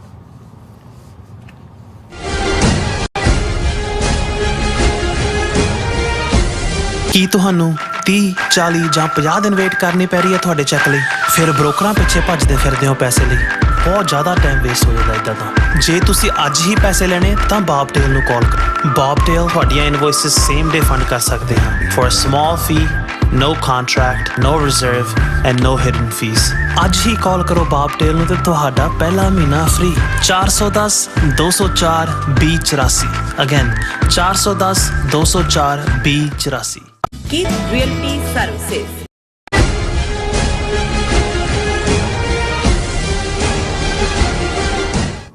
Viewers, welcome back on programme. So viewers, ਇਉਂ ਜਾਪਦਾ ਹੈ ਕਿ ਅਮਰੀਕਾ ਭਾਰਤ ਨੂੰ ਚੀਨ ਤੋਂ ਕੁੱਟ ਪਵਾ ਕੇ ਹੀ ਰਹੇਗਾ। ਅਮਰੀਕਨ ਸੈਨੇਟ ਕਮੇਟੀ ਨੇ ਇੱਕ ਮਤਾ ਪਾਸ ਕੀਤਾ ਹੈ ਕਿ ਜਿਸ ਅਨੁਸਾਰ ਅਰੁਣਾਚਲ ਪ੍ਰਦੇਸ਼ ਨੂੰ ਭਾਰਤ ਦਾ ਅਨਿੱਖੜਵਾਂ ਅੰਗ ਮੰਨਿਆ ਗਿਆ ਹੈ। ਹੁਣ ਇਸ ਮਤੇ ਤੇ ਪੂਰੇ ਸੈਨੇਟ ਵਿੱਚ ਵੋਟਾਂ ਪੈਣਗੀਆਂ। ਇਹ ਚੀਨ ਨੂੰ ਸਿੱਧੇ ਜਿਹੜੇ ਪ੍ਰਵੋਕ ਕਰਨ ਦੀ ਜਿਹੜੀ ਹੈ ਉਹ ਲਾਈਨ ਹੈ। ਇਸ ਤੇ ਗੱਲਬਾਤ ਕਰਨ ਤੋਂ ਪਹਿਲਾਂ ਆਪਾਂ ਜਿਹੜੇ ਤੁਹਾਡੇ YouTube ਦੇ ਮੈਸੇਜ ਨੇ, ਜਿਹੜੇ ਲਾਈਵ ਨੇ, ਉਹ ਆਪਾਂ ਸ਼ੇਅਰ ਕਰਨ ਜਾ ਰਹੇ ਹਾਂ। ਔਰ ਮੈਂ ਪਹਿਲਾਂ ਮੈਸੇਜ ਲਵਾਂਗੀ ਪੰਜਾਬ 1984 ਉਹਨਾਂ ਦਾ। ਇਹ ਕਹਿੰਦੇ ਨੇ ਕਿ ਸ਼ੇਰੇ Punjab Maharaja Ranjit Singh kingdom should be back if all the minorities wants to live freely and independently. Everyone should open their eyes and try to understand the impact of slavery. फिर कहते हैं कि so now the question is what to do. But first of all, everyone listen to the media, which is understand and speak out truth like TV84, Punjab Politics, Usmi, etc. or keep in touch with these channels. And फिर लिखते हैं कि and share all these channels to everyone around your friends and relatives. Or secondly, we need to propagate the message of Khalistan referendum around the globe. Tell your friends to vote. Thank you so much. And Gurdeep Bajwa ji ਕਹਿੰਦੇ ਨੇ ਖਾਲਸਾਨ ਜ਼ਿੰਦਾਬਾਦ। ਔਰ ਐਨ ਸੇਖੋ ਜੀ ਵੀ ਆਏ ਨੇ। ਸਤਨਾਮ ਸਿੰਘ ਜੀ ਸਾਨੂੰ ਫਤਿਹ ਬੁਲਾਉਂਦੇ ਨੇ। ਔਰ ਅਵਤਾਰ ਸਿੰਘ ਜੀ ਕਹਿੰਦੇ ਨੇ ਕਿ ਖਾਲਸਾਨ ਜ਼ਿੰਦਾਬਾਦ। HS ਕਹਿੰਦੇ ਬਰਾੜ ਕਹਿੰਦੇ ਨੇ ਕਿ ਖਾਲਸਾਨ ਜ਼ਿੰਦਾਬਾਦ। ਜਿੱਤ ਸਿੰਘ ਵੀ ਖਾਲਸਾਨ ਜ਼ਿੰਦਾਬਾਦ ਕਹਿੰਦੇ ਨੇ। ਔਰ ਅਵਤਾਰ ਸਿੰਘ ਜੀ ਫਤਿਹ ਬੁਲਾਉਂਦੇ ਨੇ। ਐਂਡ ਮੁਹੰਮਦ ਮਸੂਦ ਜੀ ਕਹਿੰਦੇ ਨੇ ਖਾਲਸਾਨ ਜ਼ਿੰਦਾਬਾਦ। Modi will be second Gorbachev for India. So Jasvir Brar ji ਕਹਿੰਦੇ ਕੁਝ ਕਮੈਂਟ ਕਰਨਾ ਤੁਸੀਂ? हाँ नहीं बिल्कुल ठीक किया उन्होंने। मिखाइल गोर्बाचोव है, हाँ जी, तोड़ेगा जिवें उन्हें 15 टुकड़े करवाए ना ते शायद दुगने होने दे नालों। बिल्कुल। जसवीर बराड़ जी ਸਾਨੂੰ ਫਤਿਹ ਬੁਲਾਉਂਦੇ ਨੇ ਔਰ ਕਹਿੰਦੇ ਨੇ ਕਿ ਵਾਹਿਗੁਰੂ TV84 ਦੀ ਟੀਮ ਨੂੰ ਜਿਹੜੀ ਤੰਦਰੁਸਤੀ ਬਖਸ਼ੇ। So nice, thank you so much. Kuldeep Deep ਲਿਖਦੇ ਨੇ ਖਾਲਸਾ ਜ਼ਿੰਦਾਬਾਦ। ਔਰ ਜ਼ੁਬੇਰ ਜਾਕੂਬ ਜੀ ਵੀ ਆਏ ਨੇ। ਵੈਲਕਮ ਜੀ ਸਾਰਿਆਂ ਨੂੰ ਔਰ ਸਾਰਿਆਂ ਦਾ ਬਹੁਤ ਬਹੁਤ ਸ਼ੁਕਰੀਆ। ਔਰ ਕਹਿੰਦੇ ਨੇ ਕਿ ਫਲਸਤੀਨ की बात करके आप हमारा दिल जीत लेते हैं। बहुत शुक्रिया डॉक्टर साहब, उन्होंने किया था ना याकूब साहब। जिथे सच हक इंसाफ की गल है उत्थे असी ਜਿਹੜੇ ਵਿਕਟਮ ਨੇ ਜਿਨ੍ਹਾਂ ਤੇ ਜ਼ੁਲਮ ਹੁੰਦਾ ਉਹਨਾਂ ਦੇ ਨਾਲ ਖਲੋਤੇ ਆ ਹਮੇਸ਼ਾ ਹੀ ਜੀ। ਸਰਮੁਖ ਮੰਦਰਾ ਜੀ ਕਹਿੰਦੇ ਨੇ ਫਤਿਹ ਬੁਲਾਉਂਦੇ ਨੇ। ਖਾਲਸਾ ਜ਼ਿੰਦਾਬਾਦ ਕਹਿੰਦੇ ਨੇ। ਔਰ ਇਸੇ ਤਰ੍ਹਾਂ ਬਲਜੀਤ ਬਰਾਜ ਵੀ ਆਏ ਨੇ। ਔਰ ਫਿਰ ਜ਼ੁਬੇਰ ਜੀ ਕਹਿੰਦੇ ਨੇ ਕਿ ਯਾਰ ਦੇਸ਼ ਪੰਜਾਬ ਦੇ ਪੰਜਾਬ ਇੱਕ है, मैं किसी बॉर्डर को नहीं मानता। जब पंजाब एक है तो फिर बॉर्डर क्यों। So nice. एंड कहते हैं आपकी जड़ी सारी गुफ्तगू का नशर ये है कि पंजाब और खालसा कौम के तमाम मसलों का हल सिर्फ एक है, आज़ाद खालिस्तान। हाँ जी, उन्होंने नहीं सही कहा तुसी ज़ुबैर याकूब साहब। ये तो सारे गुलामां दियां कहानियां ने जी। अल्टीमेटली वन लाइन या वन वर्ड ਆਜ਼ਾਦੀ ਆਜ਼ਾਦੀ ਆਜ਼ਾਦੀ ਇਹੀ ਉਹਦਾ ਸੋਲੂਸ਼ਨ ਹੈ। ਮੇਰਾ ਖਿਆਲ ਹੈ ਮੈਂ ਘੜੀ ਵੱਲ ਦੇਖ ਰਿਹਾ। ਹਾਂਜੀ ਦੇਖੋ ਇਹਦੇ 'ਚ ਕੋਈ ਸ਼ੱਕ ਨਹੀਂ ਹੈ ਕਿ ਹਰ ਮੁਲਕ ਦੇ ਆਪਣੇ ਹਿੱਤ ਹੁੰਦੇ ਨੇ। ਬਿਲਕੁਲ ਪੋਲੀਟੀਕਲ ਇੰਟਰਸਟ ਨੇ, ਜਿਓ ਪੋਲੀਟੀਕਲ ਇੰਟਰਸਟ ਨੇ, ਫਾਈਨੈਂਸ਼ੀਅਲ ਇੰਟਰਸਟ ਨੇ, ਲੇਕਿਨ ਇਹ ਵੀ ਇੱਕ ਹਿੱਸਾ ਹੁੰਦਾ ਹੈ ਆਮ ਜ਼ਿੰਦਗੀ ਦੀ ਤਰਬੀਅਤ ਵੀ। ਜਿਹੜੇ ਸਾਡੇ ਸਿਆਣੇ ਬਜ਼ੁਰਗ ਜਦੋਂ ਆਪਣੇ ਬੱਚਿਆਂ ਨੂੰ ਨਸੀਹਤ ਦਿੰਦੇ ਸੀ ਤੇ ਇੱਕ ਇਹ ਗੱਲ ਕਹਿੰਦੇ ਸੀ ਕਿ ਚਾਦਰ ਦੇਖ ਕੇ ਪੈਰ ਪਸਾਰੋ। ਔਰ ਮੈਂ ਜਦੋਂ ਅਮਰੀਕਨਸ ਦੀ ਇਹ ਐਕਸਪ੍ਰੈਸ਼ਨ ਦੇਖੀ ਕਿ ਕੱਟ ਯੋਰ ਐਂਬੀਸ਼ਨ ਬਾਈ ਯੋਰ ਲਿਮਿਟੇਸ਼ਨ, ਤੇ ਮੈਨੂੰ ਲੱਗਿਆ ਕਿ ਵੀ ਇਹ ਕਿਉਂਕਿ ਅਮਰੀਕਾ ਜਾਂ ਕੈਪੀਟਲ ਸੁਸਾਇਟੀ ਦਾ ਐਂਬੀਸ਼ਨ ਦੇ ਦੁਆਲੇ ਹੀ ਘੁੰਮਦੀ ਹੈ, ਪਰ ਸਾਡੇ ਬਜ਼ੁਰਗਾਂ ਦੀ ਜਿਹੜੀ ਹੈ ਕਿ ਚਾਦਰ ਦੇਖ ਕੇ ਪੈਰ ਪਸਾਰੋ, ਉਹਦੇ 'ਚ ਹਰ ਫੀਲਡ ਦੀ ਵਿਜ਼ਡਮ ਹੈ। ਕੱਲੀ ਇਹ ਨਹੀਂ ਵੀ ਤੁਸੀਂ ਤੁਹਾਡੇ ਯੋਗਤਾ ਕੀ ਹੈ ਤੇ ਤੁਸੀਂ ਤੀਰ ਕਿਹੜੇ ਕੱਦੂ 'ਚ ਮਾਰਨਾ ਚਾਹੁੰਦੇ ਹੋ, ਉਹਦੇ 'ਚ ਤੁਹਾਡਾ ਸਮਾਜਿਕ ਵਰਤਾਰਾ ਵੀ ਹੈ, ਬਿਲਕੁਲ ਸਰੀਰਕ ਪੱਖ ਵੀ ਹੈ। ਤੁਸੀਂ ਉਨਾ ਹੀ ਕੰਮ ਕਰੋ ਜਿੰਨਾ ਕੁ ਤੁਹਾਡਾ ਸਰੀਰ ਚੱਲਦਾ, ਔਰ ਸਮਾਜ 'ਚ ਵੀ ਉਨਾ ਕੁ ਰੱਖੋ। ਇਹ ਨਹੀਂ ਹੈ ਕਿ ਵੀ ਬੱਲੇ ਬੱਲੇ ਕਰਾਉਣ ਦੇ ਲਈ ਤੁਸੀਂ ਕਰੋ। ਹੁਣ ਦੂਸਰਾ ਪਾਸਾ ਅਸੀਂ ਦੇਖਦੇ ਹਾਂ ਕਿ ਵੀ ਇੱਕ ਪਾਸੇ ਉਹ ਹਲਕੀਆਂ ਸ਼ਖਸੀਅਤਾਂ, ਹਲਕੇ ਲੋਕ ਜਾਂ ਹਲਕੇ ਮੁਲਕ ਹੁੰਦੇ ਨੇ ਜਿਹੜੇ ਕਿਸੇ ਦੀ ਵਾਹ ਦੇ ਥੱਲੇ, ਕਿਸੇ ਦੀ ਪਿੱਠ ਠੋਕਣ ਦੇ ਉੱਤੇ ਜਿਹੜੇ ਨੇ ਉਹ ਆਪਣੀ ਔਕਾਤ ਭੁੱਲ ਜਾਂਦੇ ਨੇ ਕਿ ਵੀ ਉਹਨਾਂ ਦੀ ਆਪਣੀ ਔਕਾਤ ਕੀ, ਛਿੱਤਰ ਉਹਨਾਂ ਦੇ ਪੈਣੇ ਹੁੰਦੇ ਨੇ ਅਲਟੀਮੇਟ। ਲੇਕਿਨ ਜਿਵੇਂ ਸਮਾਜ ਦੇ ਵਿੱਚ ਕਈ ਵਾਰੀ ਸ਼ਰੀਕਾਂ ਦੀ ਚੱਕ ਚਾ ਕੇ ਕਈ ਵਾਰੀ ਆਪਣਿਆਂ ਦੇ ਖਿਲਾਫ ਭੁਗਤ ਜਾਂਦੇ ਨੇ, ਇਵੇਂ ਹੀ। ਔਰ ਅੱਜ ਜੋ ਇੰਡੀਆ ਦਾ ਹਾਲ ਮੈਂ ਦੇਖ ਰਿਹਾ, ਜਿਸ ਅੰਦਾਜ਼ ਦੇ ਵਿੱਚ ਇਹਨਾਂ ਨੇ ਆਪਣੀ ਫੋਰਨ ਪਾਲਿਸੀ, ਵਿਦੇਸ਼ ਨੀਤੀ, ਹੁਣ ਹਾਲ ਇਸ ਹੱਦ ਤੱਕ ਜਦੋਂ ਕੋਈ ਈਵਨ ਜਿਹੜੇ ਤੁਹਾਡਾ ਆਲਾ ਦੁਆਲਾ ਹੁੰਦਾ ਹੈ, ਹੁਣ ਜਿਹੜੇ ਸਿਆਣੇ ਰਾਜੇ ਹੁੰਦੇ ਸੀ ਉਹ ਆਪਣੇ ਨਾਲੋਂ ਜ਼ਿਆਦਾ ਸਿਆਣਾ ਪ੍ਰਧਾਨ ਮੰਤਰੀ ਰੱਖਦੇ ਸੀ, ਪ੍ਰਾਈਮ ਮਿਨਿਸਟਰ। ਉਹਨਾਂ ਨੂੰ ਇਹ ਖੁੱਲ੍ਹ ਹੁੰਦੀ ਸੀ ਕਿ ਵੀ ਭਾਵੇਂ ਕੁਝ ਵੀ ਹੋ ਜਾਏ ਤੈਨੂੰ ਮੈਂ ਤੂੰ ਮੈਨੂੰ ਠੀਕ ਰਾਏ ਦੇਣੀ। ਉਹਨਾਂ ਨੂੰ ਪਤਾ ਹੁੰਦਾ ਸੀ ਕਿ ਵੀ ਇਹਦੀ ਐਡਵਾਈਸ ਮੈਨੂੰ ਜਿਹੜੀ ਹੈ ਠੀਕ ਰਾਜ ਕਰਨ ਦੇ ਵਿੱਚ ਮਦਦ ਕਰੇਗੀ। ਹੁਣ ਜੈ ਸ਼ੰਕਰ ਥਾਈਲੈਂਡ ਸੀ ਪਰਸੋਂ ਬੈਂਕਾਕ 'ਚ, ਇੰਡੀਅਨਸ ਕਹਿ ਰਿਹਾ ਕਿ ਜੀ ਬਹੁਤ ਸਦੀਆਂ ਬਾਅਦ, ਅਰਸਿਆਂ ਬਾਅਦ ਨਰਿੰਦਰ ਮੋਦੀ ਵਰਗਾ ਦੂਰ ਦ੍ਰਿਸ਼ਟੀ ਵਾਲਾ ਲੀਡਰ ਪੈਦਾ ਹੁੰਦਾ ਹੈ ਕੌਮਾਂ ਦੇ ਵਿੱਚ, ਔਰ ਇਸ ਲੈਵਲ ਦਾ ਬੰਦਾ ਜਿਹਦੀ ਕਲਪਨਾ, ਜਿਹਨੇ ਭਾਰਤ ਨੂੰ ਕਿੱਥੋਂ ਦਾ ਕਿੱਥੇ ਪਹੁੰਚਾ ਦਿੱਤਾ। ਹੁਣ ਦੇਖਣ ਨੂੰ ਔਰ ਬਾਕੀ ਤਾੜੀਆਂ ਮਾਰ ਰਹੇ ਨੇ, ਵਾਹ ਵਾਹ ਵਾਹ। ਹੁਣ ਹਕੀਕਤ ਇਹਨੂੰ ਵੀ ਪਤਾ ਹੈ ਇਸ ਜੈ ਸ਼ੰਕਰ ਨੂੰ ਵੀ, ਲੇਕਿਨ ਕਿਉਂਕਿ ਉਹਦਾ ਆਪਣਾ ਤਾਂ ਕੋਈ ਸਿਆਸੀ ਵਜੂਦ ਨਹੀਂ ਹੈ, ਉਹ ਤਾਂ ਕਿਤੇ ਡੌਗ ਕੈਚਰ ਵੀ ਨਹੀਂ ਕਦੇ ਚੁਣਿਆ ਗਿਆ। ਫੋਰਨ ਸਰਵਿਸ ਚੋਂ ਰਿਟਾਇਰ ਹੋਇਆ ਕਰਨਾਟਕਾ ਦਾ ਬ੍ਰਾਹਮਣ, ਜਿਹਨੂੰ ਵੈਸੇ ਹੀ ਇਹ ਨਾਰਥ ਵਾਲਾ ਨੇੜੇ ਨਹੀਂ ਲੱਗਣ ਦਿੰਦੇ, ਉਹਨੂੰ ਉਹਨਾਂ ਨੇ ਰੱਖਿਆ ਵੀ ਚਲੋ ਅੰਗਰੇਜ਼ੀ ਵੀ ਉੱਦਾਂ ਦੀ ਬੋਲ ਲੈਂਦਾ, 2-3 ਜਨਰੇਸ਼ਨਾਂ ਫੋਰਨ ਸਰਵਿਸ ਤੇ। ਉਹਨੂੰ ਹੁਣੇ ਲੱਗਦਾ ਕਿਉਂਕਿ ਉਹਦੀ ਬਾਕੀ ਪਾਲਿਸੀਜ਼ ਫੇਲ ਹੋ ਰਹੀਆਂ ਨੇ। ਇੱਕੋ ਵੇਲੇ ਤੁਸੀਂ ਸਾਰਿਆਂ ਦੇ ਨਾਲ ਡੀਲ ਕਰਨਾ ਹੈ, ਔਰ ਹਰ ਪੱਖੋਂ ਜਿਹੜਾ ਹੈ ਉਹ ਜਿੰਨੇ ਵੀ ਟਾਰ ਮੋਦੀ ਦੇ ਉਹਨਾਂ ਦੀ ਫੂਕ ਨਿਕਲ ਗਈ ਹੋਈ ਹੈ। ਹੁਣ ਉਹ ਸਿੱਧਾ ਆਪਣਾ ਕੁਰਸੀ ਬਚਾਉਣ ਲਈ ਵੀ ਔਰ ਫਿਊਚਰ ਲਈ ਵੀ ਉਹ ਮੋਦੀ ਨੂੰ ਜਿਹੜਾ ਭਗਵਾਨ ਦੇ ਤੌਰ ਦੇ ਉੱਤੇ ਜਿਹੜਾ ਉਹ ਡਿਸਕਸ ਕਰ ਰਿਹਾ। ਹੁਣ ਅਮਰੀਕਾ ਜਿਨ੍ਹਾਂ ਨੇ, ਔਰ ਜ਼ਾਹਰ ਹੈ ਫਰਾਂਸ ਨੇ ਵੀ ਜੇ ਉਹਨੂੰ ਸਪੈਸ਼ਲ ਆਨਰ ਦਿੱਤਾ, ਰੈੱਡ ਕਾਰਪੇਟ, ਉਹ ਆਪਣਾ ਸੌਦਾ ਵੀ ਵੇਚਣਾ, ਉਹਨਾਂ ਨੇ ਇਹਨਾਂ ਦੀ ਖਸਲਤ ਫੜ ਲਈ, ਅਮਰੀਕਾ ਨੇ ਵੀ ਫੜ ਲਈ। ਉਹਨਾਂ ਨੇ ਵੀ ਕਿ ਵੀ ਇਹ ਤਾਂ ਉਹ ਤਾਂ ਓਬਾਮਾ ਵੇਲੇ, ਜਦੋਂ ਓਬਾਮਾ ਗਿਆ ਤੇ ਨਰਿੰਦਰ ਮੋਦੀ ਨੇ ਕਿੰਨੇ ਕਰੋੜ ਦਾ ਉਹ ਸੂਟ ਪਾਇਆ ਜਿਹਦੇ ਤੇ ਨਾਮ NM ਨਰਿੰਦਰ ਮੋਦੀ ਦੇ ਉੱਤੋਂ ਥੱਲੇ ਤੱਕ ਉਹਦਾ ਇੰਨਾ ਕੁ ਜਲੂਸ ਨਿਕਲਿਆ। ਉਹਨੇ ਕਿਹਾ ਵੀ ਇੰਨਾ ਇਨਫੀਰੀਅਰਿਟੀ ਕੰਪਲੈਕਸ, ਨਾਰਸਿਸਿਸਟ ਹੈ, ਝੂਠਾ ਹੈ, ਹਰ ਚੀਜ਼ ਝੂਠ ਤੇ ਬਿਲਟ ਕੀਤੀ ਹੈ। ਜੋ ਘਟਨਾਵਾਂ ਬਿਆਨ ਦਾ ਉਹ ਕਦੇ ਹੋਈਆਂ ਹੀ ਨਹੀਂ, ਨਾ ਕਦੇ ਚਾਹ ਵੇਚੀ, ਨਾ ਕਦੇ ਉੱਥੇ ਸਟੇਸ਼ਨ ਸੀ, ਨਾ। ਪਰ ਉਹਨੂੰ ਇਹਦੇ 'ਚ ਕੋਈ ਸ਼ੱਕ ਨਹੀਂ ਹੈ ਕਿ RSS ਤੋਂ ਵਧੀਆ ਸ਼ਾਇਦ ਹੀ ਦੁਨੀਆ 'ਚ ਕੋਈ ਇਵੈਂਟ ਮੈਨੇਜਿੰਗ ਜਿਹੜੀ ਹੈ ਉਹ ਜਥੇਬੰਦੀ ਹੋਏ, ਔਰ ਉਹਦੇ ਥੱਲੇ ਅਮਰੀਕਨਾਂ ਨੇ ਵੀ ਇਹ ਦੇਖ ਲਿਆ। ਹੁਣ ਇੱਕ ਪਾਸੇ ਚਾਈਨਾ ਤੋਂ ਜੁੱਤੀਆਂ ਖਾ ਕੇ ਸੁਬਰਾਮਨੀਅਮ ਸਵਾਮੀ ਦੇ ਕਹਿਣ ਵਾਂਗੂ ਹੀ ਵੀ 4000 ਸਕੁਅਰ ਮਾਈਲ ਤੋਂ ਜ਼ਿਆਦਾ ਟੈਰੀਟਰੀ ਚੀਨ, ਉਹ ਕਹਿੰਦਾ ਨਾਮ ਹੀ ਨਹੀਂ ਲੈਂਦਾ ਚੀਨ ਦਾ। ਅਮਰੀਕਾ ਕਹਿੰਦਾ ਗਿਆ ਉਸ ਤੋਂ ਕਹਿੰਦਾ ਲਿਆ ਕਿਸੇ ਨੇ ਚੀਨ ਦਾ, ਨਾ ਜੁਆਇੰਟ ਸਟੇਟਮੈਂਟ ਹੈ ਚੀਨ ਦਾ, ਨਾ ਡਰ ਗਿਆ, ਕਹਿੰਦਾ ਇਹ ਬਹੁਤ ਡਰਦਾ, ਇਹਨੇ ਨਹੀਂ ਲੈਣਾ ਹੈ ਨਾ। ਇਹ ਹੁਣ ਚੀਨ ਮਨੀਪੁਰ 'ਚ ਵੀ ਬਹਿ ਗਿਆ ਆ ਕੇ, ਉੱਤਰਾਖੰਡ 'ਚ ਵੀ ਆ ਕੇ ਬੈਠੇ। ਹੁਣ ਉਹ ਤਾਂ ਪਬਲਿਕਲੀ ਇਹਨੂੰ, ਔਰ ਇਹਨੇ ਬਿਲਕੁਲ ਜਿਹੜਾ ਮੌਨ ਧਾਰਿਆ ਹੋਇਆ। ਹੁਣ ਅਮਰੀਕਨਾਂ ਨੂੰ ਇਹ ਲੱਗਦਾ ਹੈ ਵੀ ਕਿਤੇ ਇਹ ਨਾ ਹੋਏ ਵੀ ਭਾਰਤ ਜਿਹੜਾ ਅਲਟੀਮੇਟਲੀ, ਚਾਈਨਾ ਬੜੀ ਵਾਈਜ਼ਲੀ ਕੋਸ਼ਿਸ਼ ਕਰ ਰਿਹਾ ਵੀ ਇੰਡੀਆ ਬਿਲਕੁਲ ਇੱਕ ਆਬਜੈਕਟਿਵ ਲਈ ਕਿ ਜੇ ਉਹਨੇ ਅਮਰੀਕਨ ਖੈਮੇ 'ਚ ਜਾ ਕੇ ਇਹਨਾਂ ਦੀ ਖੇਡ ਖੇਡਣੀ ਹੈ ਇਵੇਂ ਨਾ ਕਰੇ ਔਰ ਇੱਕ ਉਹਦੇ ਵੀ ਫਾਇਦੇ 'ਚ ਨਹੀਂ ਹੈ। ਪਰ ਇਸ ਵੇਲੇ ਇਹਨਾਂ ਦੇ ਮਨ ਜਿਹੜਾ ਭੂਤ ਸਵਾਰ ਹੈ, ਔਰ ਮੈਨੂੰ ਇਹ ਜਦੋਂ ਮੈਂ ਰੈਜ਼ੋਲੂਸ਼ਨ ਦੇਖਿਆ ਕਿ US ਦੀ ਸੈਨੇਟ ਕਮੇਟੀ ਦੇ ਵਿੱਚ ਜਿਹਦੇ 'ਚ ਪ੍ਰੋਮੀਨੈਂਟ ਸੈਨੇਟਰ ਨੇ ਜੈਫ ਮਰਕਲੀ, ਬਿਲ ਹੈਜਰੀ, ਟਿਮ ਕੇਨ, ਕ੍ਰਿਸ ਵੈਨ ਹੌਲਨ, ਕਿ ਉਹਨਾਂ ਨੇ ਮਤਾ ਲਿਆਂਦਾ। ਇੱਕ ਕਮੇਟੀ ਹੈ, ਜਿਵੇਂ ਸੈਨੇਟ ਤਾਂ 100 ਮੈਂਬਰਸ ਹੈ, ਇੱਕ ਸਪੈਸ਼ਲ ਕਮੇਟੀ। ਹੁਣ ਇਹ ਰੈਜ਼ੋਲੂਸ਼ਨ ਉਹਨਾਂ ਦੀ VOTING ਦੇ ਲਈ ਆਏਗਾ ਸੈਨੇਟ ਦੇ ਮੇਨ ਫਲੋਰ ਤੇ, ਜਿਹੜਾ obviously ਪਾਸ ਹੋਏਗਾ। ਹੁਣ ਰੈਜ਼ੋਲੂਸ਼ਨ ਕੀ ਹੈ?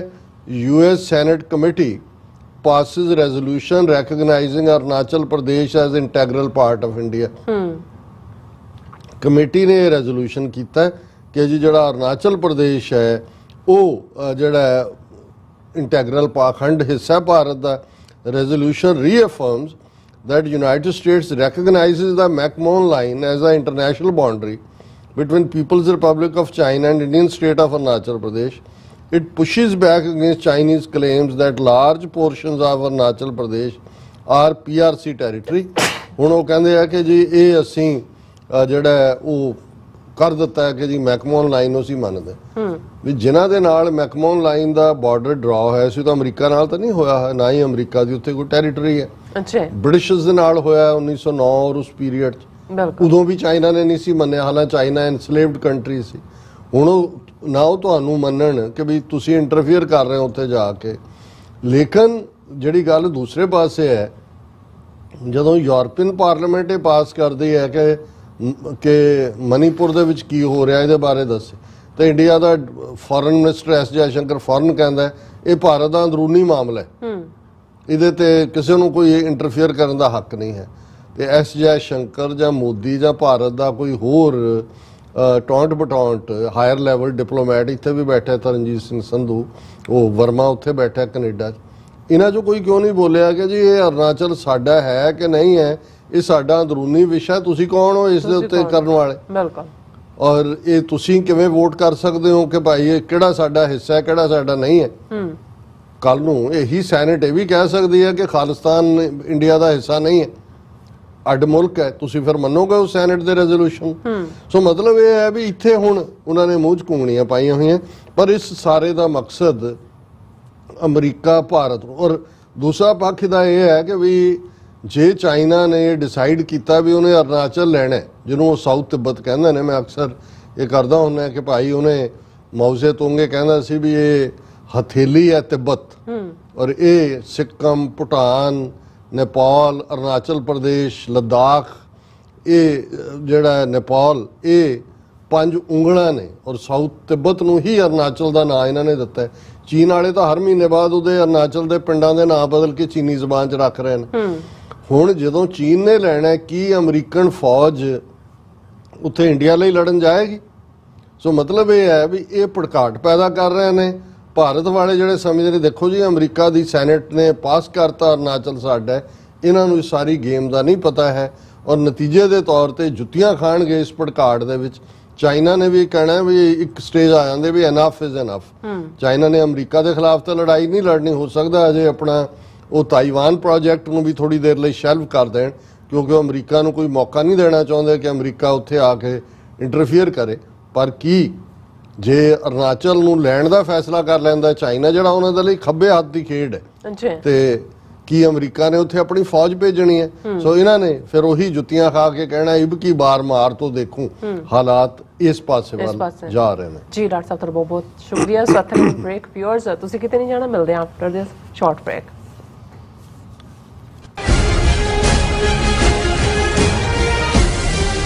ਕੀ ਤੁਹਾਨੂੰ 30, 40 ਜਾਂ 50 ਦਿਨ ਵੇਟ ਕਰਨੀ ਪੈ ਰਹੀ ਹੈ ਤੁਹਾਡੇ ਚੈੱਕ ਲਈ? ਫਿਰ ਬ੍ਰੋਕਰਾਂ ਪਿੱਛੇ ਭੱਜਦੇ ਫਿਰਦੇ ਹੋ ਪੈਸੇ ਲਈ, ਬਹੁਤ ਜ਼ਿਆਦਾ ਟਾਈਮ ਵੇਸਟ ਹੋ ਜਾਂਦਾ ਇੱਦਾਂ ਤਾਂ। ਜੇ ਤੁਸੀਂ ਅੱਜ ਹੀ ਪੈਸੇ ਲੈਣੇ ਤਾਂ ਬੌਬਟੇਲ ਨੂੰ ਕਾਲ ਕਰੋ। ਬੌਬਟੇਲ ਤੁਹਾਡੀਆਂ ਇਨਵੋਇਸਿਸ ਸੇਮ ਡੇ ਫੰਡ ਕਰ ਸਕਦੇ ਹਨ for a small fee, no contract, no reserve and no hidden fees। ਅੱਜ ਹੀ ਕਾਲ ਕਰੋ ਬੌਬਟੇਲ ਨੂੰ ਤੇ ਤੁਹਾਡਾ ਪਹਿਲਾ ਮਹੀਨਾ ਫ੍ਰੀ। 410 204 2084। ਅਗੇਨ 410 204 2084।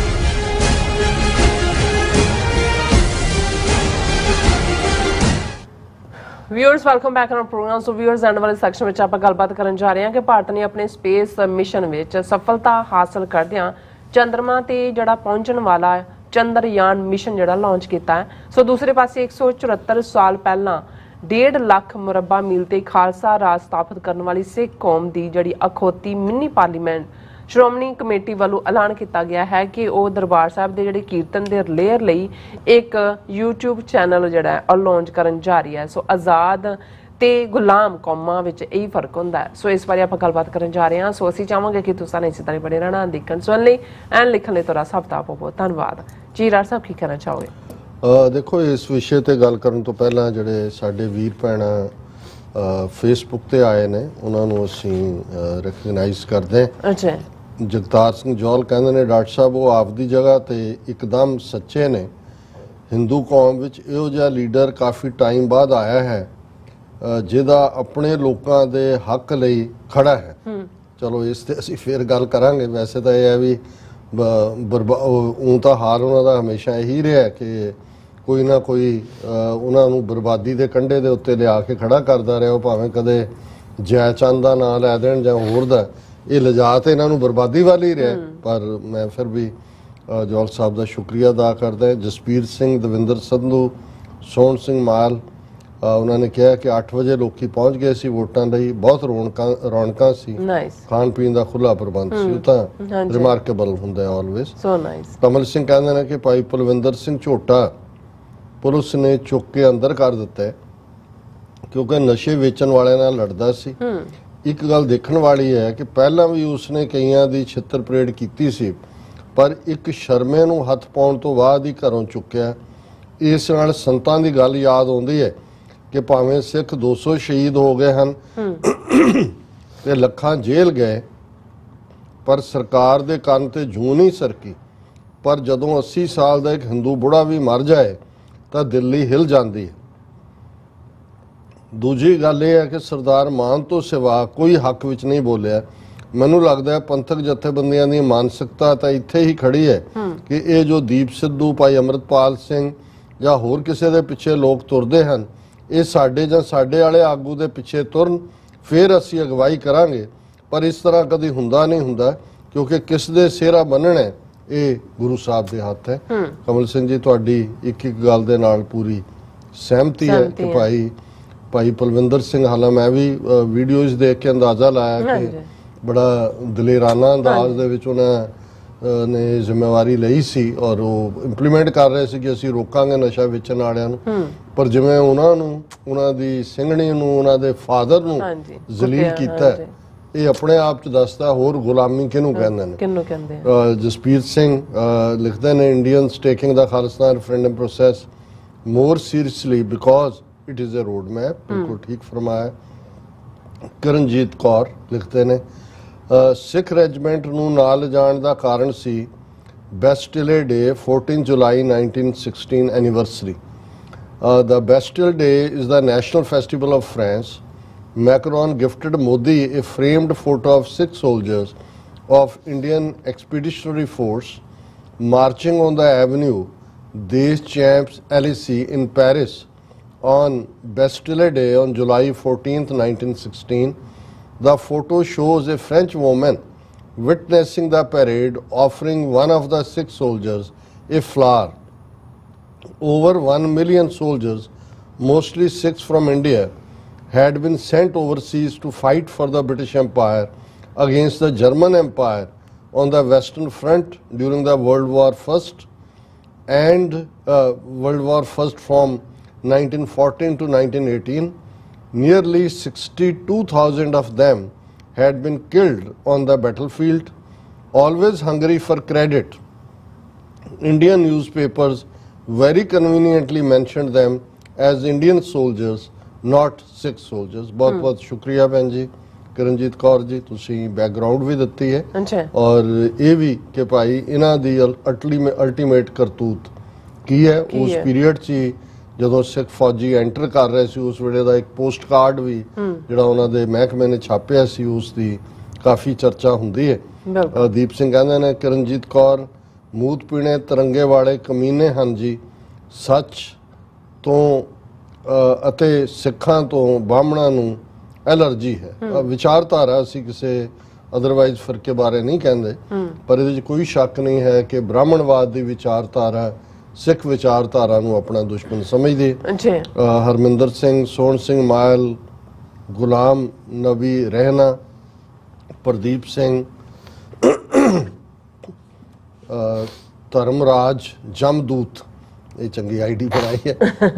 ਵੈਸੇ ਤਾਂ ਉਹਨਾਂ ਨੇ ਕਿਹਾ ਕਿ ਖਾਲਿਸਤਾਨ ਲੈਣਾ ਹੀ ਲੈਣਾ, ਗੁਲਾਮ ਬਾਬੇ ਨਾਨਕ ਦਾ ਸਤ ਕਰਤਾਰ, ਔਰ ਉਹਨਾਂ ਦੀਆਂ 2-3 ਮੈਸੇजेस ਨੇ। ਫਿਰ ਦੀਪ ਸਿੰਘ ਕਹਿੰਦੇ ਨੇ ਸਭ ਤੋਂ ਵੱਧ ਨੁਕਸਾਨ ਪੰਜਾਬ ਦੇ ਹਿੰਦੂ ਨੇ ਕੀਤਾ, ਹਮੇਸ਼ਾ ਪੰਜਾਬ ਦੇ ਉਲਟ ਖੜ ਕੇ।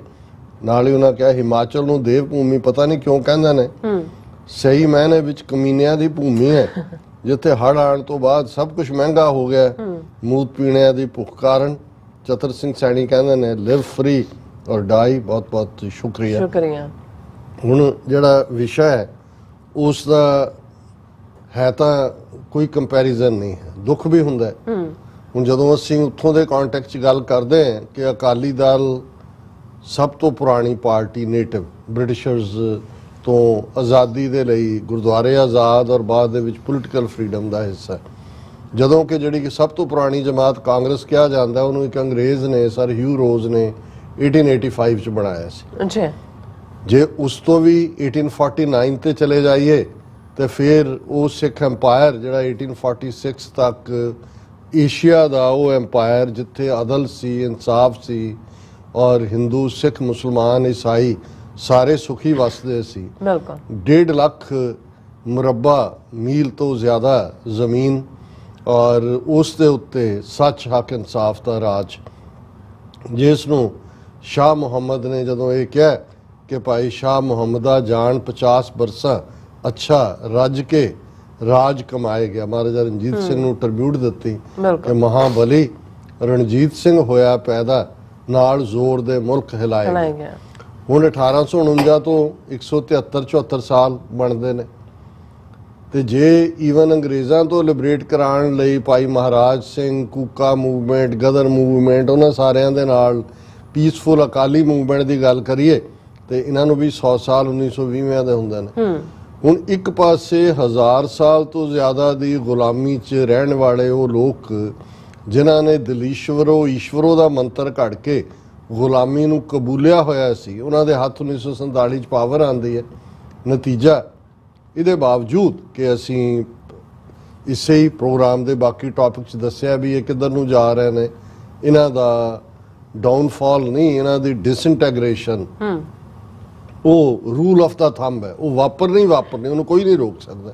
ਪਰ ਕਈ ਵਾਰ ਤੁਸੀਂ ਦੇਖਦੇ ਹੋ ਕਿ ਵੀ ਇੱਕ ਪਾਸੇ ਉਹ ਕੌਮ ਜਿਹਨੇ 4 ਪਾਤਸ਼ਾਹੀਆਂ ਦੇ ਨਾਲ ਟੱਕਰ ਲਈ, 3 ਬੀਤੇ 'ਚ ਇੱਕ ਅੱਜ ਦੀ ਦੇ ਨਾਲ, ਇਸ ਲੈਵਲ ਦਾ ਰਾਜ ਭਾਗ ਕਾਇਮ ਕਰਨ ਵਾਲੇ ਖਬਰਾਂ ਇੱਕੋ ਹੀ ਥਾਂ ਤੇ ਲੱਗੀਆਂ ਨੇ ਮੀਡੀਆ 'ਚ, ਪ੍ਰਿੰਟ ਹੋਏ ਜਾਂ ਦੂਜਾ। ਇੱਕ ਪਾਸੇ ਤੇ ਹੈ ਜੀ ਕਿ ਭਾਰਤ ਦਾ ਚੰਦਰਯਾਨ ਜਿਹੜਾ ਹੈ ਉਹ ਲਾਂਚ ਹੋਇਆ ਔਰ ਰੱਖੜੀ ਦੇ ਨੇੜੇ ਤੇੜੇ ਉਹਨੇ ਚੰਦਰਮਾ ਤੇ ਲੈਂਡ ਕਰਨਾ ਔਰ ਭਾਰਤ, ਅਮਰੀਕਾ, ਸੋਵੀਅਤ ਯੂਨੀਅਨ ਔਰ ਚੀਨ ਤੋਂ ਬਾਅਦ ਦੁਨੀਆ ਦਾ ਚੌਥਾ ਮੁਲਕ ਬਣ ਗਿਆ ਜਿਸ ਦਾ ਮੂਨ ਮਿਸ਼ਨ ਹੈ ਜਾਂ ਉਹ ਚੰਦਰਯਾਨ ਮਿਸ਼ਨ ਜਿਹਦਾ ਉਹਨਾਂ ਨੇ ਨਾਂ ਦਿੱਤਾ ਹੈ, ਯਾਨ ਜ਼ਾਰਾ ਜਹਾਜ਼ ਨੂੰ ਕਹਿੰਦੇ ਨੇ।